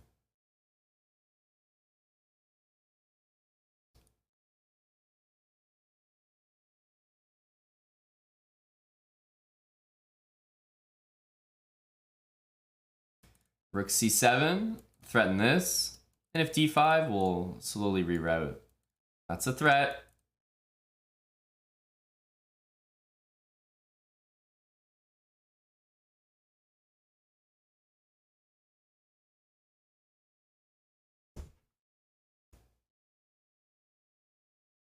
I think we'll take the knight, like, if it goes somewhere. This is really unfortunate for him. Here we go. Datemar. Datemar CH, thanks for the 46 months.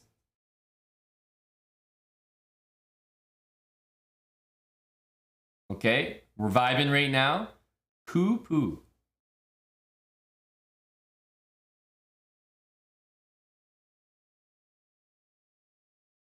Uh-oh. He's this kind of guy, isn't he? You just knew it. You just knew it.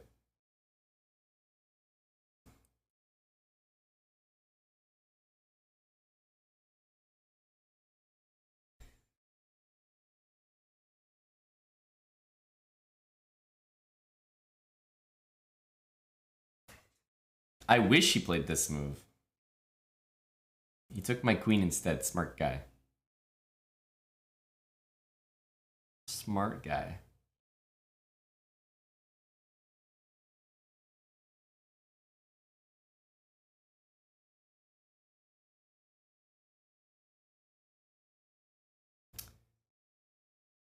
Dude. I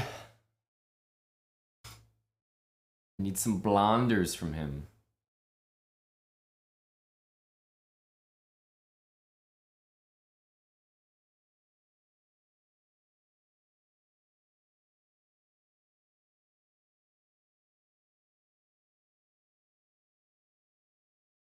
I need to go here, but at the moment it can be captured, you know, every way to Sunday. Knight d5 is about to happen. So let's play knight e7.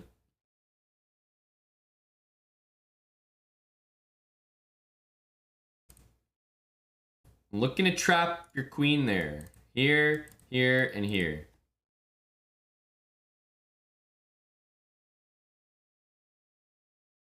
And if knight d5, unfortunately I have to take it. Because if I go here, he can throw that move in. So I do need to take this. However, I have an option here. Takes. If pawn takes.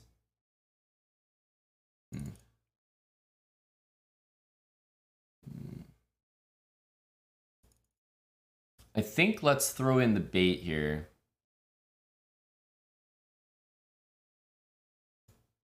Here, and looks like he can take it. Oh wait, if he takes with the bishop, that's trouble. Damn it. I thought he was gonna take with the pawn. And if he took, I was gonna go knight g6, trick him. We don't have a trick here. Although, to be honest, taking and pushing these pawns is very tempting. Let's start with this. I wish I could do this. Oof. Oof, I wish I could.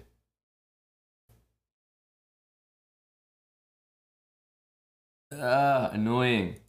Let's go back. We're gonna need to play bishop d8, abort mission.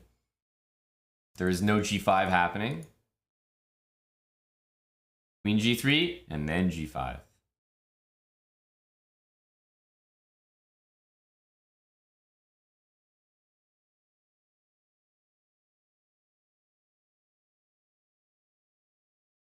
Yes.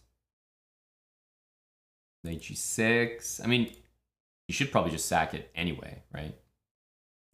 Now here, takes, queen f3. I don't think I'm getting enough there.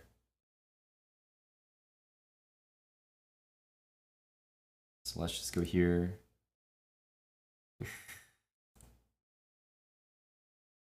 Ugh, losing this light squared bishop is gross. But it's by force. But as long as I keep the position closed, don't let him play f4, I think we have chances. He might get scared of h5, h4.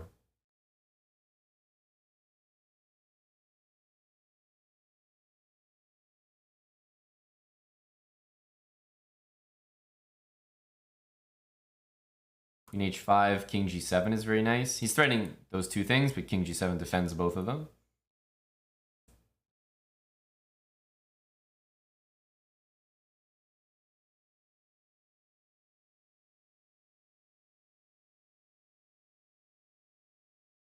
Keep the speed up.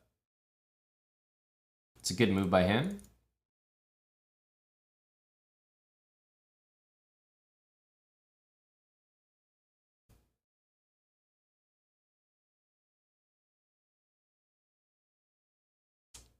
Wish we could keep this bishop on the board.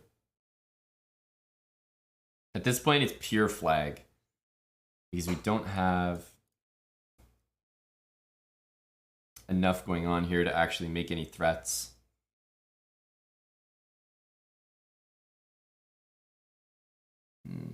It's annoying. At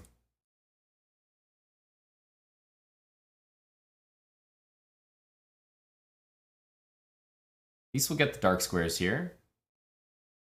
That looks like a bit of a low T move.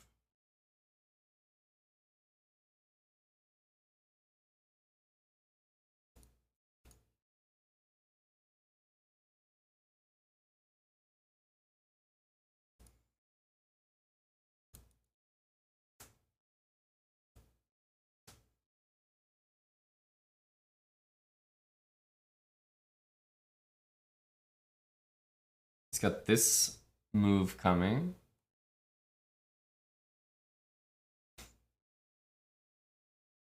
He's got 4.8 seconds here.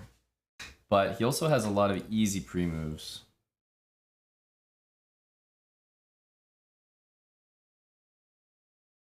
There we go. That's what I wanted.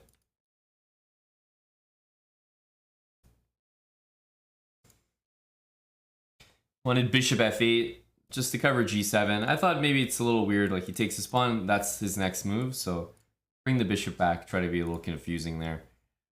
Okay, got the win against our buddy from Greece.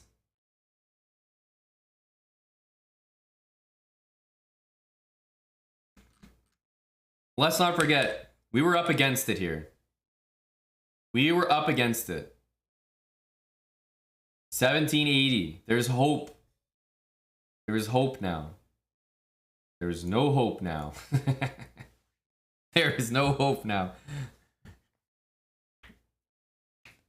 Mr. Counter Gambit is about to send us down to 1750. Not with that man, there ain't. I'm telling you, the chessbrahs are they're the strongest in the pool right now. Hello, Mr. Butta, as I've learned. Yeah, this is poverty. This is the 1900s, so we're completely screwed here.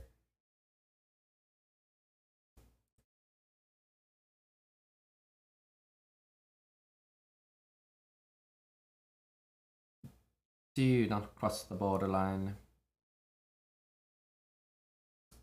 Okay.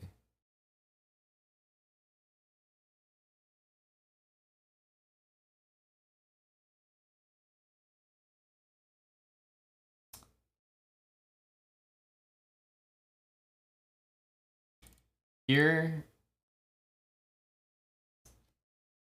I think giving up that pawn is a bit too gross.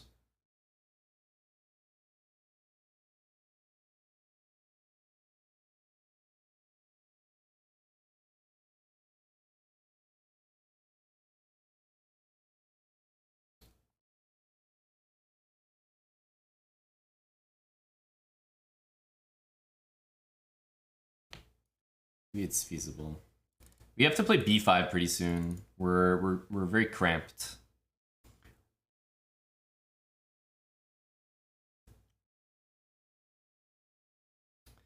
b5 is not bad though. At least we'll get bishop d7. I can play king here after rook e1. You might think it's mate.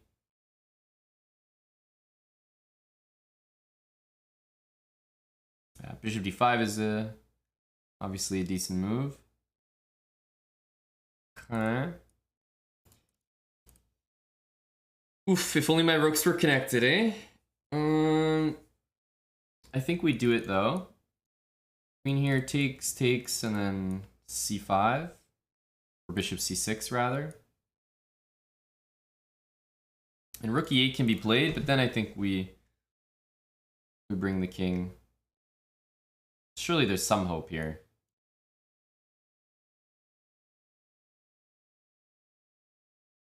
You can take, but I mean...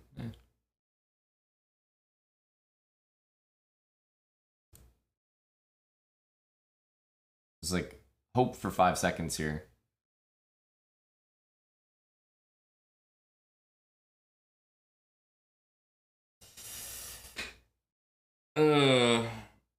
Yeah, so honestly, playing check and bringing our rook to h1 is kind of a vibe. If I check here, king f1, b4, knight e4. Once the knight gets d4, I think we're screwed.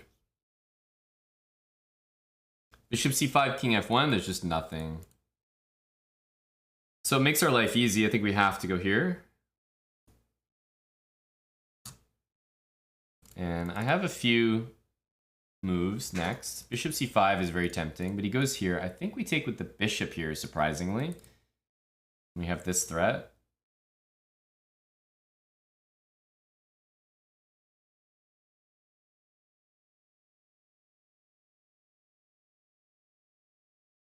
Let's check and take this. Yeah, I mean, it's never good for me, but you can go here. We win the rook, we lose the bishop. Ain't great, but maybe b4 and rook a2 after.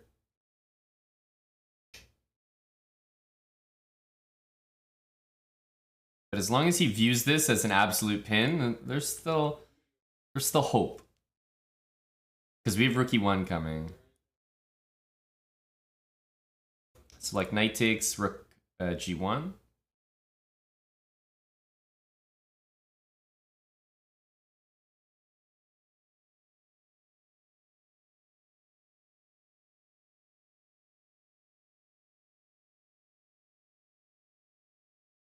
Bishops are always going to be annoying.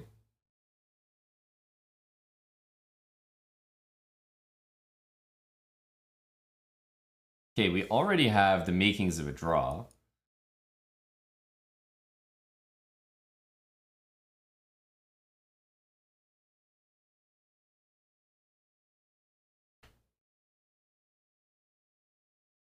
One sec. Need to get this knight out of there. If I want to use my bishop at all, let's throw in another check. Maybe this. Bishop e3 is also likely.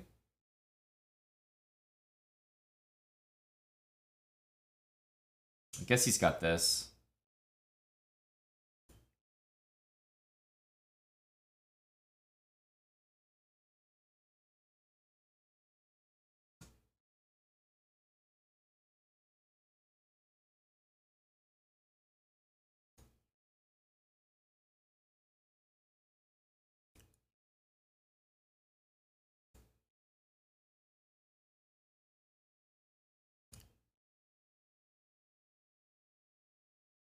Nice.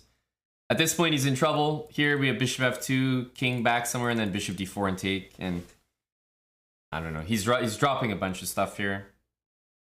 Bishops were really nasty to deal with for him. He just never really got any coordination.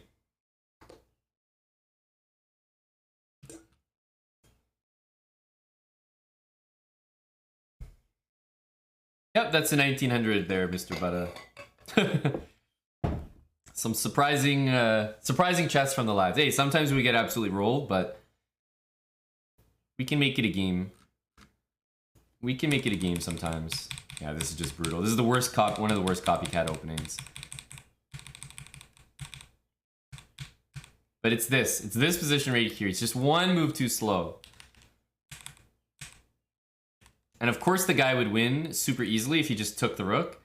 But everyone has that little feeling like, queen takes rook is bad. I can't do that. I have to save my queen. But, I mean, if this guy takes the rook, I'm losing 100 games out of 100 here. No way. No way there. I just don't have any threats I can make, so. Oof. This is not a +8 game, so this is not the game for 1800. We're gonna have to work even harder. Which I hate doing.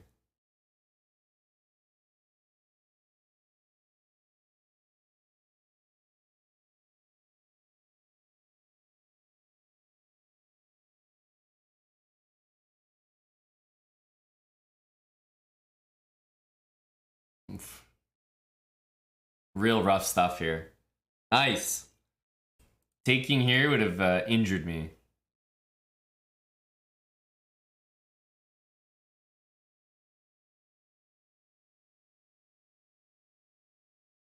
Records that we play. At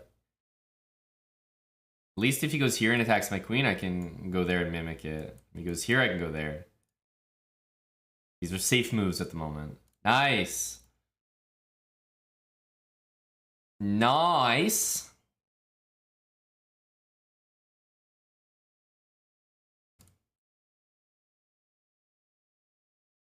Just go here. Takes, rook takes. He's gonna have a slightly better structure, but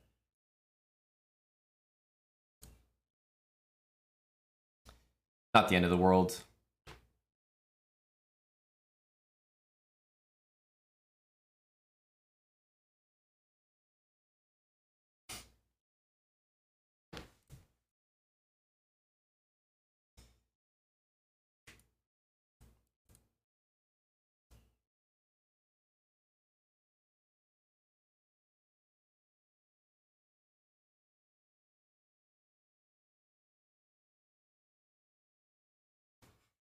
To Collega, thank you for the Prime for 6 months and Latinum Blonde 23 months tier 3.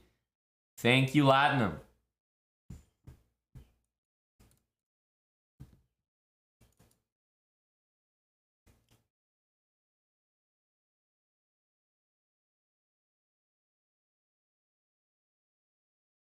Not bad.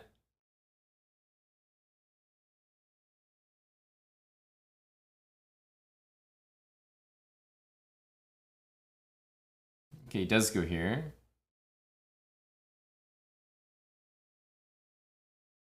Okay, let's force the knight back. Otherwise, we're going to get a trade, and knight c6, knight a7 looks promising. Here, I thought that he was running a risk of getting trapped, and considering that that's the ultimate fate that his last knight met, it could happen again. He can escape here. No, not anymore. So here, knight a3, bishop there, b4, saves the knight. Is that winning for me? Needs some calculation. Takes, king here.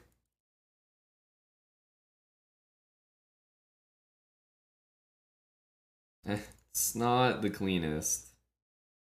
Probably simpler to just do that.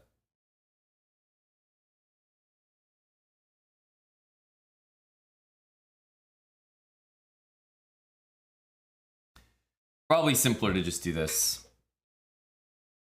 This knight's not really going anywhere. Check to stop this, and then we push. This knight doesn't really matter, because we're going here, and if king there, then knight d6.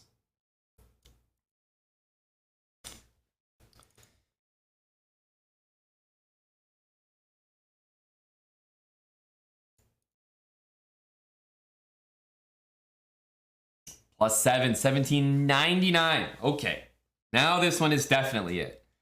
And depending on who my opponent is, we might be able to draw and get 1800. We could have draw odds here. Klepto47, thanks for the 6 months. Oval Doug, 9 months with Prime. We could have draw odds here, you know, Armageddon style. Oh no. We got the same lad. He knows now. Oh, this is terrible. This is the worst thing that could have happened. Oh. Dude, fuck this guy, man. He's gonna do the same thing again. He's gonna do Queen H4. Oh my goodness. This guy's a real bastard.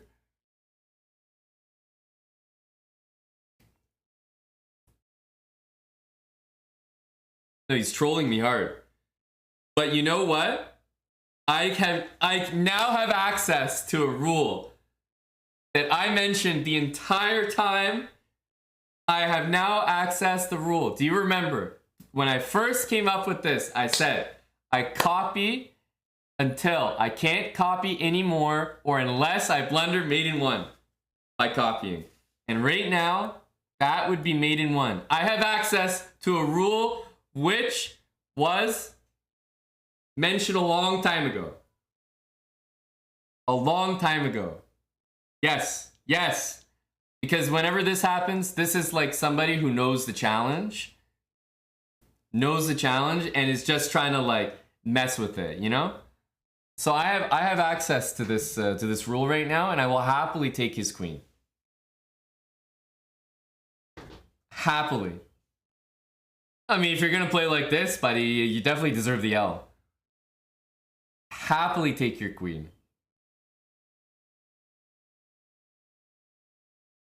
Wouldn't you be so tilted?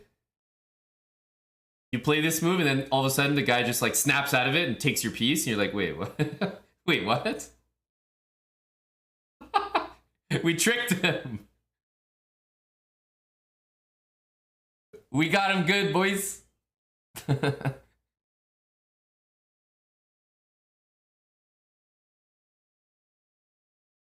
I will offer Kupu a draw right now. A draw. It's the best I can do.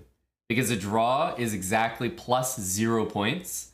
So it does not affect the rating. And we can go for 1800 more naturally. Nobody's rating is affected by a draw.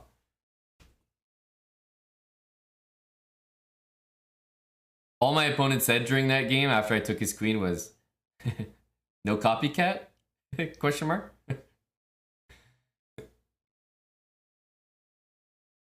All right. Let's go for real.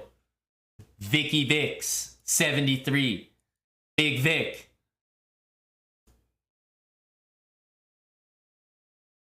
I want you to take this one more than anything. Okay. Actually, the knights being out helps me a lot. Yes, yes. At least this is playable. I'm only going to be down a piece here. Could be a lot better, and it could be a lot worse. Okay. We're going to have to win down a piece. I know, like, other positions, we've won down other kinds of material, but still, being down a piece in this position is still pretty disgusting. If I move my king, knight g5 hits like a truck. That's still very unpleasant. Extremely unpleasant.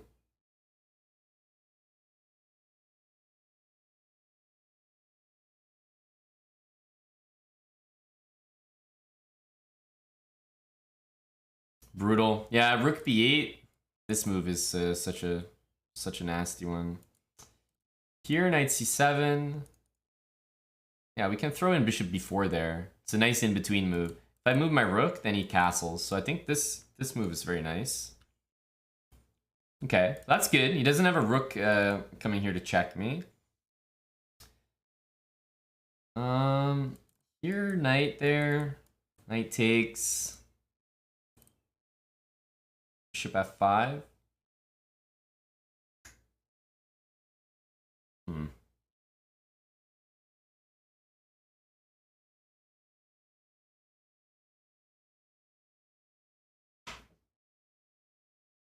Tough, honestly.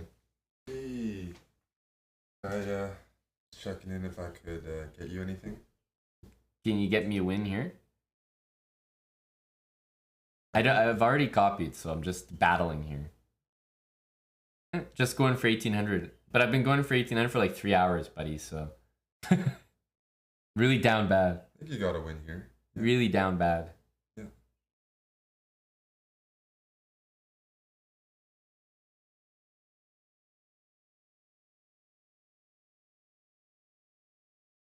Well, the thing is, he takes it, Boris, and then takes my rook on bishop d6.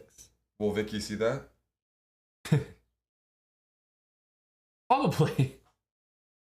I have faith in Vic here. You got to go for it anyways, though.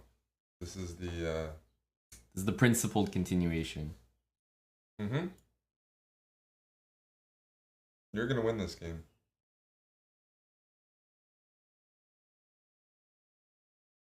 Oh.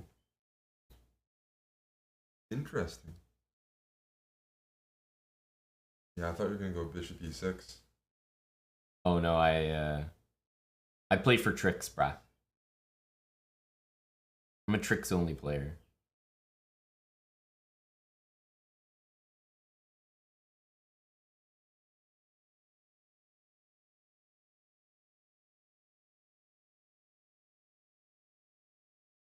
That makes a lot of sense. Start with Check. check.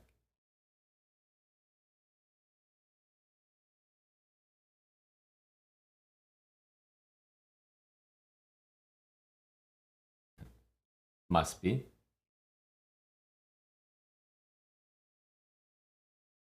Just need a...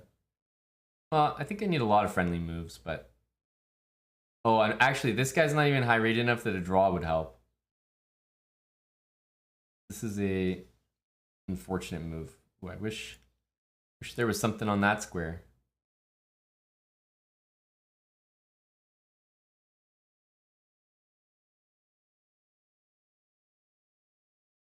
I feel like we'll be hard pressed here. Hard pressed to locate a win.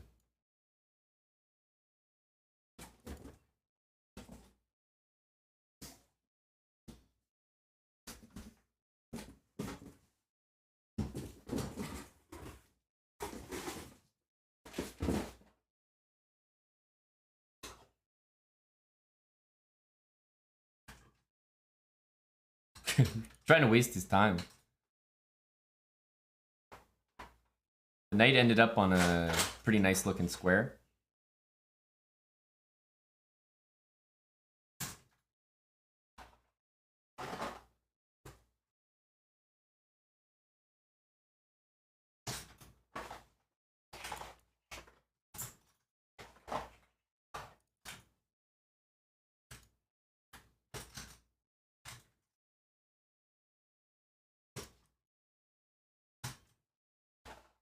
Need to bring our king in somehow.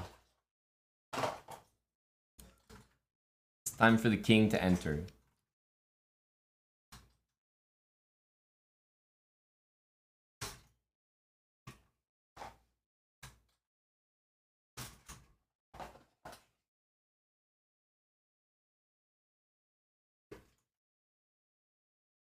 The king is here.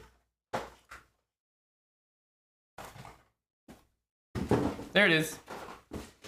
There it is. Holy shit. Yeah, there it is. How did that happen? Oh, it's a good thing you stopped looking. I stopped looking, yeah.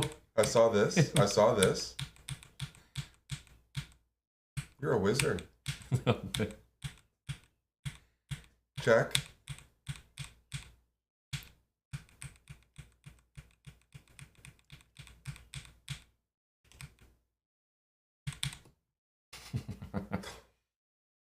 Rook G2 is a really, really big brain move. Really slimy move.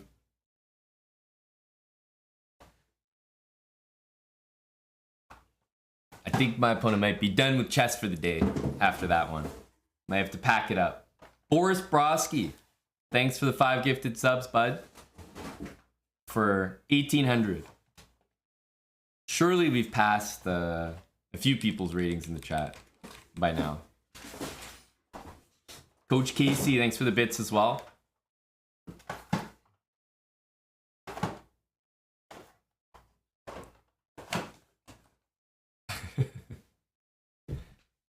You like the music, Rusky? Cheers. I think it's clear that we're not doing better than 1800 today. Today is 1800 max. PB. These 50-point intervals are getting tougher and tougher. Could he still castle? No way, man. No way. His king went on all sorts of a journey.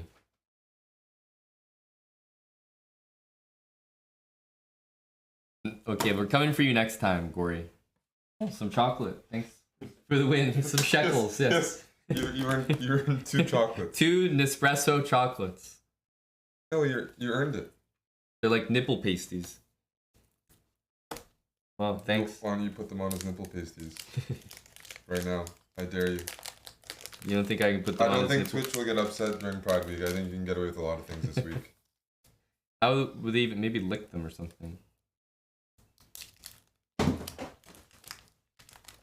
That sounds like something I can see Eddie. I was about to say Eddie would be a fan of, and here he is! Exclamation mark nipple pasties, big fan. Alright. We're on the same page, Eddie. I had a feeling you might be interested.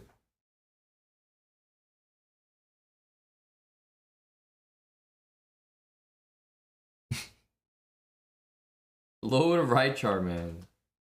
Mr. Wild Hacks. Yes, Eddie Barber with his blue hair and nipple pasties in the factory is definitely a funny thought.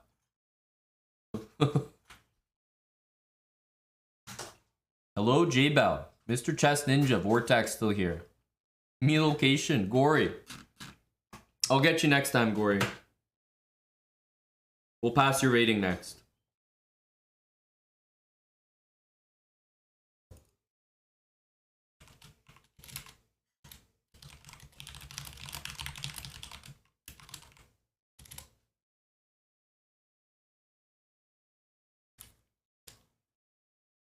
Doing well, Milo.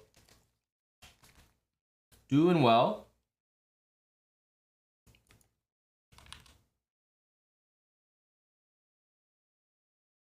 Is anyone on TikTok here? Do we have any, like... Maybe Eddie. Does Eddie know what TikTok is? Exclamation mark TikTok. Mannered Monkey, do you have TikTok?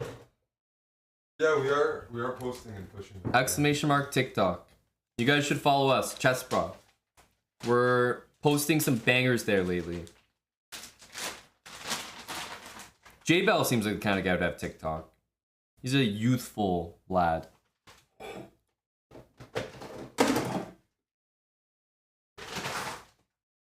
You don't have it, but you've heard about it from girls on Tinder. Wow. Thank you, Rain424. Yeah, you guys should check out our TikTok, exclamation mark TikTok. At chessbrah. Nice and easy to find.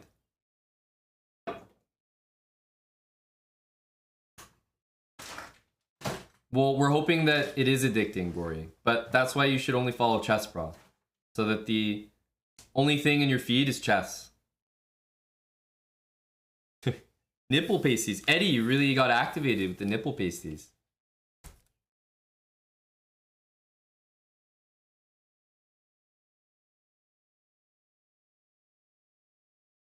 But in case you guys do have TikTok, at chessbrah, we're there, and you might not have known that we're on TikTok, so just letting you know.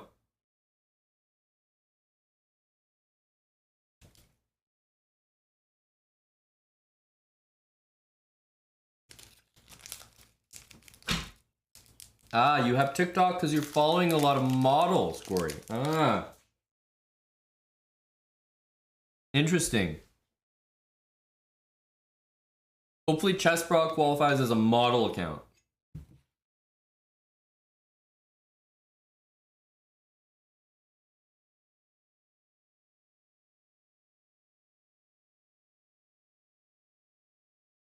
Medicated Thursdays. Go Eddie.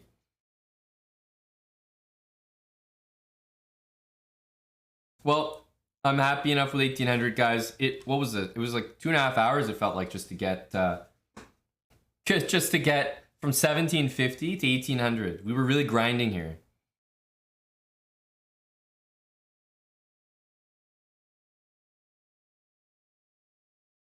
Yes, very funny, Jason. Ha ha ha. The before models. There's one Dark Lord.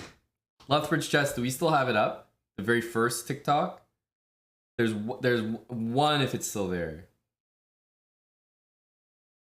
There's one TikTok for you, Dark Lord.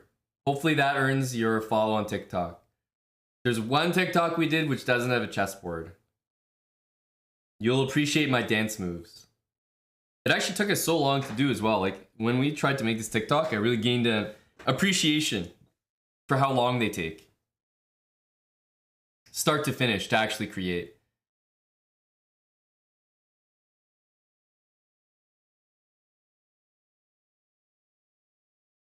Martin Eden, yes. We did okay today. GG's. I'm retiring the copycat for today. We'll be back to it another time. Alright, thanks, Dark Lord. Appreciate you. We put some effort. We gave it a try. Thank you, J Bell. I know TikTok's not for everybody, but if you do have it, add chessbrah to your rotation, to your feed. We got some funny stuff there. Two Kolega, I'm just not going to continue this speed run. I think I might play some Blitz. Or we could run a viewer tournament. What do you think of that? Viewer arena? Then you guys can play too. You guys have been watching me all day. Surely you want to play some chess.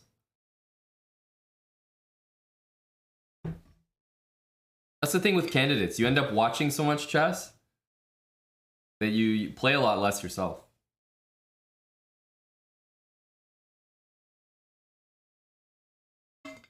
Not quite H. Carter. But, you know, you're following here on Twitch. That's a start.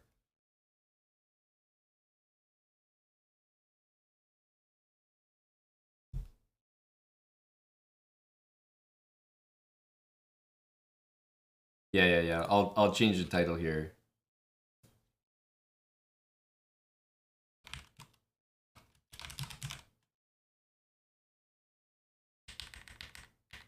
Done with copycat for now. Exclamation mark TikTok. Easy to find though. chessbrah or chessbrah TV everywhere. Yes, some hits were taken, Gory. Massive hits. That's okay though. We'll recover.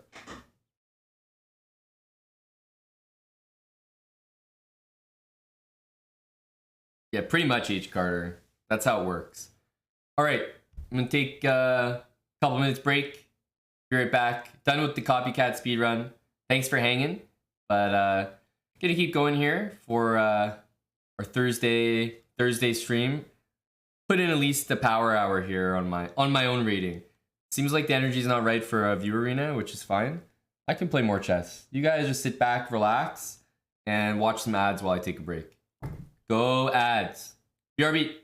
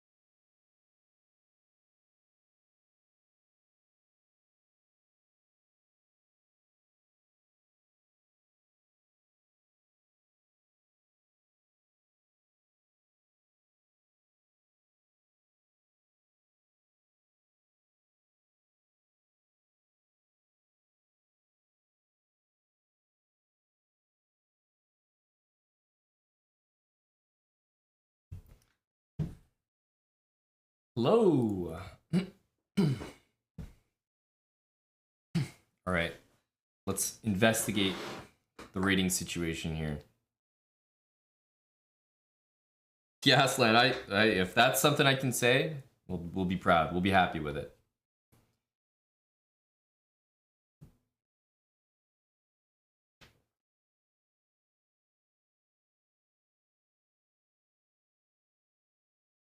Just playing some good old-fashioned tech. No. Hello, Eddie. JK Russia. Let's get the AC cranking again. Oh, Buddy Melik. No, I'll prepare a bit, Gory. Don't want to just wing it.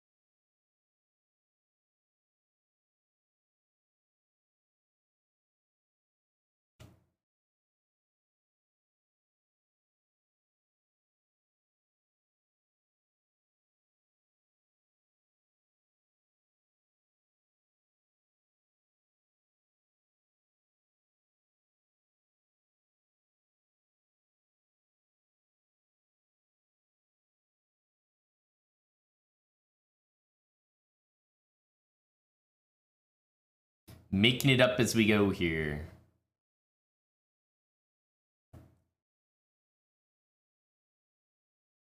Rook F3. Huh.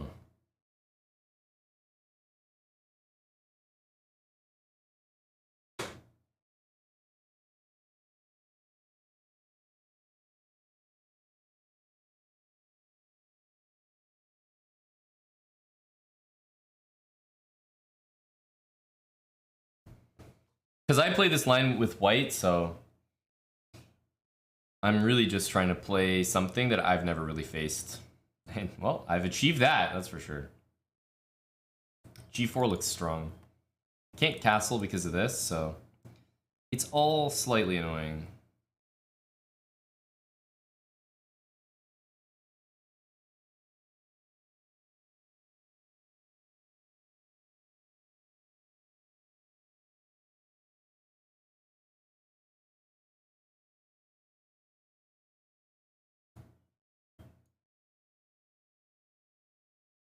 Oh, I guess, to be honest, H5 is just hanging here. Not sure we really accounted for that. Yeah. Yeah. That definitely hurts. Okay, let's do this.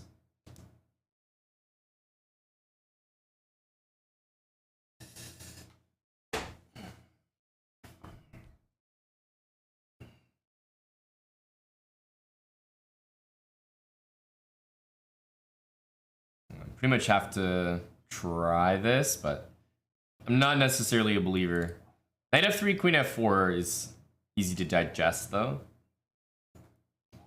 Even knight here, but I think knight here might work.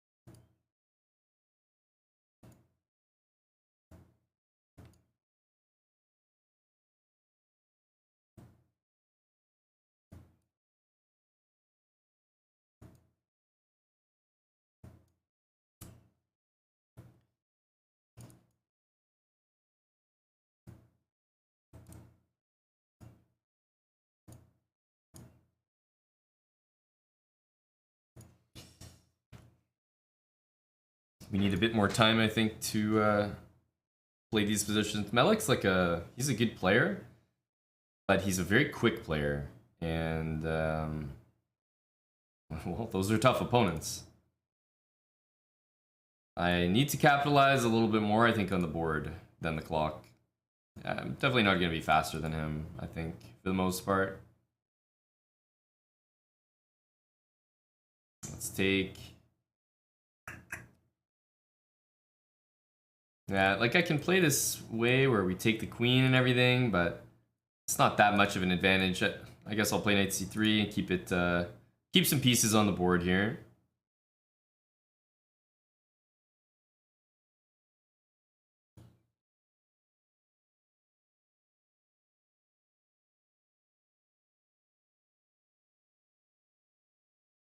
Here, d5. Yeah, it feels like he's gonna get d5 no matter what. I don't like playing e4. Knight e4, d5. I got knight f6, so maybe this is the way.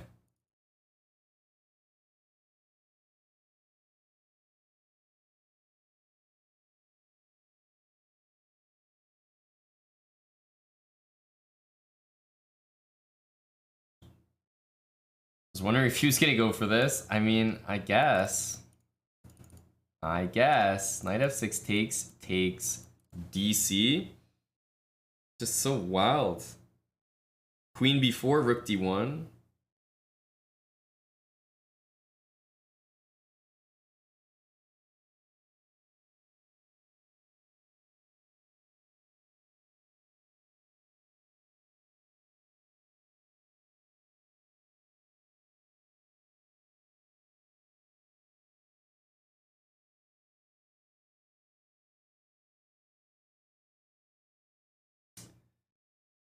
Huh. I definitely don't want to do this. And bishop takes, there's pawn takes here. Not much we get.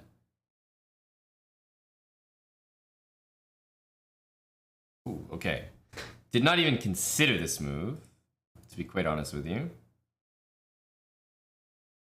Did not even consider.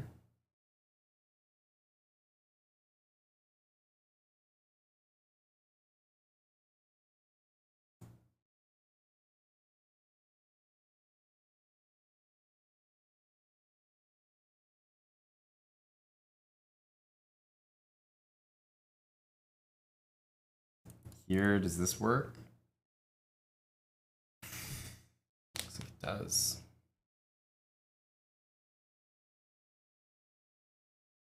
Man, annoying. Because I think bishop b3 works.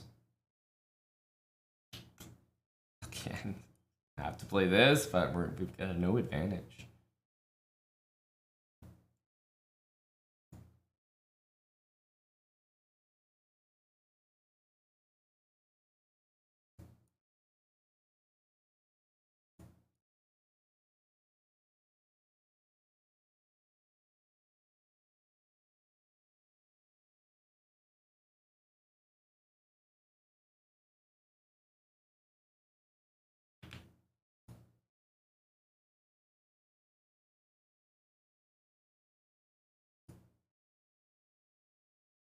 If the A file opens, then he wins the F2 pawn, and that's definitely no good.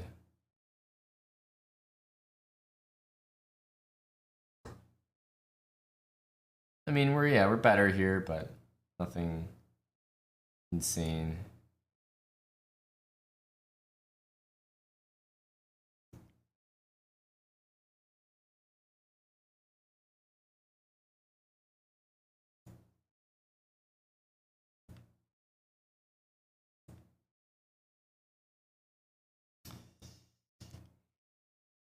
Yeah, may lose here as well. Yeah, I could have just taken it.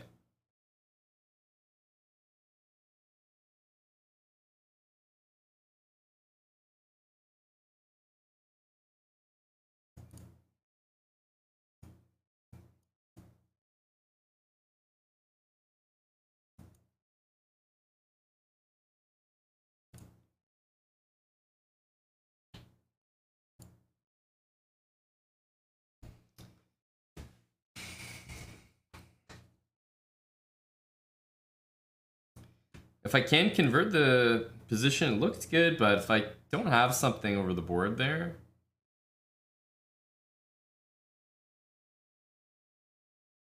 that's concerning.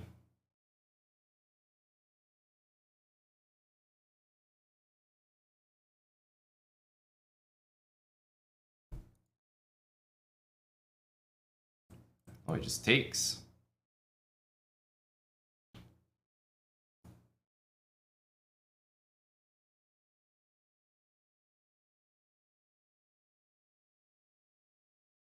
Okay, stop g4. He's playing it in an interesting way.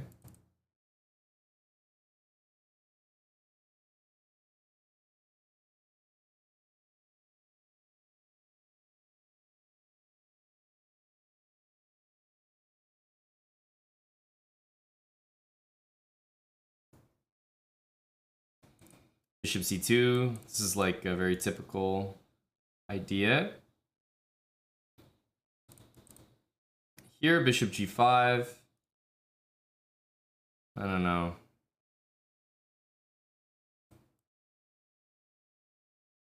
Let's go here.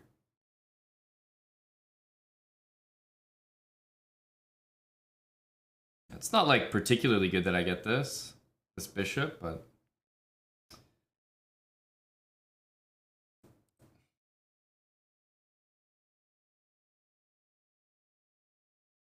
he's gonna play this one soon. So even though he can escape here, I don't think you're supposed to have that happen. Yeah, h3 still saves the bishop, so I have to keep going with tempo here. This doesn't feel right for him. But what do I do about it?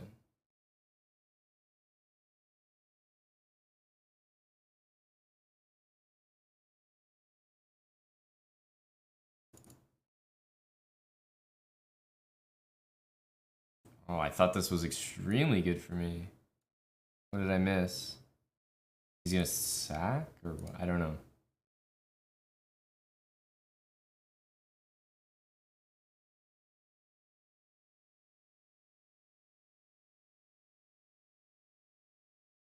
I guess he's sacrificing.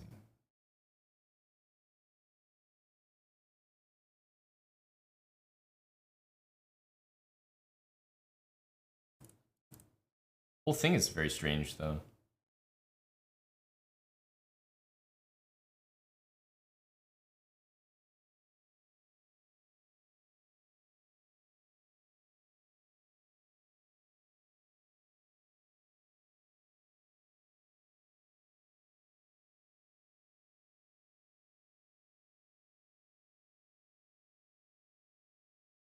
Hmm.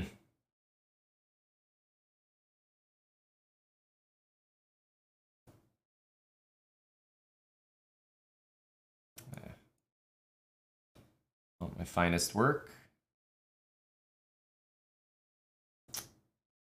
My finest work. How do we even stay in this? Yeah. That's rook c6 is a pretty bad move. Gotta say. All in all, it's pretty bad.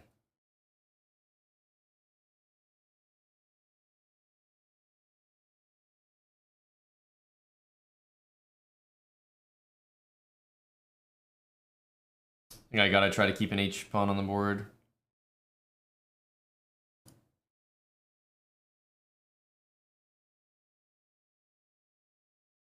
Forget the H2 pawn though. I think there's some hope there.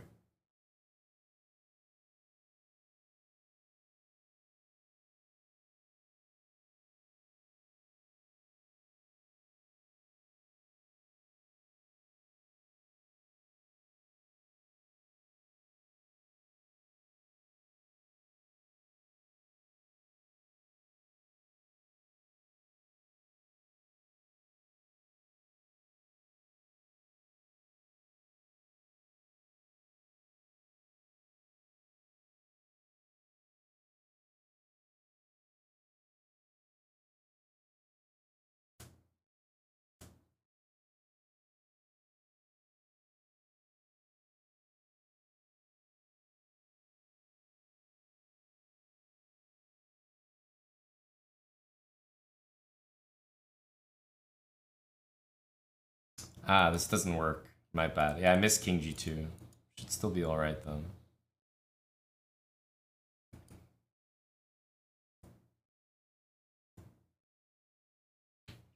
Miss king g2. Not my best game. Nini plays chess. Thanks for 11 months with Twitch Prime.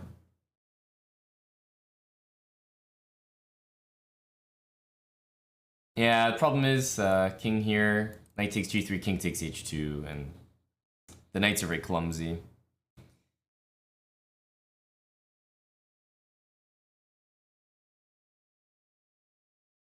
Thank you, Grusky Meerkat, with the 19 months. Target the top. Okay, it's a good idea.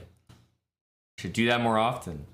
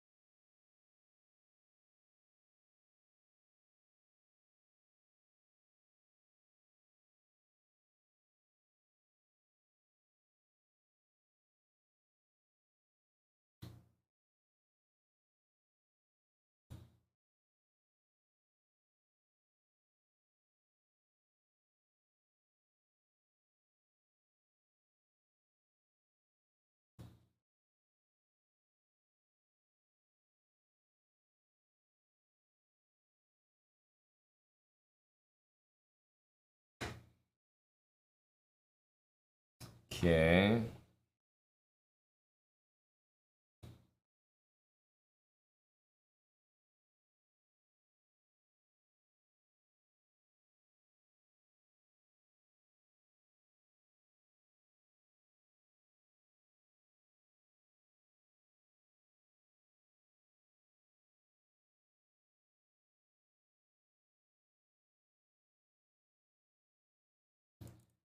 Think about d5 maybe. h6 is kind of a normal move by him.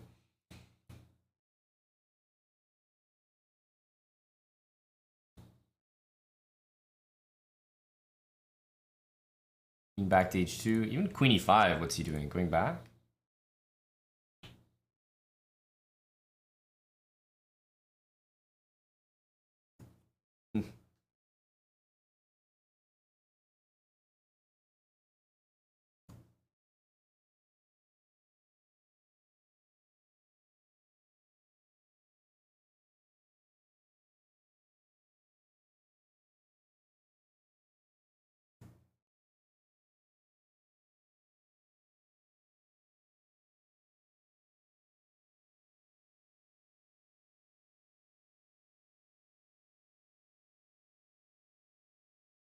g4 very tempting.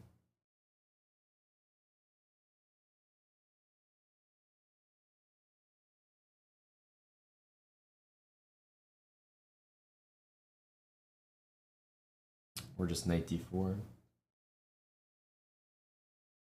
No. What? I guess it's not so easy to break through.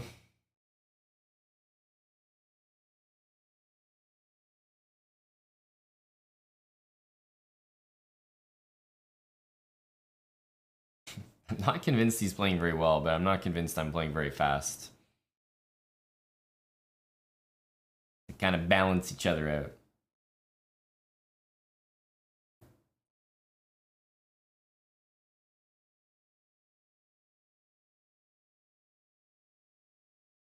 Bishop g4 actually looked like a nice move.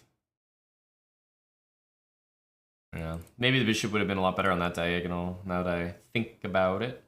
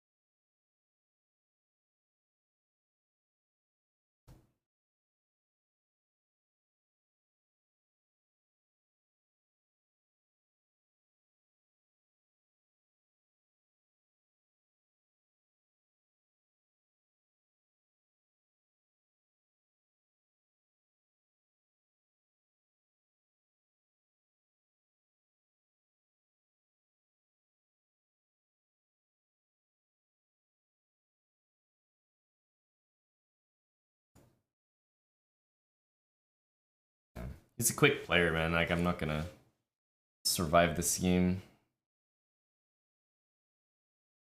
This move is particularly nasty.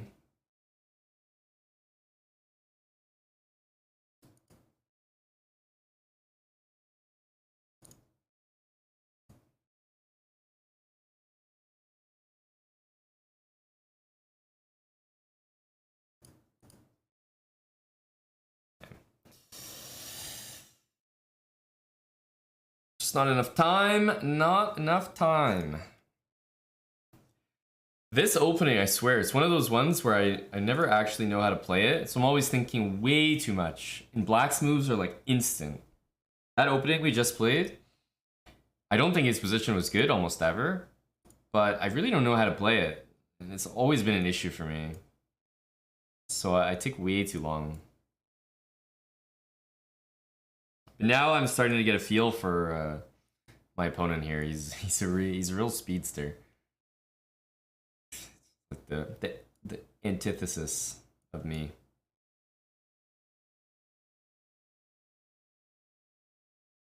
The speedy players.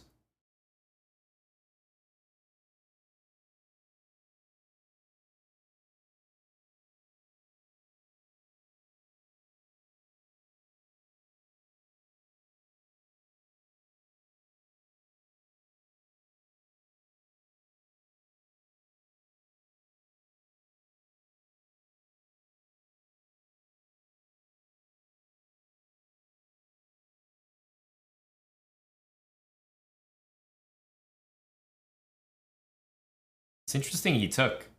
I thought he would want me to take him. Like he would just sit there. Because now, you know, the B pawn is kind of a target.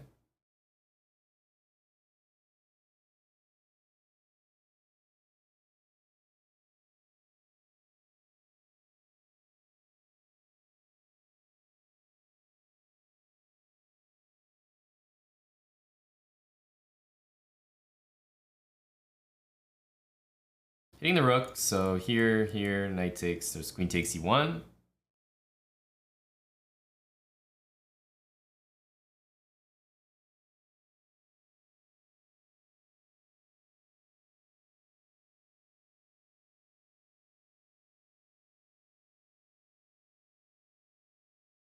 We'll bring our king back, not play f6 most likely.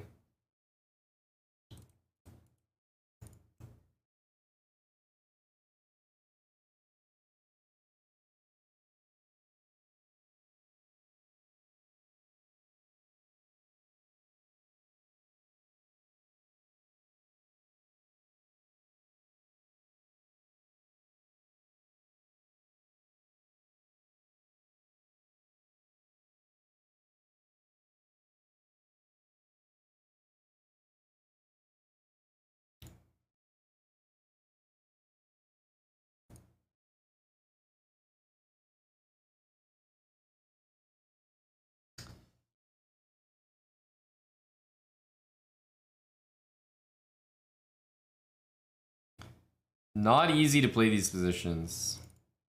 Yeah, for either side though. There's constant pressure here he has to deal with. Queen b7, for example.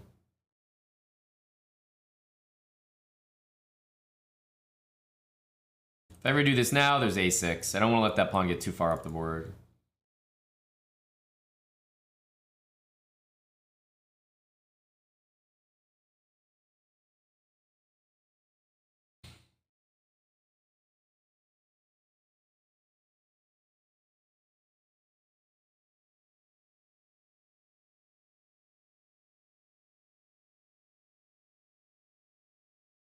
Position's getting open, which isn't great. I think he probably should have taken and played f5.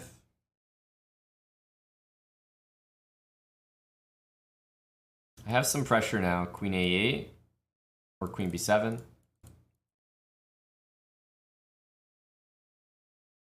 Queen b7 here. Takes a7, rook a8, rook d1. Feel like it should be okay for me.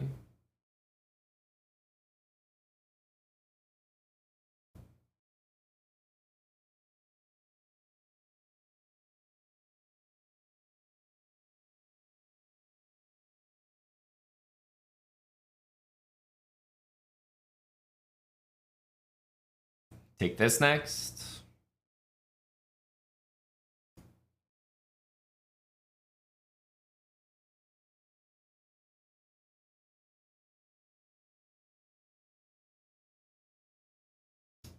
Should be very good for me.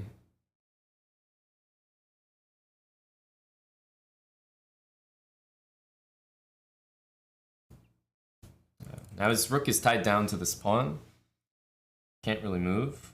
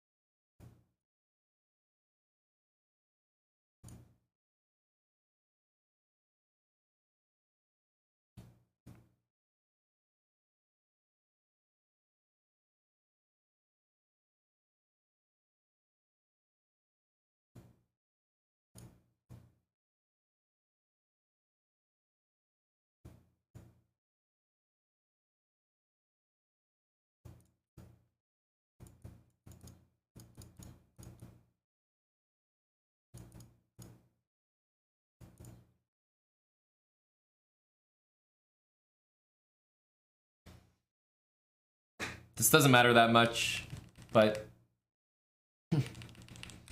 when you have, I mean, this honestly happens probably more than you'd think. When you have 3 pawns and a king and rook, the worst is to like bring the rook out here and try to push your king and pawns, because at any point somebody could try to snipe your rook with a pre-move. But I know for a fact that you can pre-move this fortress like just up the board like a, I don't know, Death Star. And all your pieces are defended, so even though here, like he did some move that, like I didn't take his rook, but it doesn't matter because I'm just like executing this pawn march, pawn rook king march up the board, and it'll always work, like no matter what. Sometimes if they play here and keep attacking this, okay, you have to sidestep before you do that, but if you're paying attention and pre-moving, like you're saving a lot of time just going from like way back here to, I mean, this was very effortless conversion. Death Star, yes. We hit 100k likes on TikTok. Thank you, KPV, for the update. Yay. Okay, just move the fortress up the board slowly.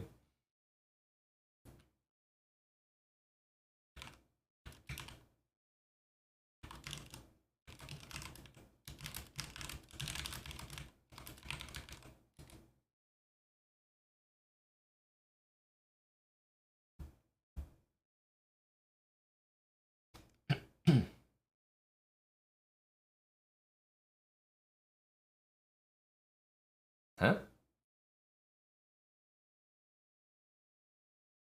What country is that?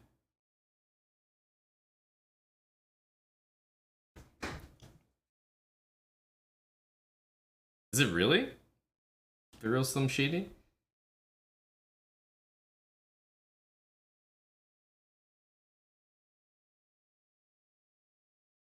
Click on it? Hey, I don't know. I could be signing a petition, man. My click could be very valuable.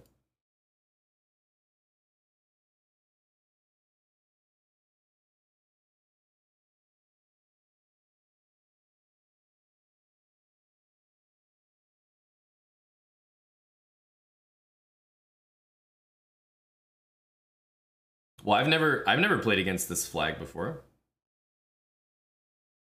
On chess.com? Never.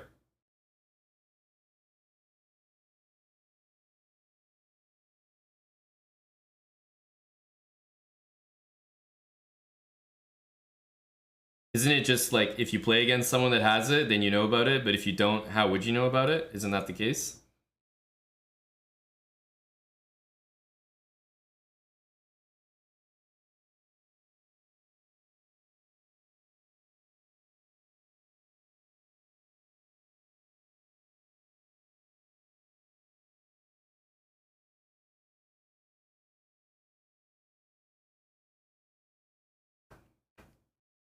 Yes, Natty winner. Did he have more games today as well?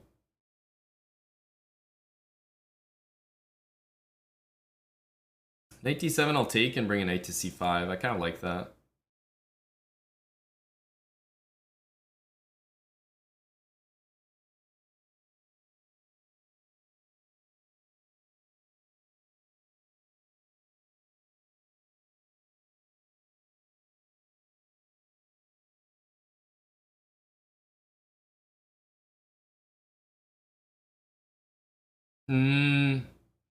We're at par there, Captain McMack.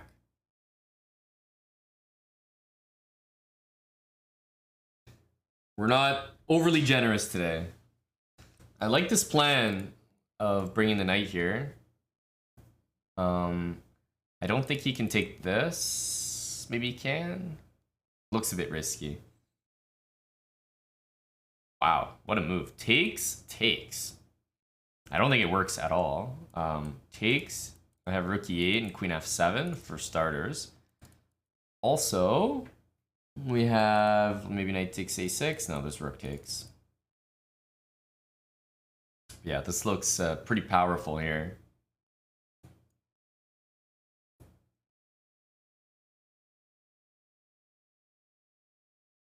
Oh my goodness, didn't see that. Actually, maybe it's okay for me. Maybe this is big brain. Definitely didn't see this at the time. But the queen alone doesn't do very much.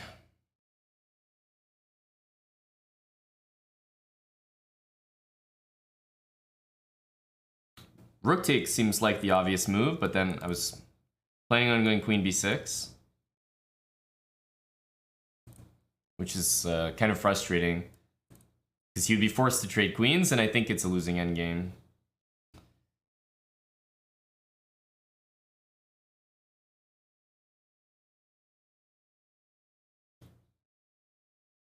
I can't go here. Can't take. So, what are we doing? My rook's not doing anything. Obviously, it feels like that's the piece to activate.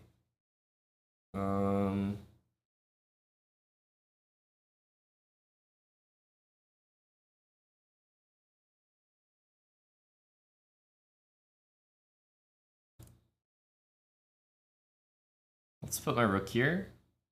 At least if he goes there, we can consider taking a6.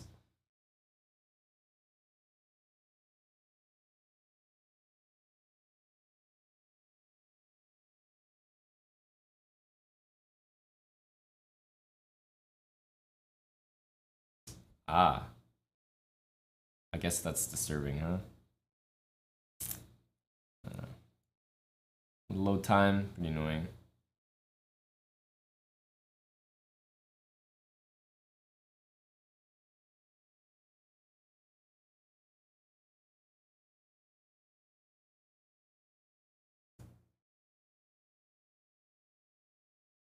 Honestly, should just go queen f2, yeah.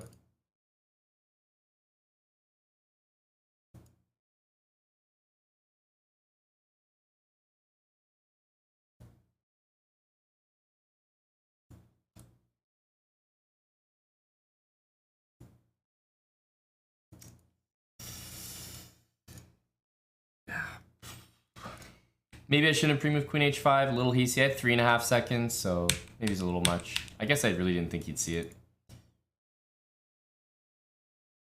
But we're a favorite to lose all these positions.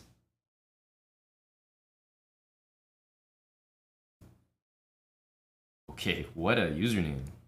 Okay, bud. Okay.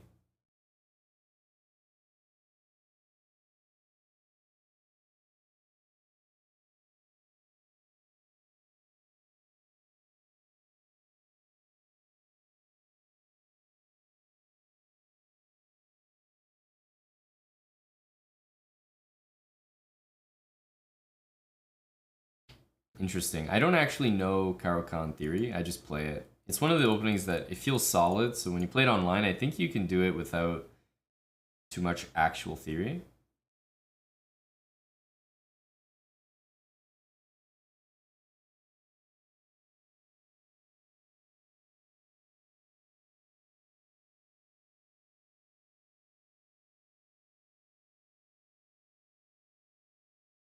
Whereas other openings, like let's say the Open Sicilian, if you don't know what you're doing in the Open Sicilian, I mean, you might just be getting mated. But if you don't know what you're doing in the Caro-Kann, you'll at least play a game. You'll get a game of chess in.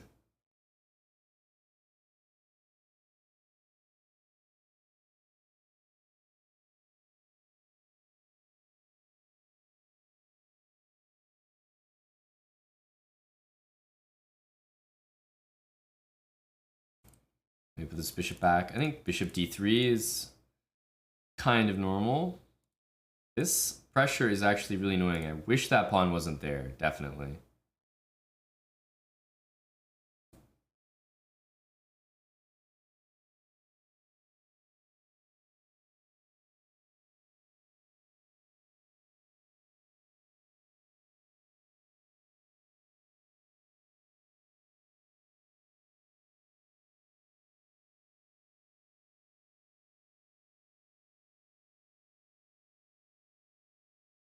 If I go here, knight a1, b3 traps my knight, more or less.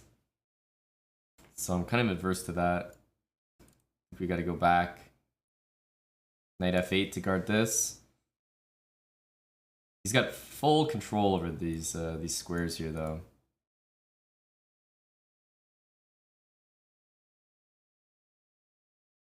Okay, now maybe I have e5.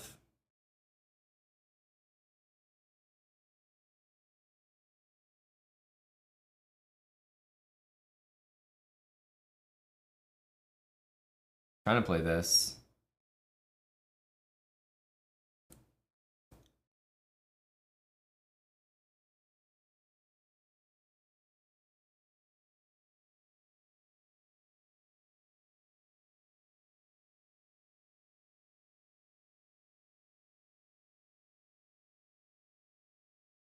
Hmm.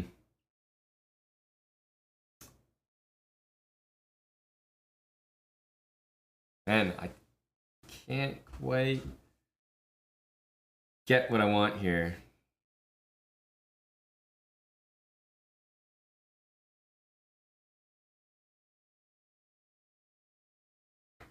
I might have to play some really suspicious stuff. Whoa. Really? Okay. Did not expect that.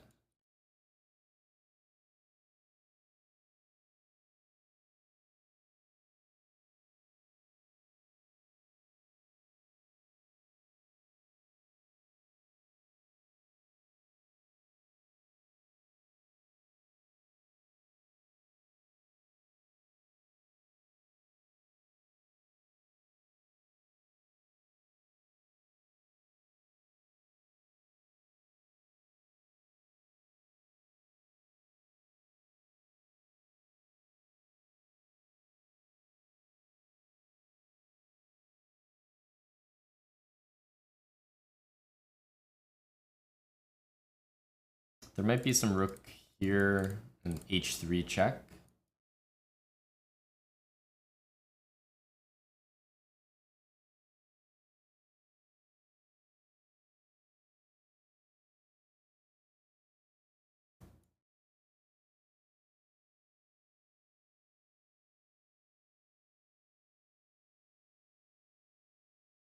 That's mate.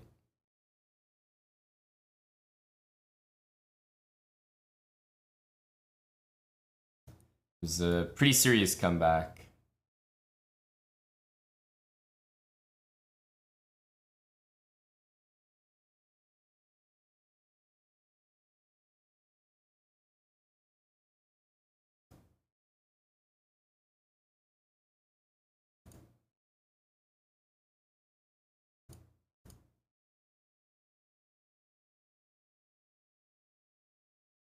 Knight takes e1, I was playing d1 equals queen.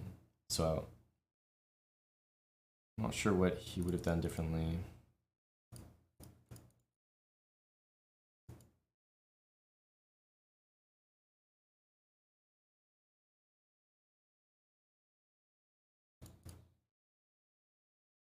Oh, he's going this way.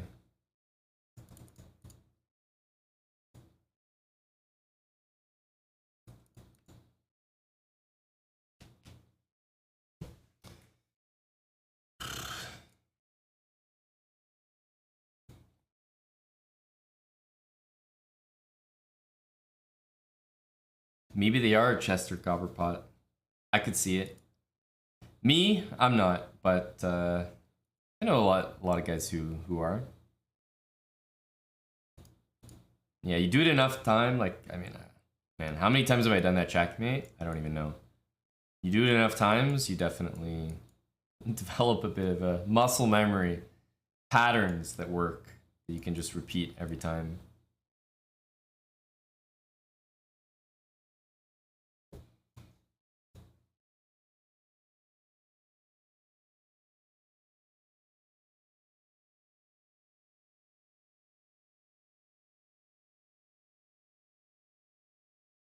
Okay.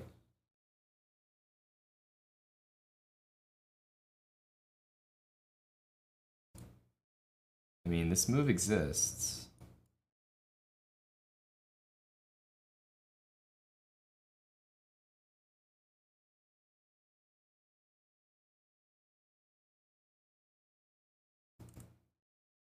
This guy here, bring the rooks.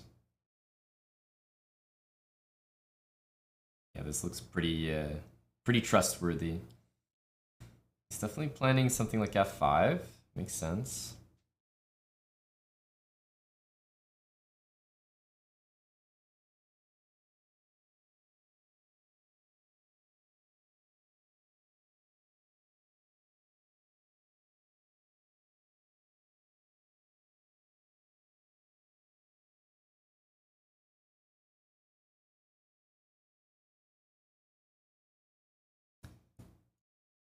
Let's go here.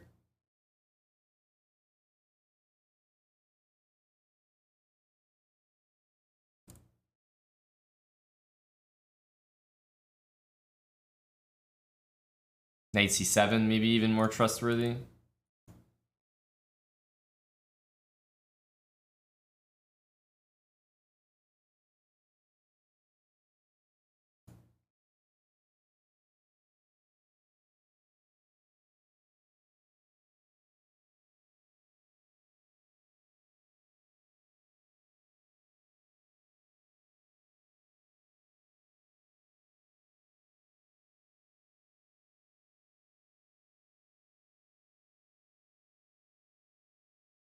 Pieces are on dark squares, so I have to be a little cognizant here. Bishop there could be played. He wants to do this or something. Start with this check.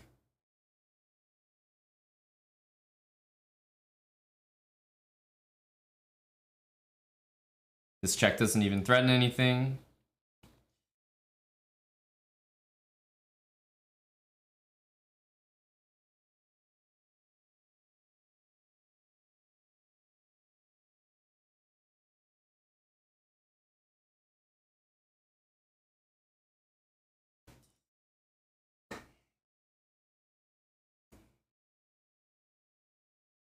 Okay.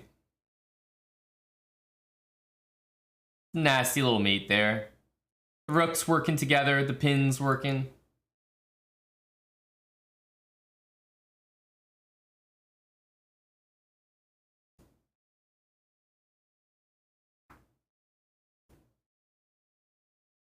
'94.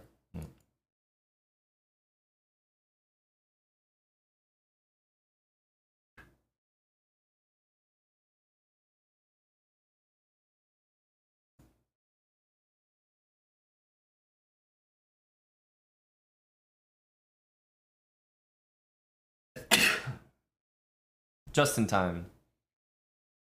I'm gonna try this. Not a great move, but a5, a4. Let's get h6 in there. I'm gonna need that move at some point. Probably. Okay, take. I'll take. We gotta play this.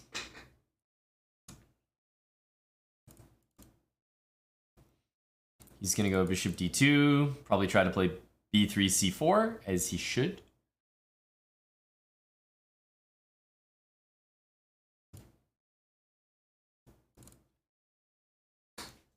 Let's go a4.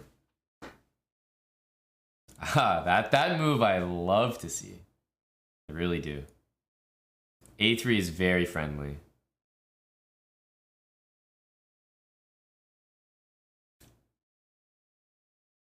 Okay, this is an idea that we need to be mindful of.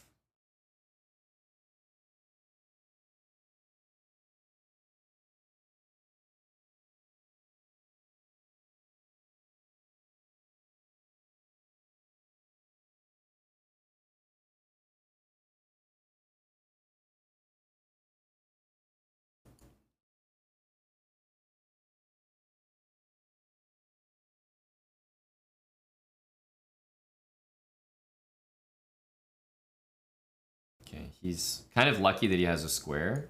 Let's go here for now.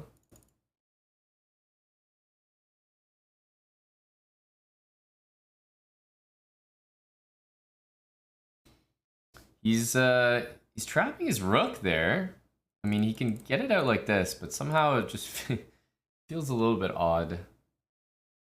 Yeah, it's not permanently trapped, but whatever he's doing feels off. I have a lot of nice knight squares, and he can't play h4 without losing that pawn. His rook is really stuck in there. Warshep, 50-month resub. Thank you, Mr. Warshep. I think he's in big trouble here. D2's hanging. His rook isn't even playing chess. He's just gonna resign. It's pretty gross.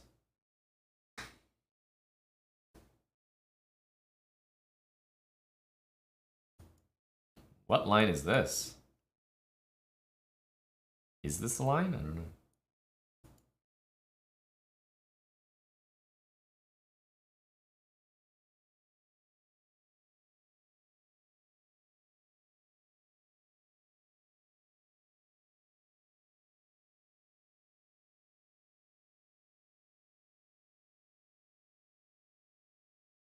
Yeah, you can leave your knight there, but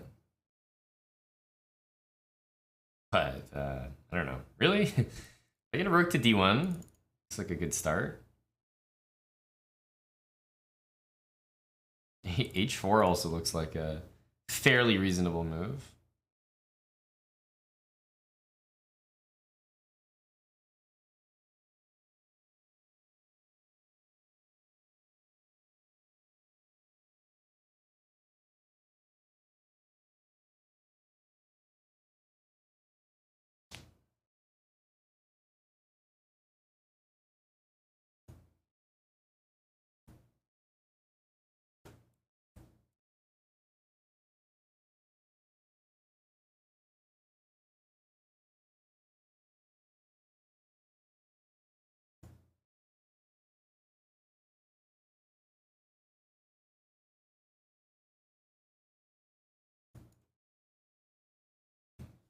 I think that's a resign.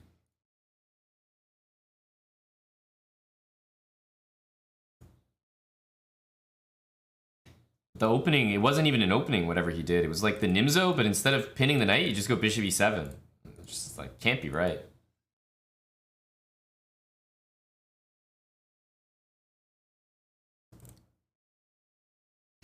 We need to, let's go d5.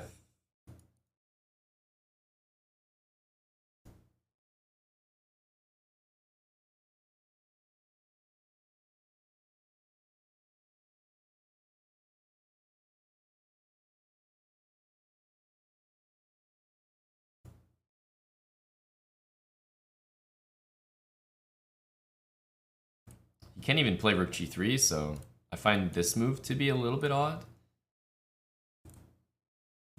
Castle and then queen a4 is one idea. I don't want to do it too soon as bishop e5. And he really wants to play this. Let's just castle. Yeah. Rook g3, just f5, I think.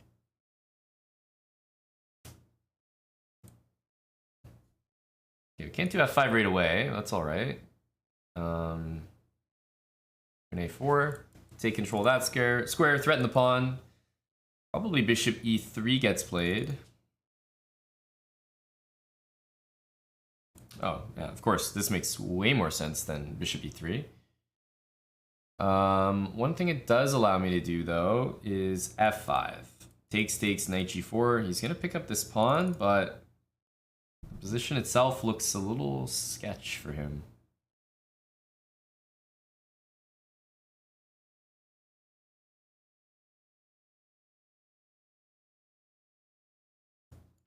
Let's try it. Ah, okay. If I get to keep this, I think I'm extremely happy.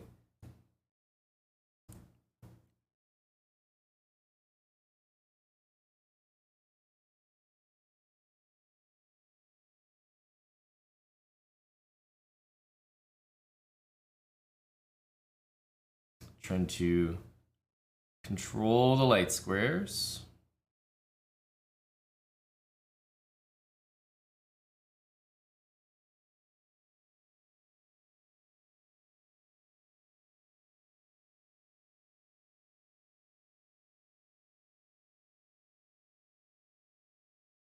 Do we keep the queens on or not? Knight takes, bishop up, or basically the exact same thing.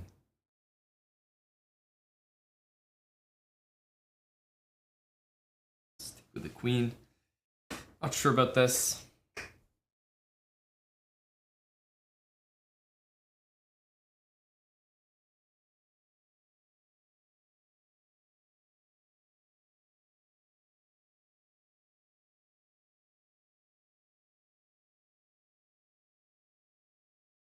E5 is just loose now.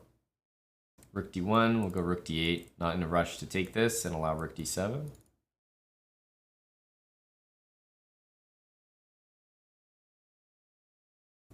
That's an objectively good move. Here, takes rook g1. Gotta try this. It's a good try. Open up the G file. I'm gonna try to keep things closed.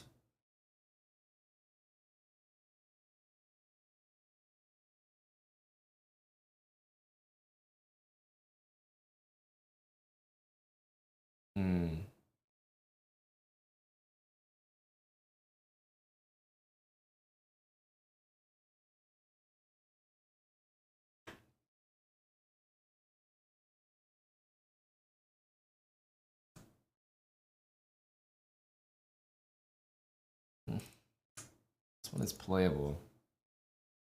Not my finest. Ah, no, it's not playable. Rook d1 attacks rook b1, so I can actually take and take, like the discover check.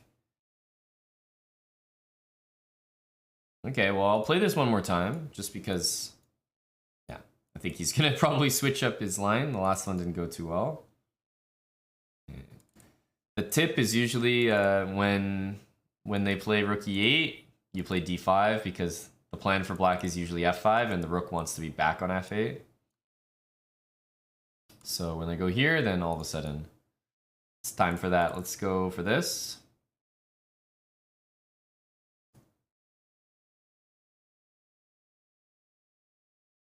We should be getting a very comfortable attack here. Yeah, we can go here. There's gonna be bishop f8. We'll just go bishop e2, not in a big rush.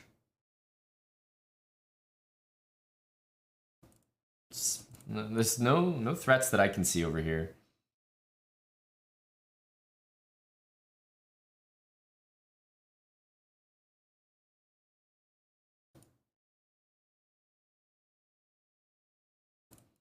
This is an idea, but it's for later. I can castle now. I think I mind castling this way. A4, B4. Rook G1, Knight F5 is another attacking motif.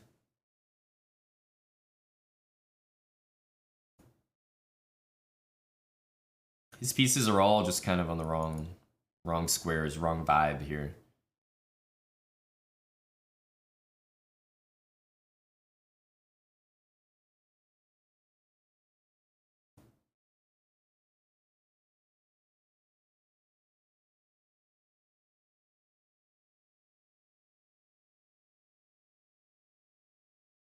Definitely can't take that. Queen here loses the queen though.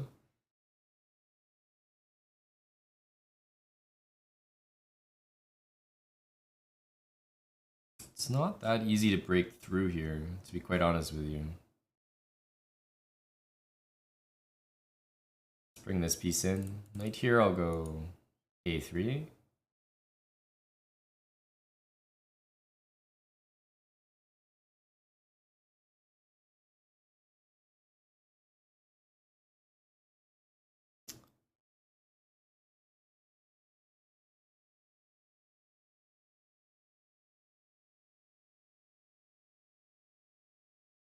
Let's try to go queen here as an idea.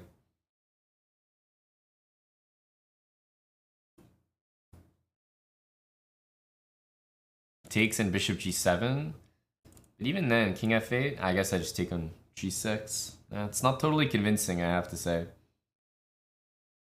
I've seen better.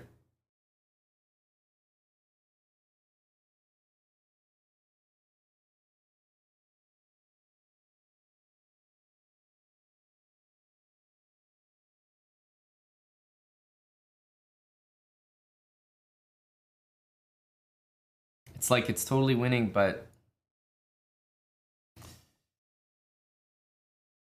just not fully seeing it right now.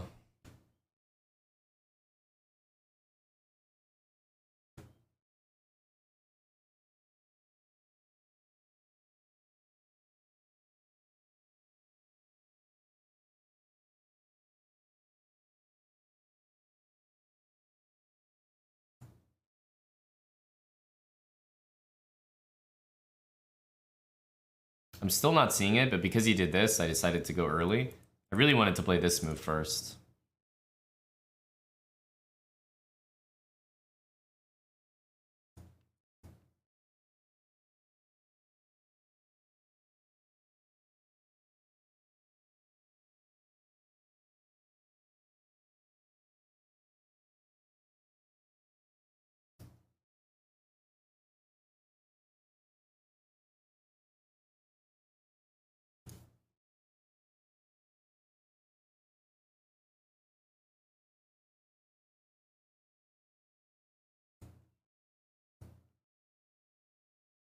Let's take this next.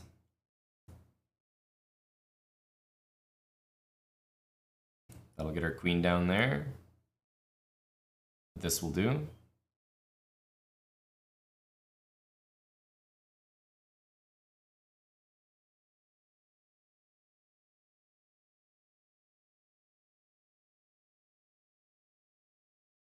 I mean, this has kind of been working out, so I'm just sticking with it for now.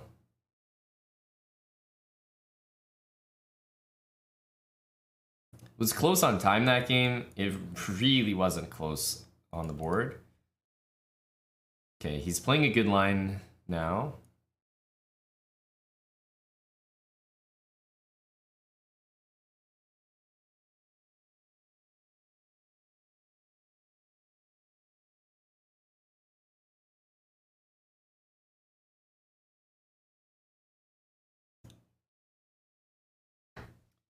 Oh yeah, forgot about this.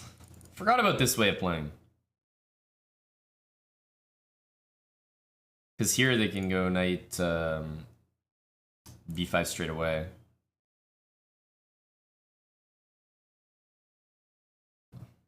We'll play into it.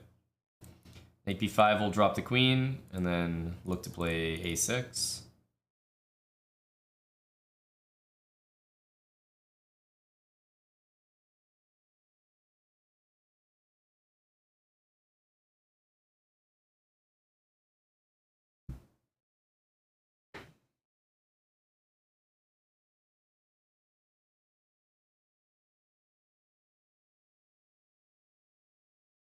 Okay, queen h5, g6, queen h3, bishop takes. Knight e7.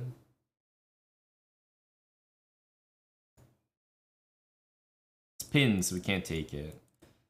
We're gonna bring it back, but then I want to go king d7. Yeah, takes, there's knight f5. Stick my knight on b3 maybe.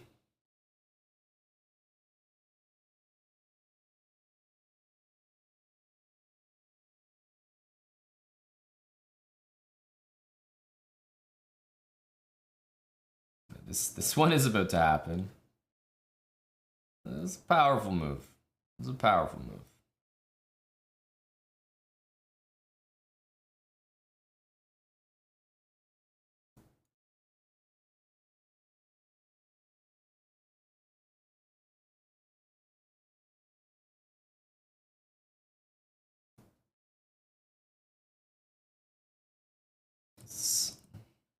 I'm gonna run my king here. Yes, he has all the dark squares, but I'm hoping that it'll be difficult for him to actually use them.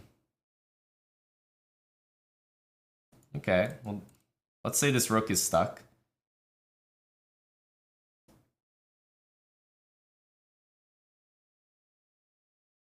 I'm just getting the feeling here that if he opens things up, like, it's gonna benefit me, not him.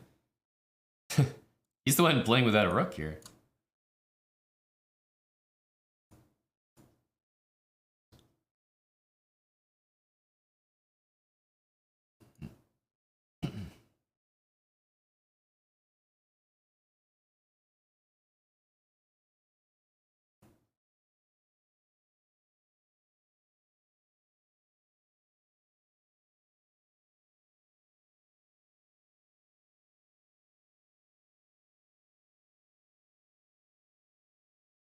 Ah. He doesn't want the smoke. Okay. What's the plan to break through?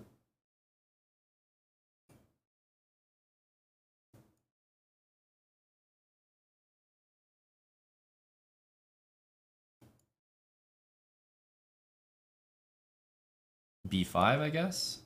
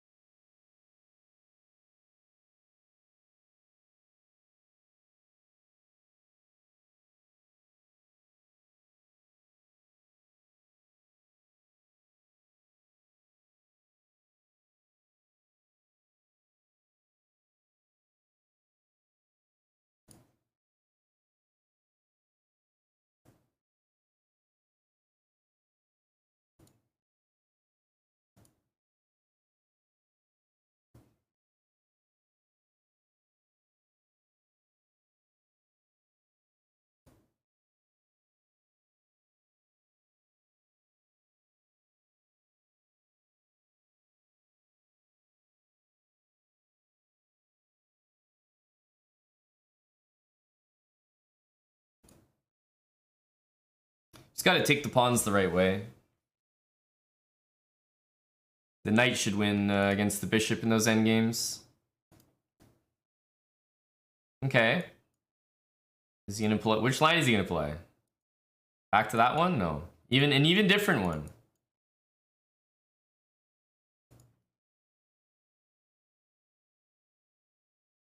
I think this is just a pawn for me.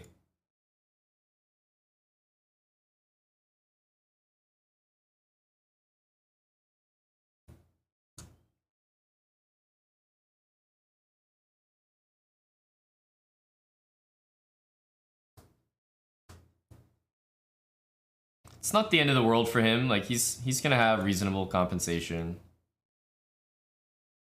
Kind of like a Benko.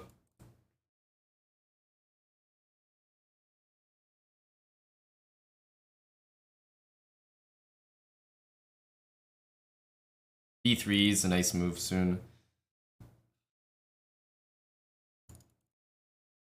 Knight d5.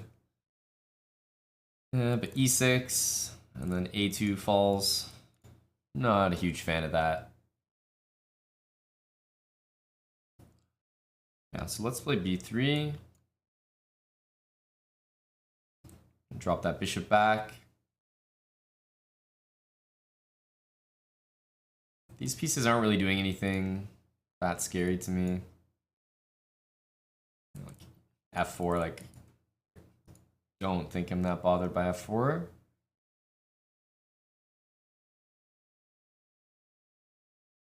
But now is an important move. How are we gonna break through here?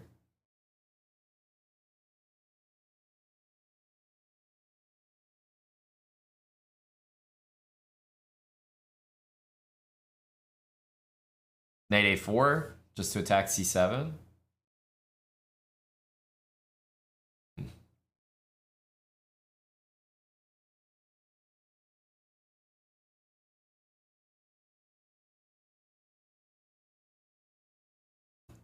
I'm gonna try to do this, and then play a4 with this protected, and then knight b5.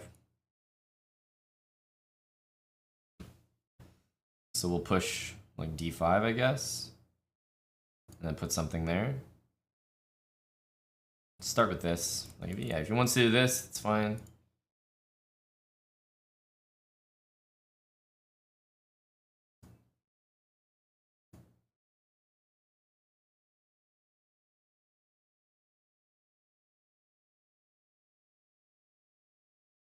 Okay, well, we have to take, I guess.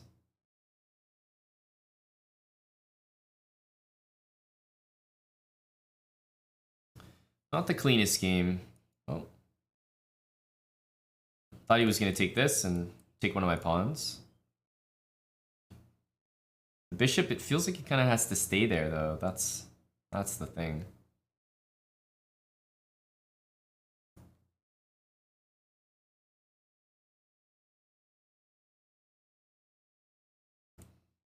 Try to get this queen out here.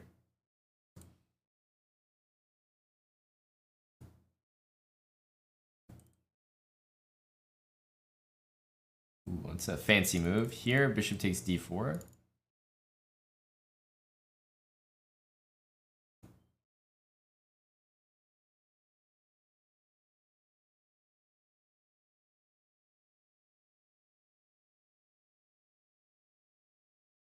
You can take this.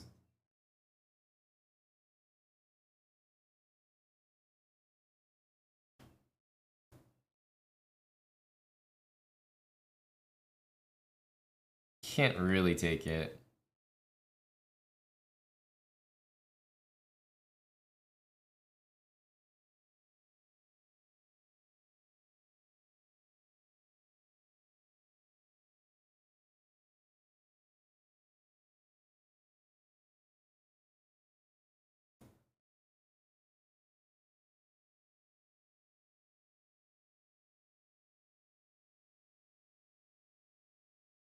This is mate, which is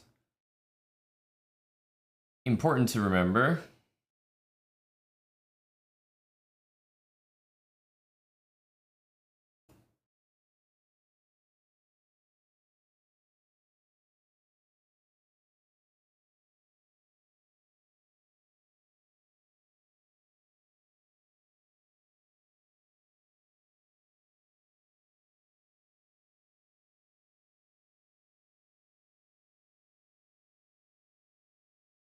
If you go rook a2 first, then you have to deal with bishop there.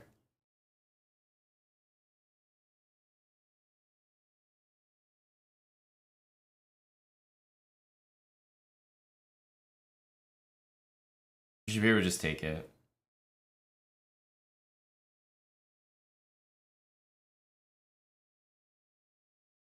I guess I'm gonna keep playing this.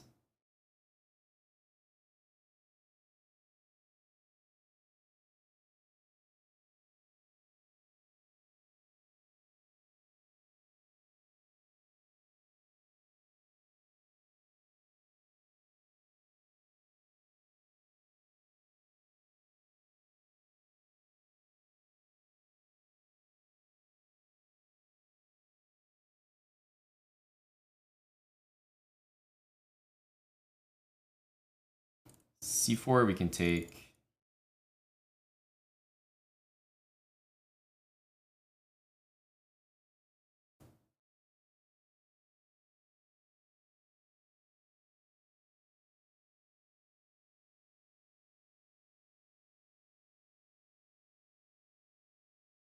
So he's losing this pawn, right? Here, he wants to play knight there. Takes. I think that should be good for me, though.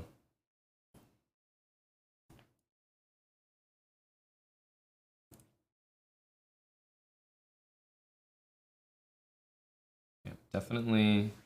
He's definitely playing the right way.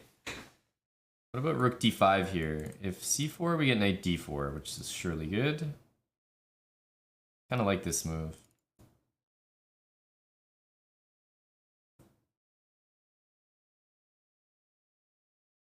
Double up. We're up a pawn, but yeah, our structure is not perfect at the moment.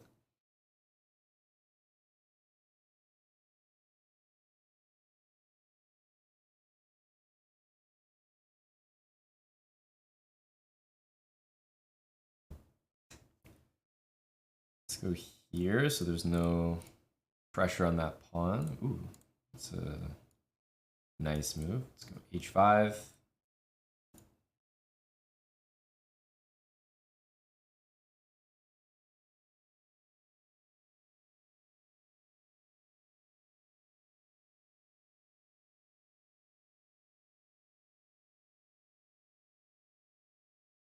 Can't really move this rook, which it's kind of annoying because of this.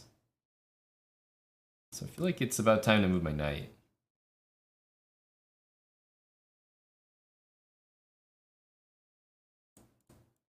How dangerous is this? Not very. I have this, I guess.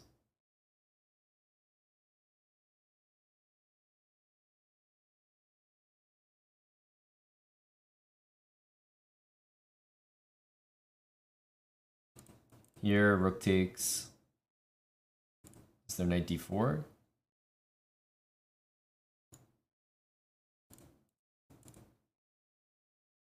Bishop h6 can be taken.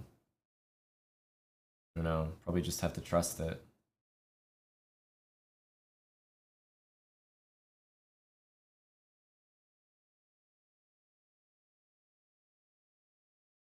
That's check. And even rook g1, we just take it. We're up the exchange. Here, we take that, right?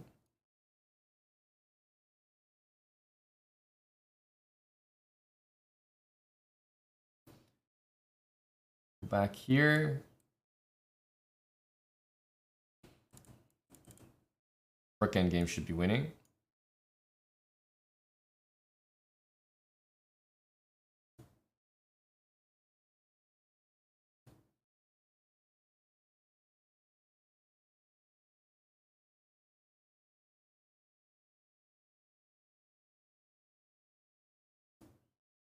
If he doesn't have this move available, he might blunder.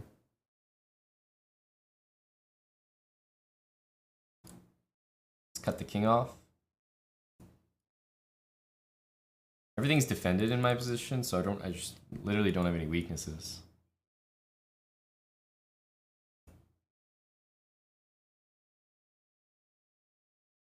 Yeah, now we can just advance these pawns pretty easily up the board. 3 connected pass pawns. Don't think we've played London against them, so let's play London. The other stuff was working just fine.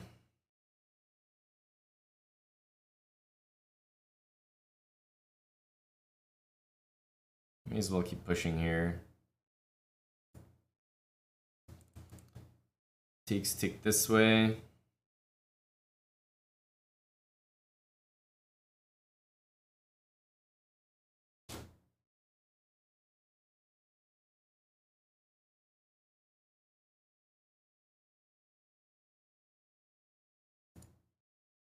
Trade these knights.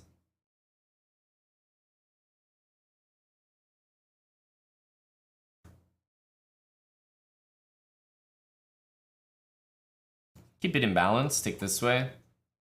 I'm gonna kingside castle. Take this knight. Probably start to use the C file, I guess.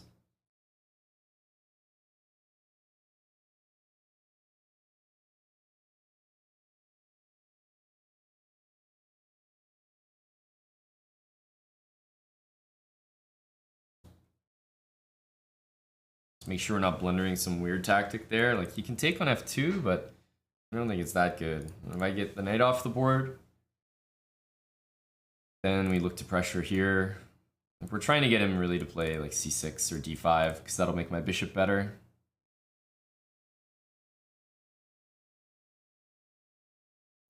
Oh, he's going back now. Take? I think he's really thirsty for taking on f2.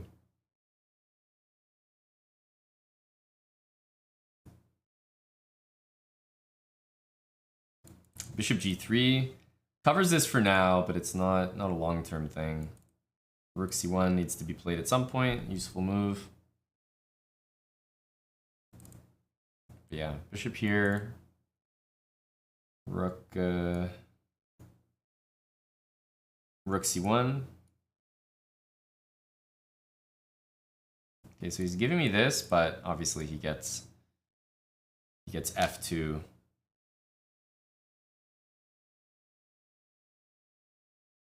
So I can't really let that happen. Then I lose all my counterplay. So this move to me is pretty much forced.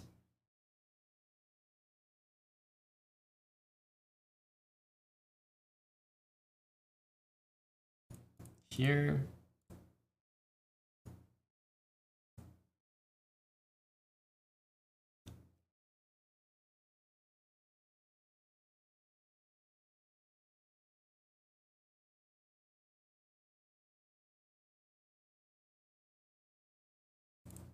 Do this one.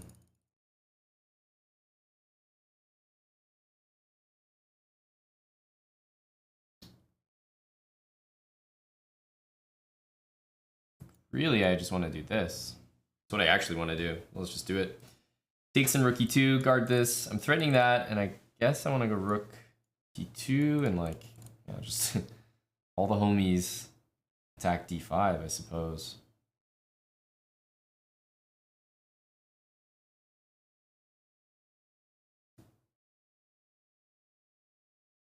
Let's start with this. Not even really threatening to take that. Kind of thought I was.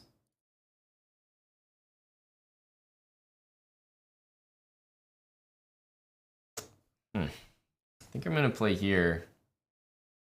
But if he takes, I think he has probably one or two important tempi. Otherwise, if I take and go back to d2, then I'm okay again. Let's go here. I want to go rook c7 pretty badly.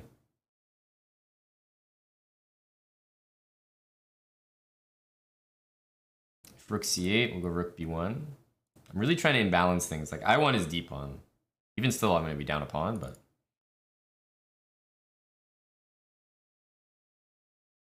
I think we've got something here. Really good move.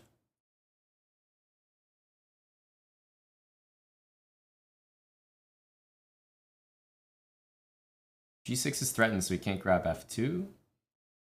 At least I didn't think so. Oh, GG's.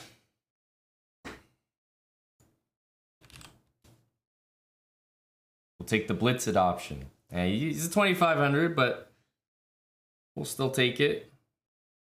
Very rare for me. Very rare.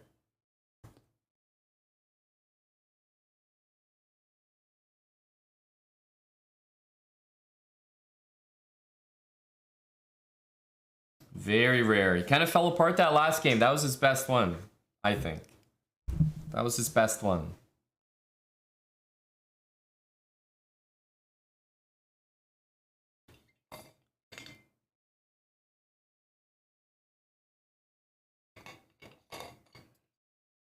Clean 10. I wouldn't say clean DKTQ. You know, now that they're done, it's like, oh yeah, clean 10. But when they were going, especially this last one, I was not sure about this one. Most of them I had a good feeling about. It was like a few close ones on time, but this last game, oof, could have swung differently.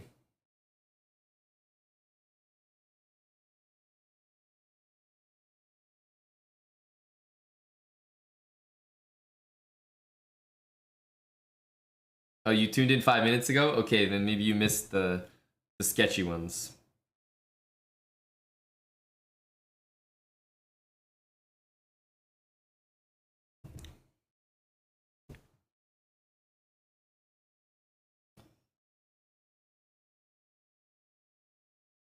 All right, GG's. I can say, okay, we did it.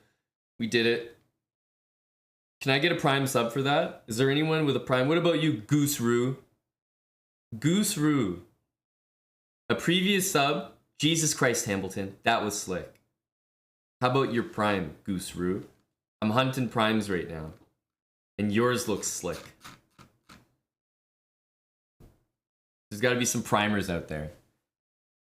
You know, just like one prime for every 10 wins. And I'll be working minimum wage.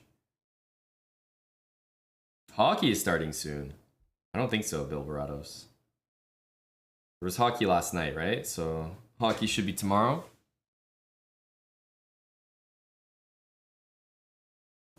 Gory, thanks for gifting a sub to Glexic and Meko Shark. Hey, you did get me. Appreciate you. Appreciate you. Thanks for the 4 months, Meko Shark.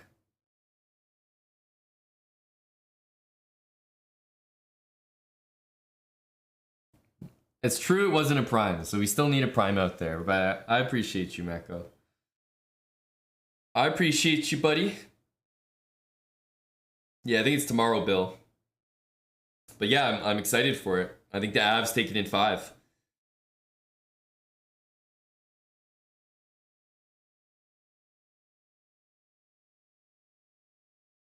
I keep asking, but I feel like people aren't really down. I was gonna host a viewer arena. What are the collective thoughts on a viewer arena? I've just been playing chess all day, man. I'm like chessed out. I've been talking about candidates, did a whole speed run, played a bunch of blitz. I'm chessed out, honestly. Crandle, thanks for the 10 months. There's a prime. 10-month prime. Appreciate it, man. Welcome back, welcome back.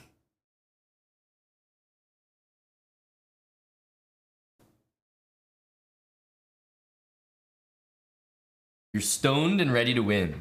Oh, fair enough. Are we feeling a Swiss or an arena? Oh shit. Goose, did you already use your prime somewhere else? A gifted sub from Goose. Goose Roo, thank you. I appreciate you, man. Swiss or arena?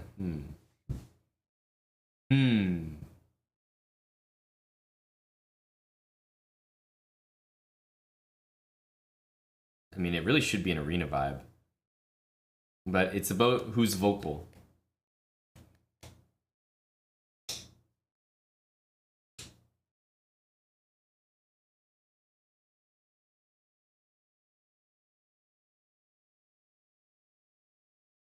Bullet Swiss?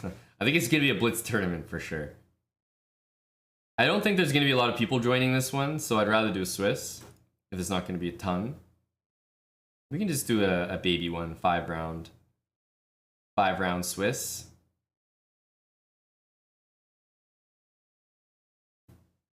Tournament name.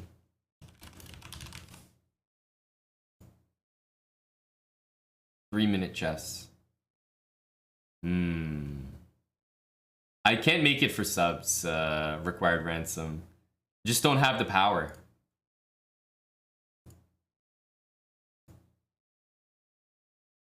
Give you guys about 5 minutes. Verified only, that's funny. Reading.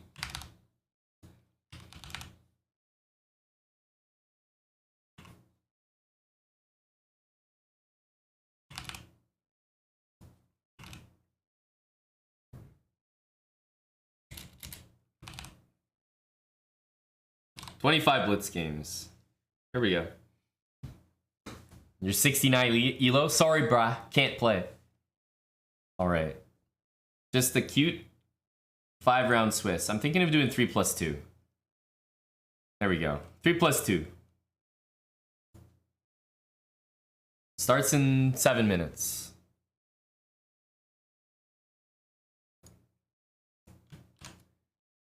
There's the link to join. I'm going to update our join command in chat right now. So you can do !join in chat and then make sure you're in the chessbrah club because it's a club tournament. That's the thing. It's a club tournament.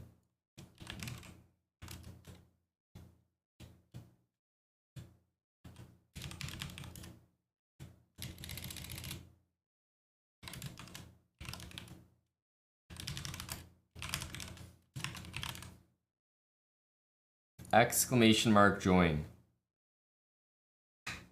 Yeah, and then yeah, !join. Click the first link there.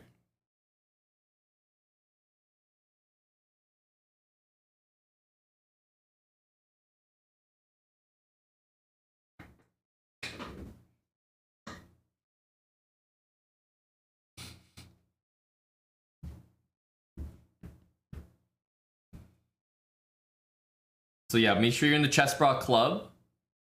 Do you have to play all the games? No, you can withdraw. I think you can also late join, maybe until like round 2 or something.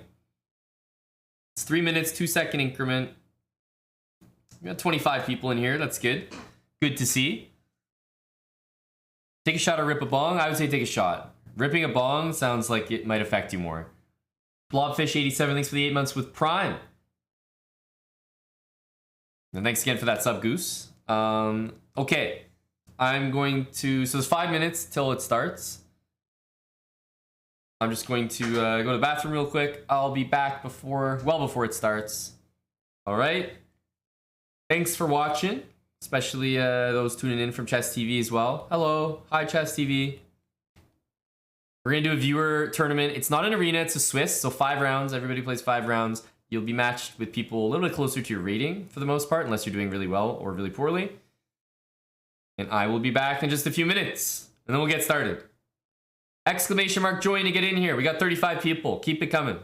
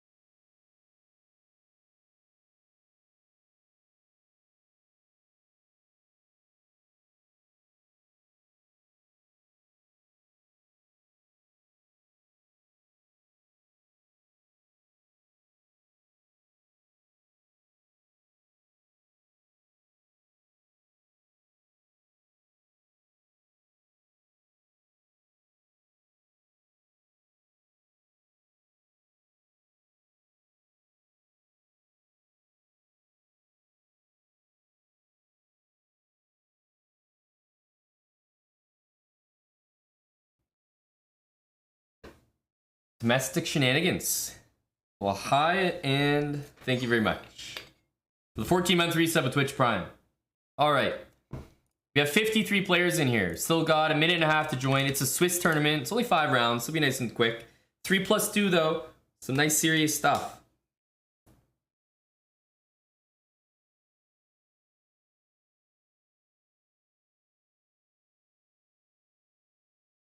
That's weird, auto chat software. Well, nice that you figured it out. Thanks for the persistence. That shouldn't be required, but weird. Am I gonna play? No, I think I'll commentate and follow along. I've done my playing for today. I'm played out. Starts in 1 minute. How many players can we get in here? How about 69? Can we manage that? Click that link to join. You gotta be in the chessbrah club. This one right here. You gotta be in this chessbrah club. You gotta join it. It's free to do. I'm already in it, but if you're not in it, you'll see a join button, very obvious here. This is the tournament. You can also find the link in the chat, !join. It's the second link there. It's a direct link to the tournament. It's called Any Primes. We got 63 players. Can we get 69 in 20 seconds? We need 6 more. 69 is just a nice number. !join. 67. 2 more. 2 more. 5 seconds. People do seem high T. 66 players. Someone even left. Feels bad. Someone even left. We need 3 late joiners. As far as I know, you can late join the tournament. Try it. Some tournaments don't let you late join. Raisin Fighter is leading the tournament with 441 elo because he's the lowest rated, and there was 67, so he was the odd number. Raisin, an absolute legend. Buddy, you're smashing it. We should end the tournament right now and award the prizes. This guy's not even here. Is anybody here? Oh, these guys are playing. 1900 against 1200. Oof.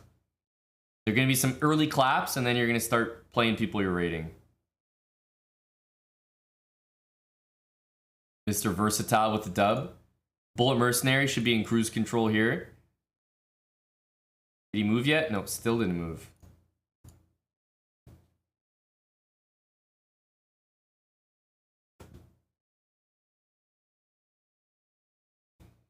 Yeah, you're probably gonna get absolutely obliterated next game, Raisin. I'm not gonna sugarcoat it here for you, brah.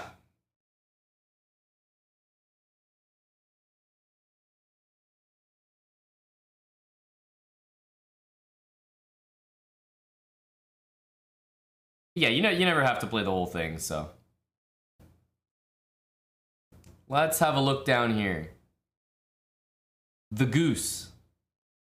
Is that our buddy?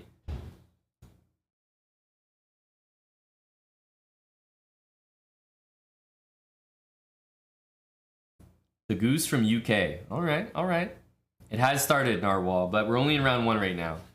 As far as I know, you can late join for round 2.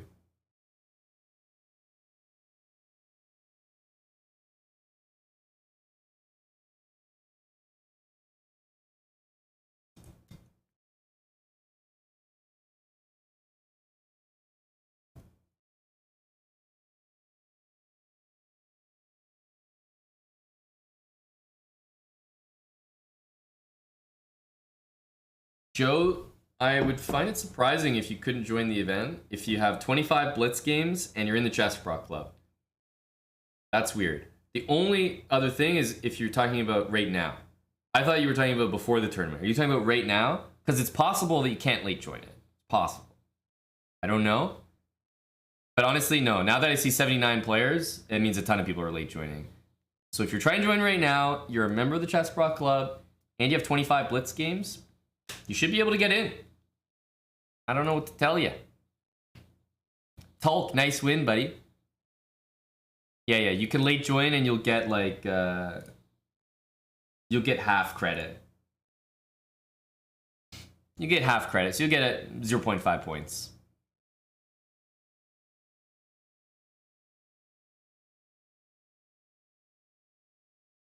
You'll get 0.5 out of 1, and then you'll get a game for round 2. Exclamation mark join. Yeah, we got 80 people in here. It's good numbers, good numbers.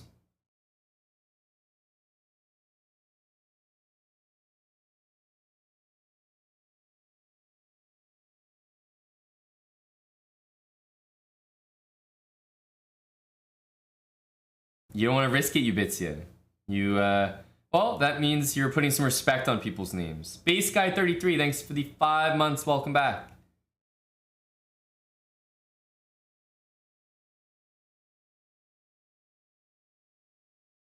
Who else is in here? War Shep. Shep putting the hurt on people. I spy a mate in one.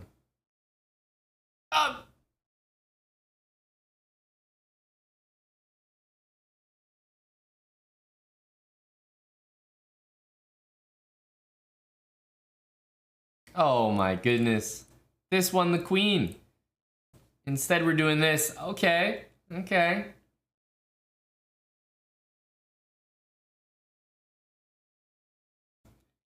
Having whiskey and ready to lose rating. Oh, that sounds like fun. Still winning? Well, the thing is, Joe, I wouldn't be so sure after this. Probably still winning, but okay, this is coming. It's just so unnecessary. Unnecessarily complicated. But yeah, the way it happened, definitely winning.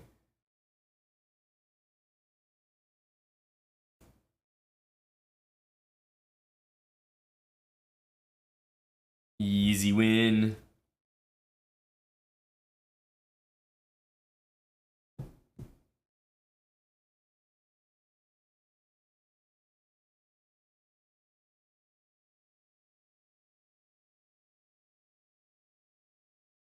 Yeah, I think Shep's got it covered here. How about our buddy Goose? He needs to play faster. He's not playing that badly at all. He's gonna lose material here, but if he keeps the speed up, I think Black is maybe a favorite here. All games have to finish. That's what a Swiss tournament is. This is what it would be like to play an actual over-the-board, real-life tournament. You have to wait for all the other games, etc., etc.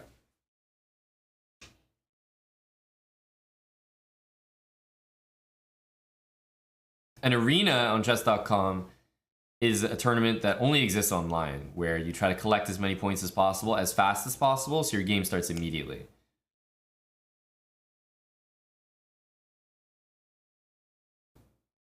More speed, Goose. Oh, he's playing a guy from Switzerland. Swiss and Swiss.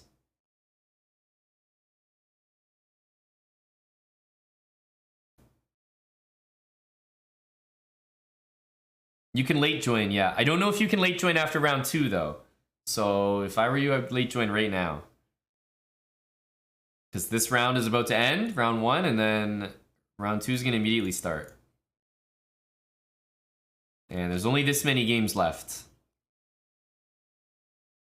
Very tricky move.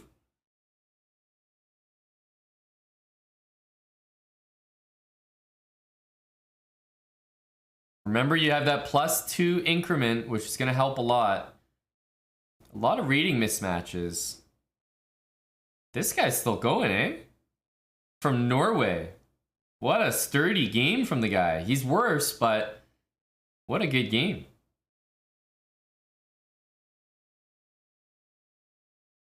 That's one to watch. Meanwhile, Goose is sending the pawns here. I love it.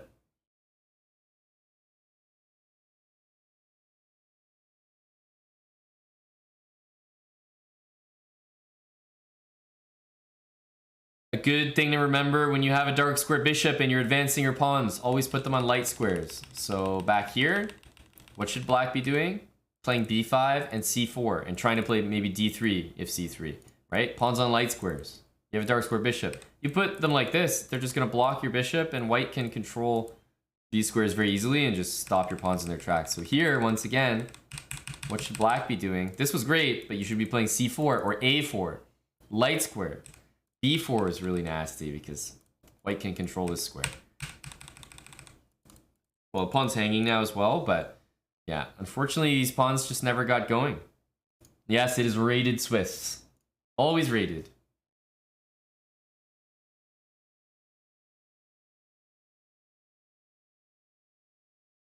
Nine seconds.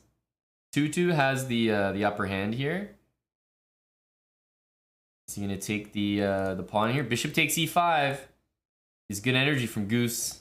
If he plays that, queen takes is really bad. Uh-oh.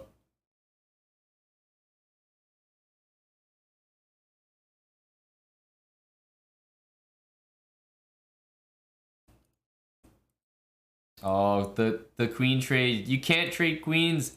Oh no, I can't believe he's trading queens. Goose, you're down material, buddy. Bishop here. It's your only chance. Yeah, this guy's gonna be too fast. Rip. 2-2. Looks like he's gonna get that win.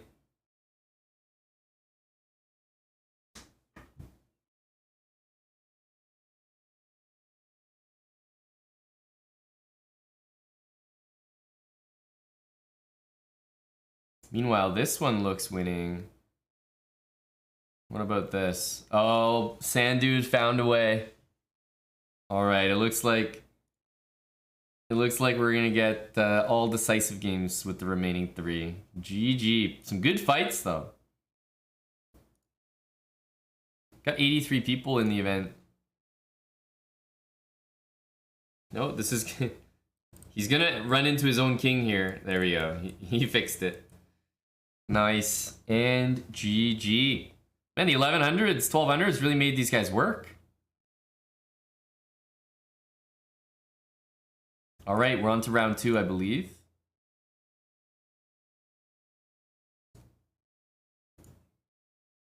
Good luck.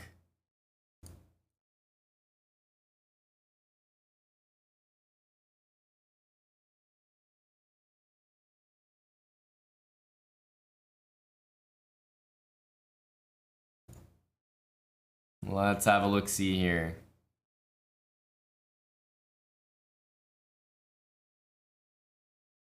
You got the 2500?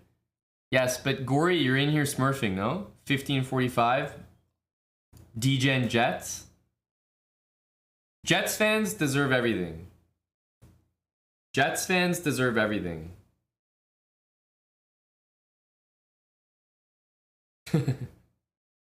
You're not gonna get a lot of sympathy.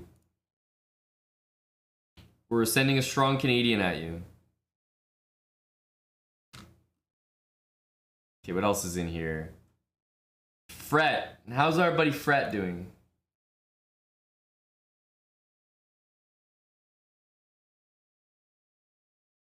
Hikaru Nakafura is his opponent.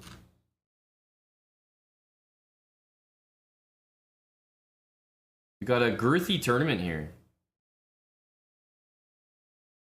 Very girthy tournament. This 600 gave a great game first round from Norway. I think he's a sleeper underrated.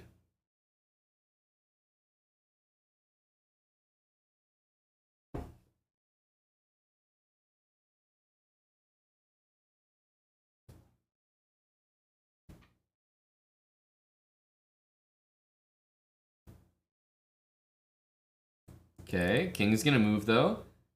I think Cinderelp is playing nicely. I mean, F4 is also a great move. Very impressive game so far.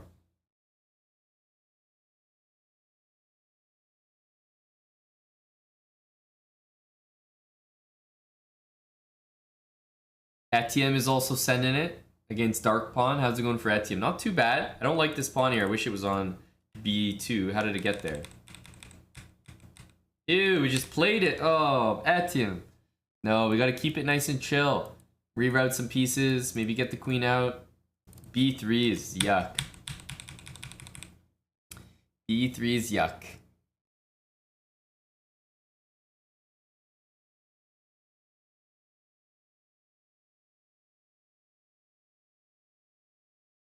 And I'm not sure if you can late join after this. Like, if anyone's not in the tournament, can you try joining right now? I'm curious if you can late join. Because with only 5 rounds, this would be the maximum you could late join, would be my guess. You can't. Yeah. That's what I thought. With only 5 rounds, letting people late join after round 2 is kind of like, that's almost half the games that you've missed. So it makes sense. Got to get in early. For 7 rounders, I think maybe after round 3 is the latest. Probably not even after round 3. Maybe after round 2.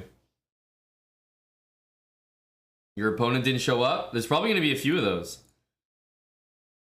Congrats.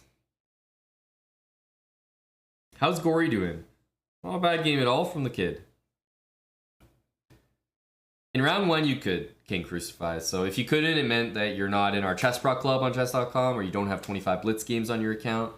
One of those other criteria. But in round 1, you could late join. Because I know there's at least 20 people that got in.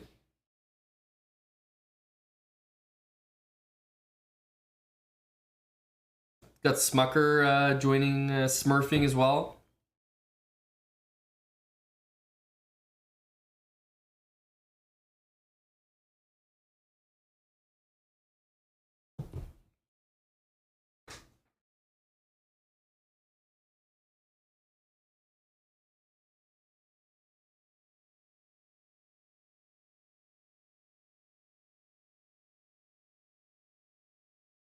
Well, it doesn't have to be 25 today, Howley.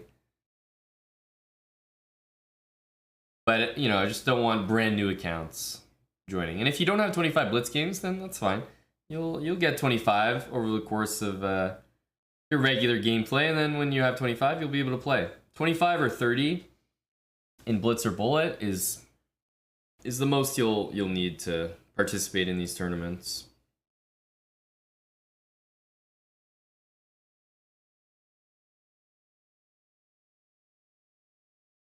You're getting smoked, Goose? It's gonna happen, buddy. It's gonna happen. At your rating, from time to time, you're just gonna run into a brick wall. Let's check out Raisin.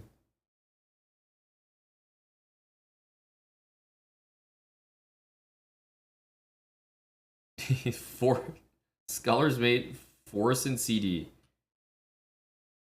He's got a good puzzle rating. But his rapid and blitz after tons of games are 400, 500, bullets 400.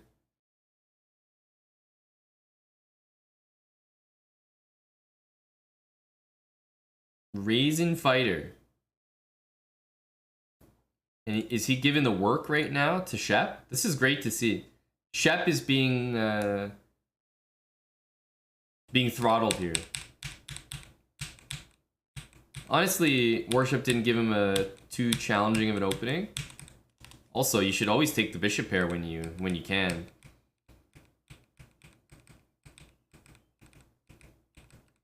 Still a pretty impressive game by Raisin here.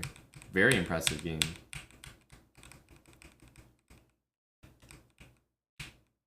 Rook here. What?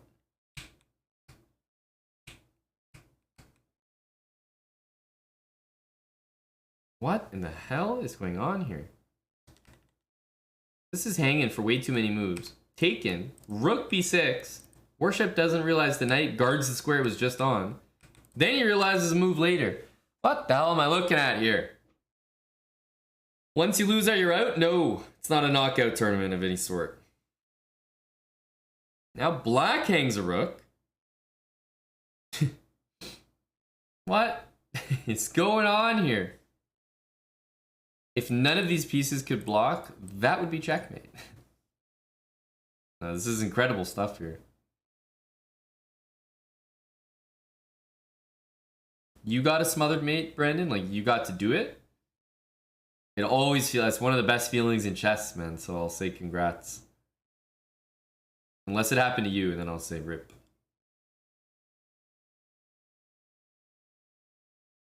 Etienne down on time here against 1750, but he's giving him a run.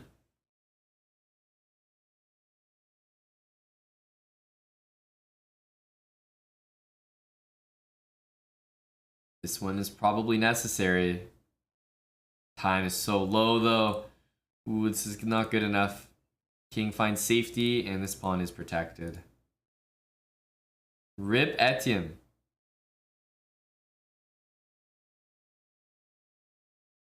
How's Buddy Raisin doing? Oh my goodness, what a close game. What the hell happened here? Warshep was up an entire rook against 20 seconds. Oh my goodness. Warshep, what the hell are you doing here, bud? Jeez. That was a little close for comfort, hey? That was a little close for comfort. No, but Warshep, you didn't challenge him. He played a good game, but in critical moments, he hung everything. He hung his rook for multiple moves. He hung this rook for multiple moves. You were also blundering a lot of stuff too, and you didn't take his bishop at the start. So I have a question. When you play knight here, are you planning on taking the bishop? Because if so, when provoked, why didn't you? Because I think you take here and you give him a Warshep clinic with the two bishops. This is a 400 power bottom if I've ever seen one. Yeah, absolutely.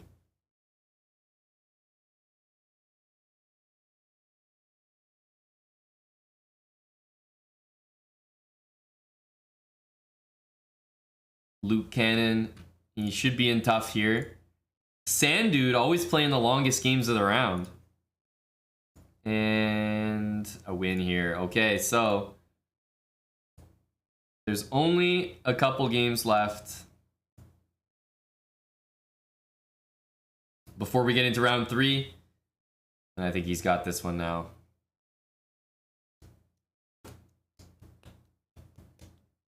Now, Raisin Fighter started hanging everything. Left, right, and center.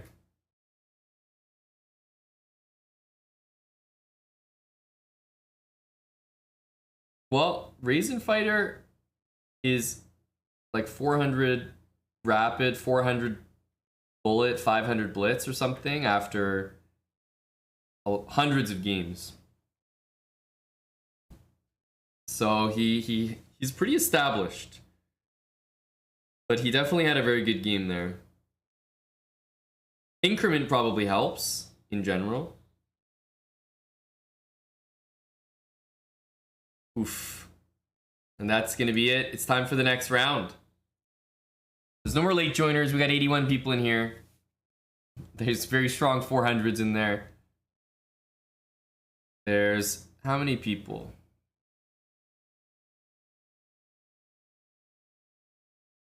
$14 people with 2 out of 2. That group is going to get smaller and smaller. Oh, is this the only game here? There we go. Let's have a gander. Let's check in with a few people.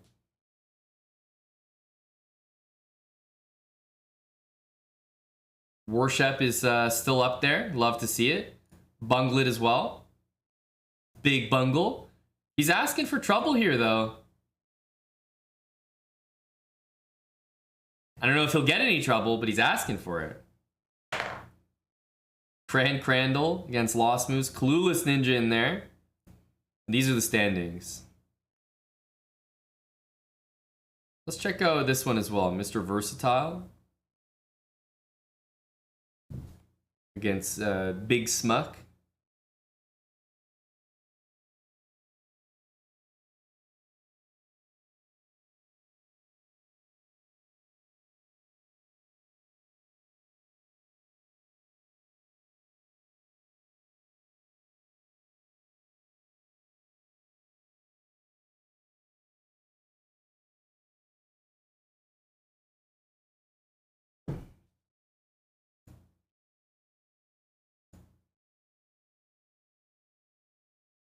Should do another viewer tournament after this one. I think this is going to be our only one. Mr. Versatile walked into a tactic everyone here should know about. Knight b5. Absolute KO. And white missed it and then played knight b5 anyway. Wrong order. This is round 3, Mipu. Yep. This is round 3.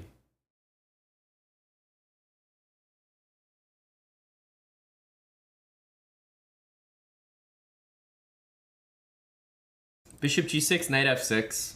It just, there's nothing really there. It is for the lulz. Yeah, you can play this for the lulz for sure.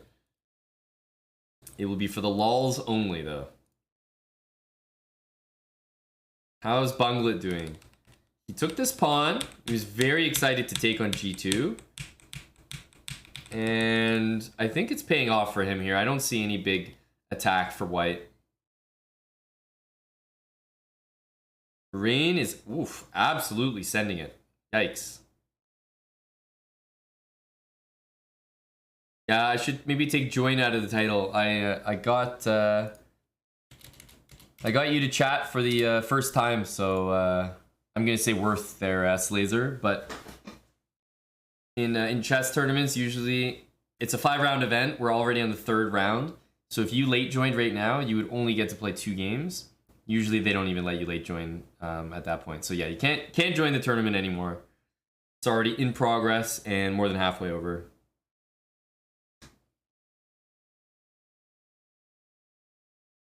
Aditya X26. Yes, he'll for some energy. This is a pretty serious move, by the way. If you take this, thinking that you'll mate, you actually run into queen takes e3 check and lose your queen. Very impressive move. This is a serious one.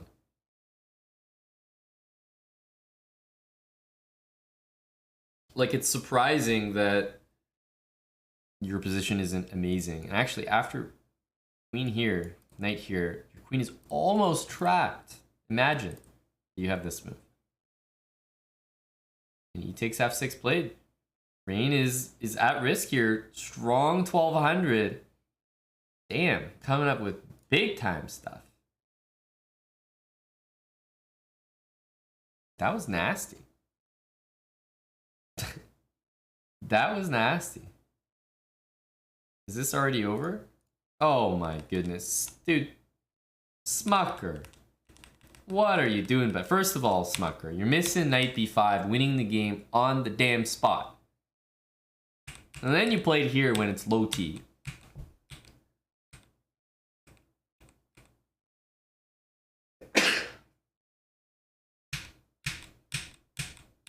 Oh, and then knight f4 hits you like a truck.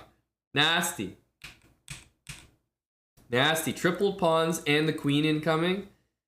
This is gross. Nice game from Mr. Versatile though.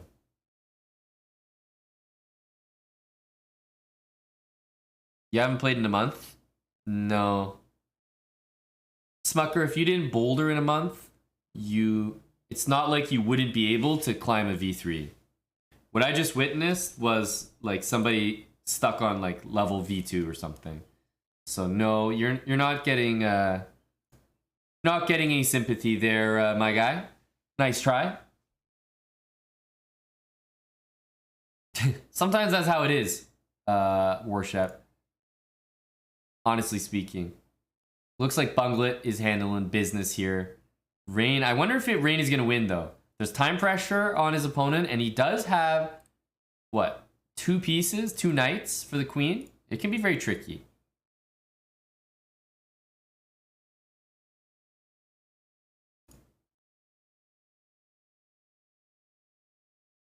Tomenheim, not your tournament, eh?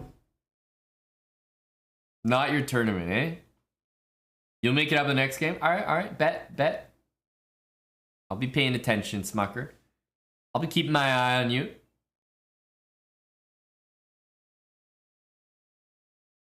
Ooh, 94 is an unfortunate blunder there. It almost looks tricky, but the bishop's guarding the rook there.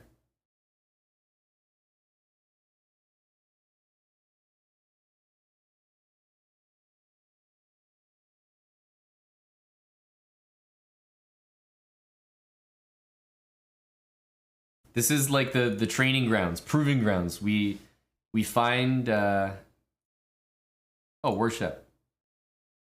What was your game? You're done, right?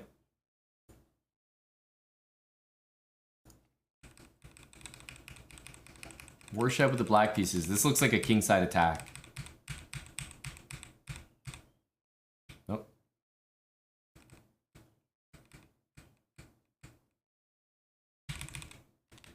Wow. Total blindness. He missed the bit. That's a long-range bishop. You totally forgot about it. You tucked it in. That's why you tuck your bishops. Those look lethal, though. Nasty stuff.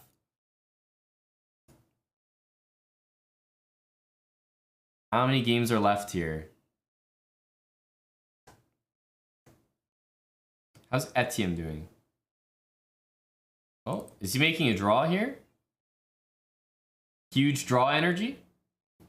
White can probably play for a win by doing some, like, very specific triangulation stuff. Ooh. Ooh. King E1. Here, here, here, and here. Big move. If he doesn't see it, though, he could get mated. Oh my goodness, G5 was checkmate. Here he has to give up his queen. Bro, oh, it was double check. He couldn't have done it. Check. Oh my goodness, he's gonna go here and he's gonna get mated. No! No! King E7! And you had mate in 1. Oh my goodness, Etienne. Who's gonna win this game? White still has chances. An active rook and a dream.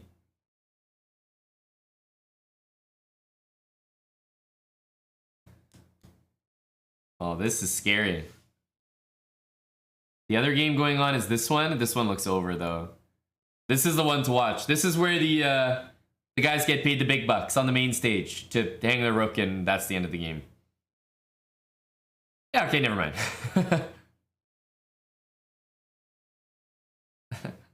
That's about it.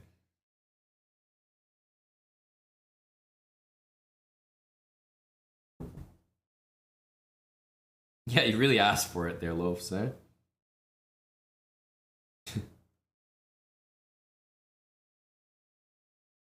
I like what John is doing. He's giving away all his pawns, setting up stalemate ideas.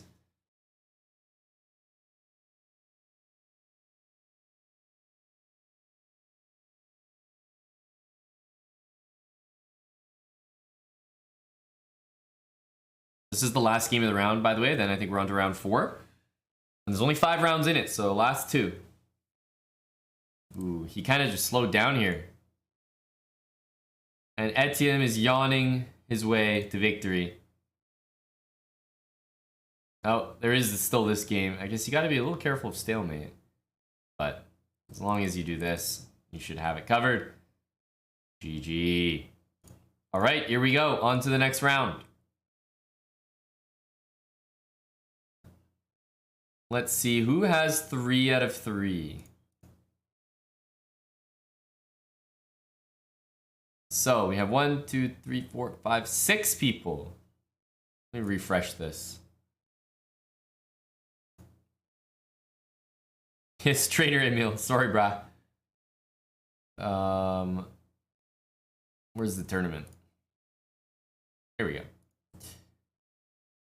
1, 2, 3, 4, 5, 6. Okay, it was 6. Let's check some of the games at the very, very top here. These are the guys with perfect scores so far.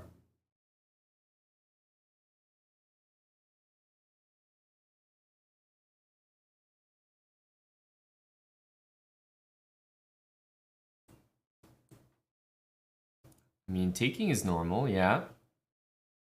Mr. Versatile is the rating underdog. So is Warshep, but he's been handling himself thus far. Okay, this is funny. Bishop out, knight here, bishop back, okay. And then h3. Interesting move. Not necessarily a blunder or anything, but interesting. And he gets the bishop out, and I think he's gonna get e3, and honestly, he's supposed to be hitting him with a classic tactic here. Let's see.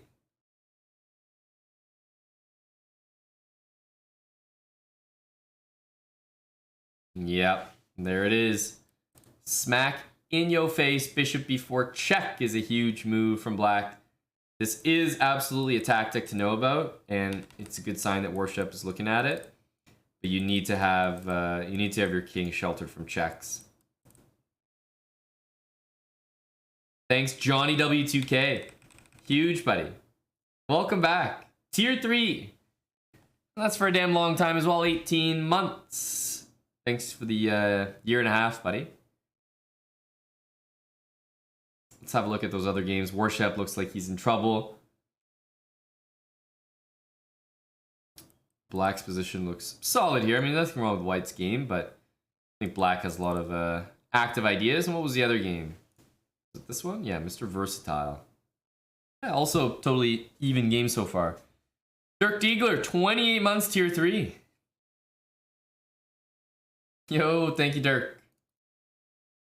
We got the tier 3s back in here. That's awesome, guys. Thank you so much. Renewing the tier 3 membership. We're almost at the 100 sub goal for today. Just need a few more lads or ladies to pile on top. T3 resub train. Hello, eviscerated. Okay, we said we were gonna watch our buddy here, Mr. Smucker, make up for lost time, and I think he did. Good timing by me to get you here. See, Smucker, every time I tune into your chess, you're dead lost, but we're on a different vibe now. I'm tuning into your wins all of a sudden. Ooh, Knight G5, blindness. Rook E7, blindness. Those are some tough pieces to hang back to back, sadly. How is Buddy Gory doing? DGen Jets. Hello, Tom. Yeah, T3s unite.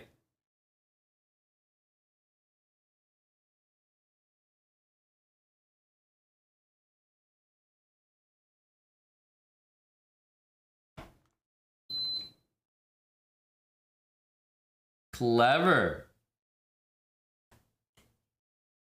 Thanks for the 9 months.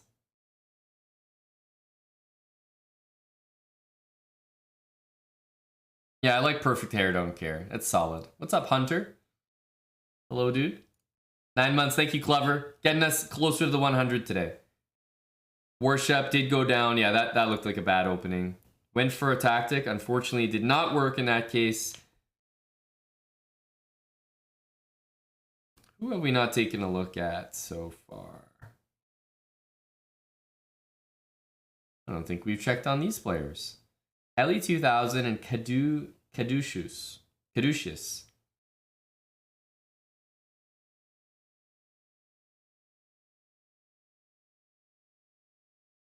You in there, required ransom? By the way, what is this name? Benoni defense? Chromatka.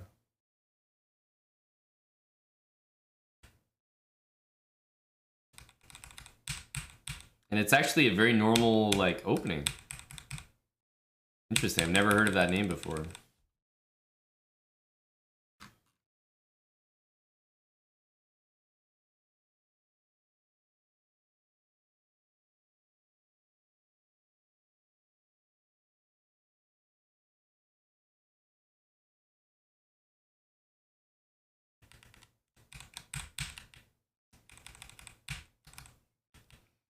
Well, required ransom, that's pretty pleasant. Pretty pleasant. Nicely done. Tuned in for the KO.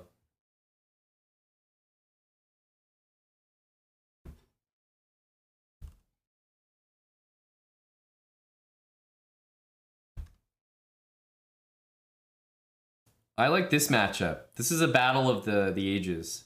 725 against 873. I'm gonna keep an eye on these 5 games here. These ones are for first place, so definitely gonna be watching them. How am I gonna click on your game when you got mated? Hey man, luck of the draw. Luck of the draw. You weren't so lucky, I guess. You could have been on the other end. If you just don't lose your games, then that'll never be an issue. Just don't lose. Chess Lebanese Salah is the the highest rated in this tournament, I believe. And on a perfect score, but very interesting position here. It feels like maybe white is even slightly better.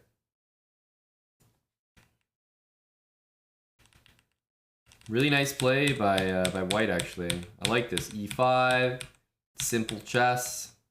D6 looked a little hasty, but honestly, still pretty cool.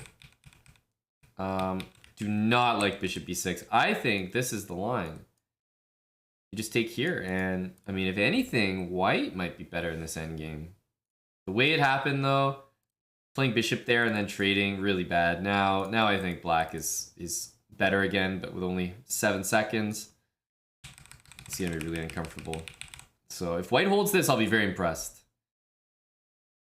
Ellie with the win in that one. D-Gen Jets. We got a lot of time scrambles. Mr. Versatile. Oh, I think, are we down a piece here? Yeah. Oh, missed the knight was hanging. Down a piece, but then black sacked it back. Wait, is it down a piece? Yeah. Yeah, down a piece. There was no sack back.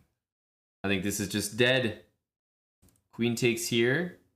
Oh, probably missed the move there, but queen there should handle it. I didn't even see queen f2, but knight g3 would be mate in 1. He looked for better with knight d2. And maybe he'll get rewarded with queen f1 mate. Looks like it. Nicely done. Well converted. D-Gen Jets with the dub. Fret with the dub. And these are the only games left. Ooh, this is an interesting endgame. What in the hell is d5? What? Why not just go take the pawn?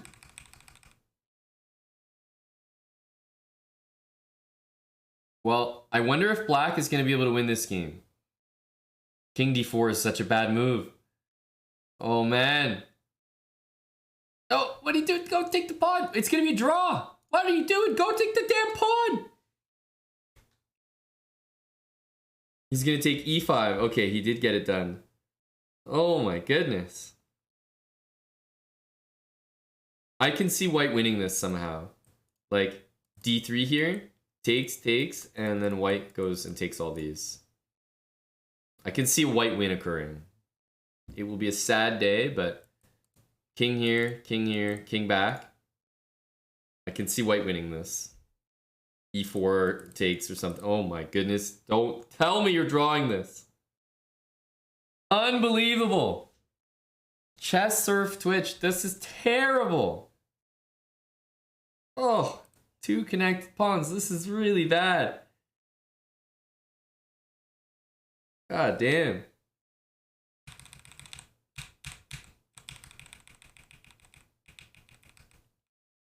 This is a really bad endgame just all around.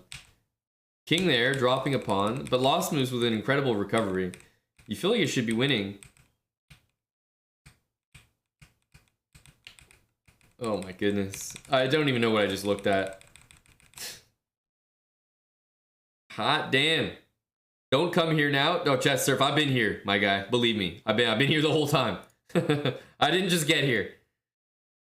Yikes. There's only one more game, and it looks like a draw.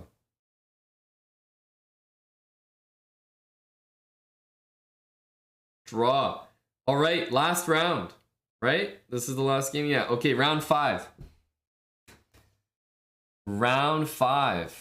Let's see, there are... Ooh, this is interesting.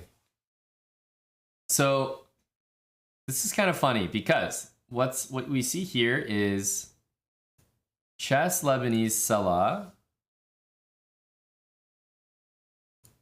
right? He is playing the 1800. Okay, which means, okay, he's probably favored to win, of course. And he'll have a perfect score 5 out of 5. But Ricardo... He's playing someone who has 3 points, probably. Clueless Ninja. And if Ricardo wins, he also gets 5 and shares first place. Time trouble gets the best of us, Chess Surf. Get him next game. Get him this game. Meanwhile, we have Gory and Smucker. Big matchup. Gory and Smucker.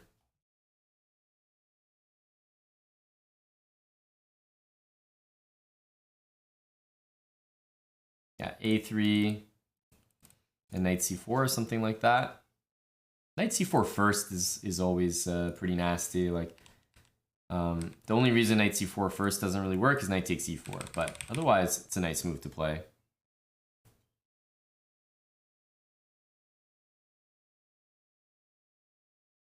And no one's at 3.5 points. Nobody. So just a ton of 3-point brahs. So it really is these three. Just those three. Running away with the tournament. They're at least going to share the top 3 spots, all of them.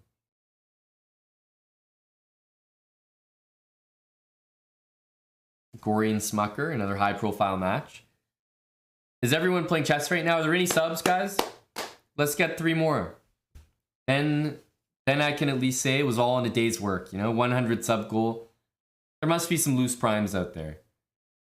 Maybe guys like Chess Surf realizing, you know what? After that tough game, gotta subscribe to up my level.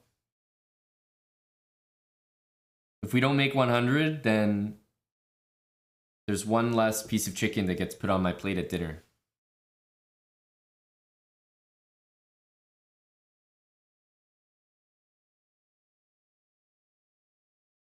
You guys don't want that, do you?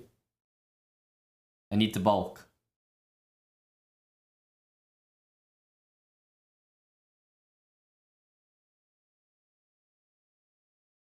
Oh, Jason Pierre Sweeney. Well, that's one way to do it. That's one way to hit a sub goal. Thank you, Jason. 5 gifted subs from JPS. He went above and beyond. Oh, appreciate it, buddy. Hey, more chicken for me. Let's go.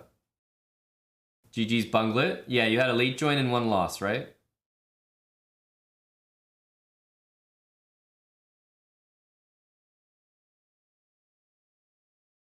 All good, Smarter World. There's a few people. Smarter World, Tolmenheim, yeah, a few primes out there.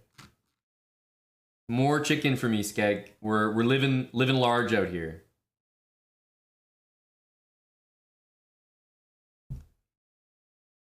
When we go out for dinner tonight, I will try to remember to take a picture for the sauna in Discord. So you guys will know that I'm eating well thanks to the subs. Thanks to the energy from JPS and everyone who resubbed today.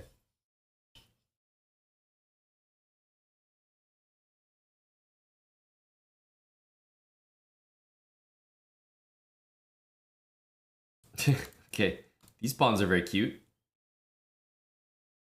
It's funny because it's a pretty close game, actually. Let's check a look at Let's check a look. Let's take a look at our tournament leaders. These are the guys fighting for top spots here. Ricardo looks like what, he's down 1 pawn, 2 pawns. 1 pawn.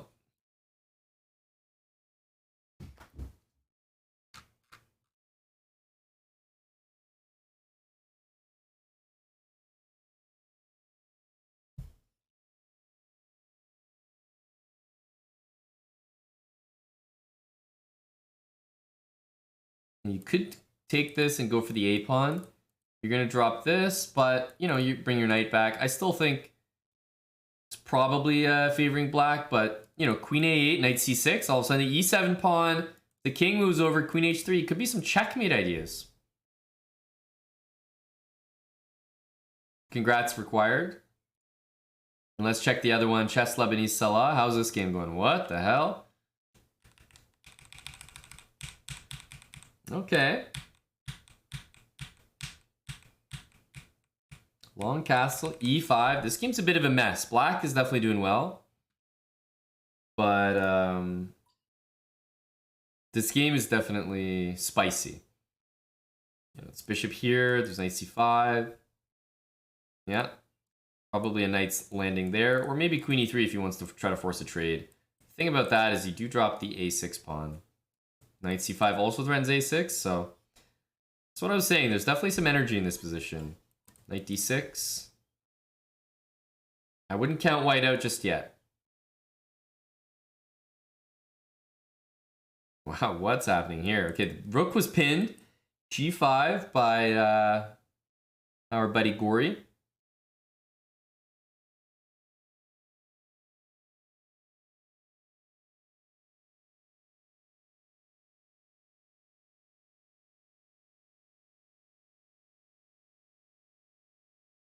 This looks like a very nice move in general. And takes is obviously nice to see. Undouble your pawns. This is tense. Both sides playing well.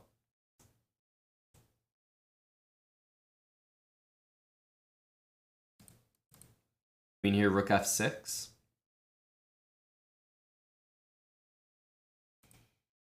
Ooh. White has some moves coming up. Big move. Big move, h4. Yep, I think this was forced. Okay, so yes, you can do this, but you're not going to be able to get this rook in because it's covered. So what do you need?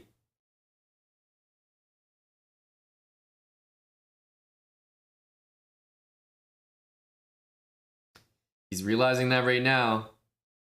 Oof, okay, he wants to go here and here. What he should have done was rook a1. Pretty much unstoppable.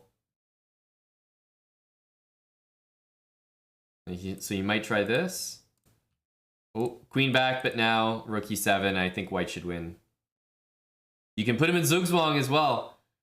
There's some nasty zugzwangs you can do. This, rook h7. This is not the nasty zugzwang I was talking about. Oh, king g7 is brutal. Oh, Gory. Oh, no. We can't be doing that. All right, let's check on these very important games which will determine our leaderboard. Is Ricardo going to get a win here? It doesn't look like it, which means the path is paved for the winner of this game to win the tournament. But it could be a draw as well. Oof, very tense game. There's a pin here, so Black's king is just trying to escape. There's some energy with queen there. Oh, he finds it. Oh, he's not taking it. Uh-oh. It's a big move. If you take here, that's a classic bait for knight d3. Oh, he fell for it. And Chess Lebanese Salah is going to take this game. A huge tactic. GG. Nasty. He falls right into it. And Ricardo lost, which means we have a clear first place winner. There's two queens on the board in this game. What the heck's happening over here? The last two games.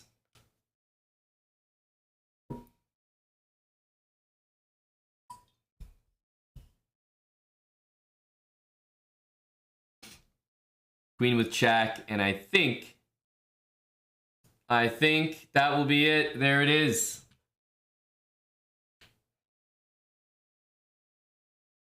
That was weird. The standings had the 4 out of 4. There we go. Now you can see the updated. That was really weird. 4 to 4, 4 to 4, 4 to 4. Anyway, you can see here. 5 out of 5. Congrats, Chess Lebanese Salah. Ricardo. I believe that's Smucker.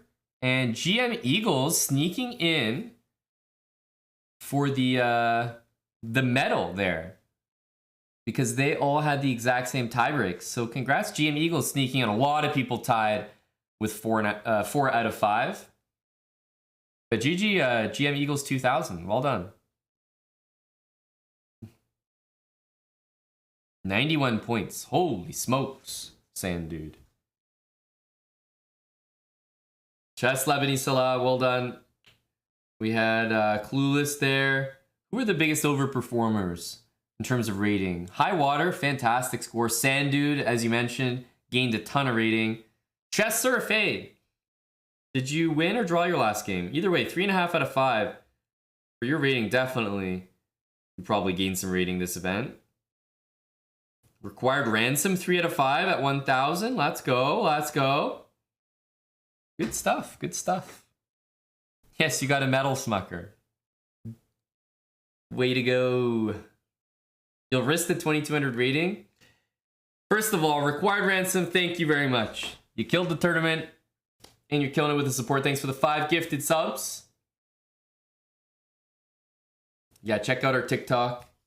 Eddie, I would love to run another tournament. I love your energy. You're going to risk the 2200 for another one. Swiss tournaments are good. They're healthy. But I got to go. I got to wrap up for today. It's 8:30. I know it's early, but we're going to go out for a dinner. I've been streaming for a good little bit today. I don't know, 7.5 hours. So we got our shift in. That doesn't mean there won't be necessarily a stream later at night. Who knows? It's Thursday after all. But we thought we'd go out for a nice dinner after a kind of manic night yesterday. So we're going to try to treat ourselves to something nice. I said I would get some extra chicken on the plate thanks to the gifted subs. And if I remember, I really don't like or ever post pictures of food, but I'll try to take a picture for the sauna on Discord. Thanks for playing in the tournament, guys. Thanks for hanging. Remember, tomorrow, first of all, Theo Christea, thanks for the 5 months with Twitch Prime. Tomorrow, rest day for the candidates, all right? There is no candidates tomorrow. I'll be back doing the recaps for the candidates games for what will be round 7 on Saturday. All right, so we'll definitely see you guys for the next candidate stream on Saturday. But we'll still try to throw the stream on Friday. It's gonna be hectic, busy weekend. I'll definitely be back on Saturday, so no guarantees. But I imagine we got lads in the house that might want to say hello for Friday. All right, so GG's, thanks for watching. We'll get some nice food in the belly for a change. I'm out. We're gonna send the raid off, and who's playing? I see Canty is streaming, and he's not just streaming. From what I can see, he's doing a fundraiser. Love that. And our buddy our big fella hit us with a raid the other day. Plus, he just won his match in the I Am Not a GM Speed Chess Championship recently. So go say congrats to him for that. Shout out to the big fella. We're gonna raid GM Canty. Happy Thursday. Stream might be on later. Who knows, right? Yesterday we had a random late night stream as well. So all depends on the energy with us. But I'm done. Thanks for support, the subs. We hit our sub goal today. I'll be back for candidates Saturday. All right. Take care, guys. And as always, stay tuned to the Discord. There might be random streams.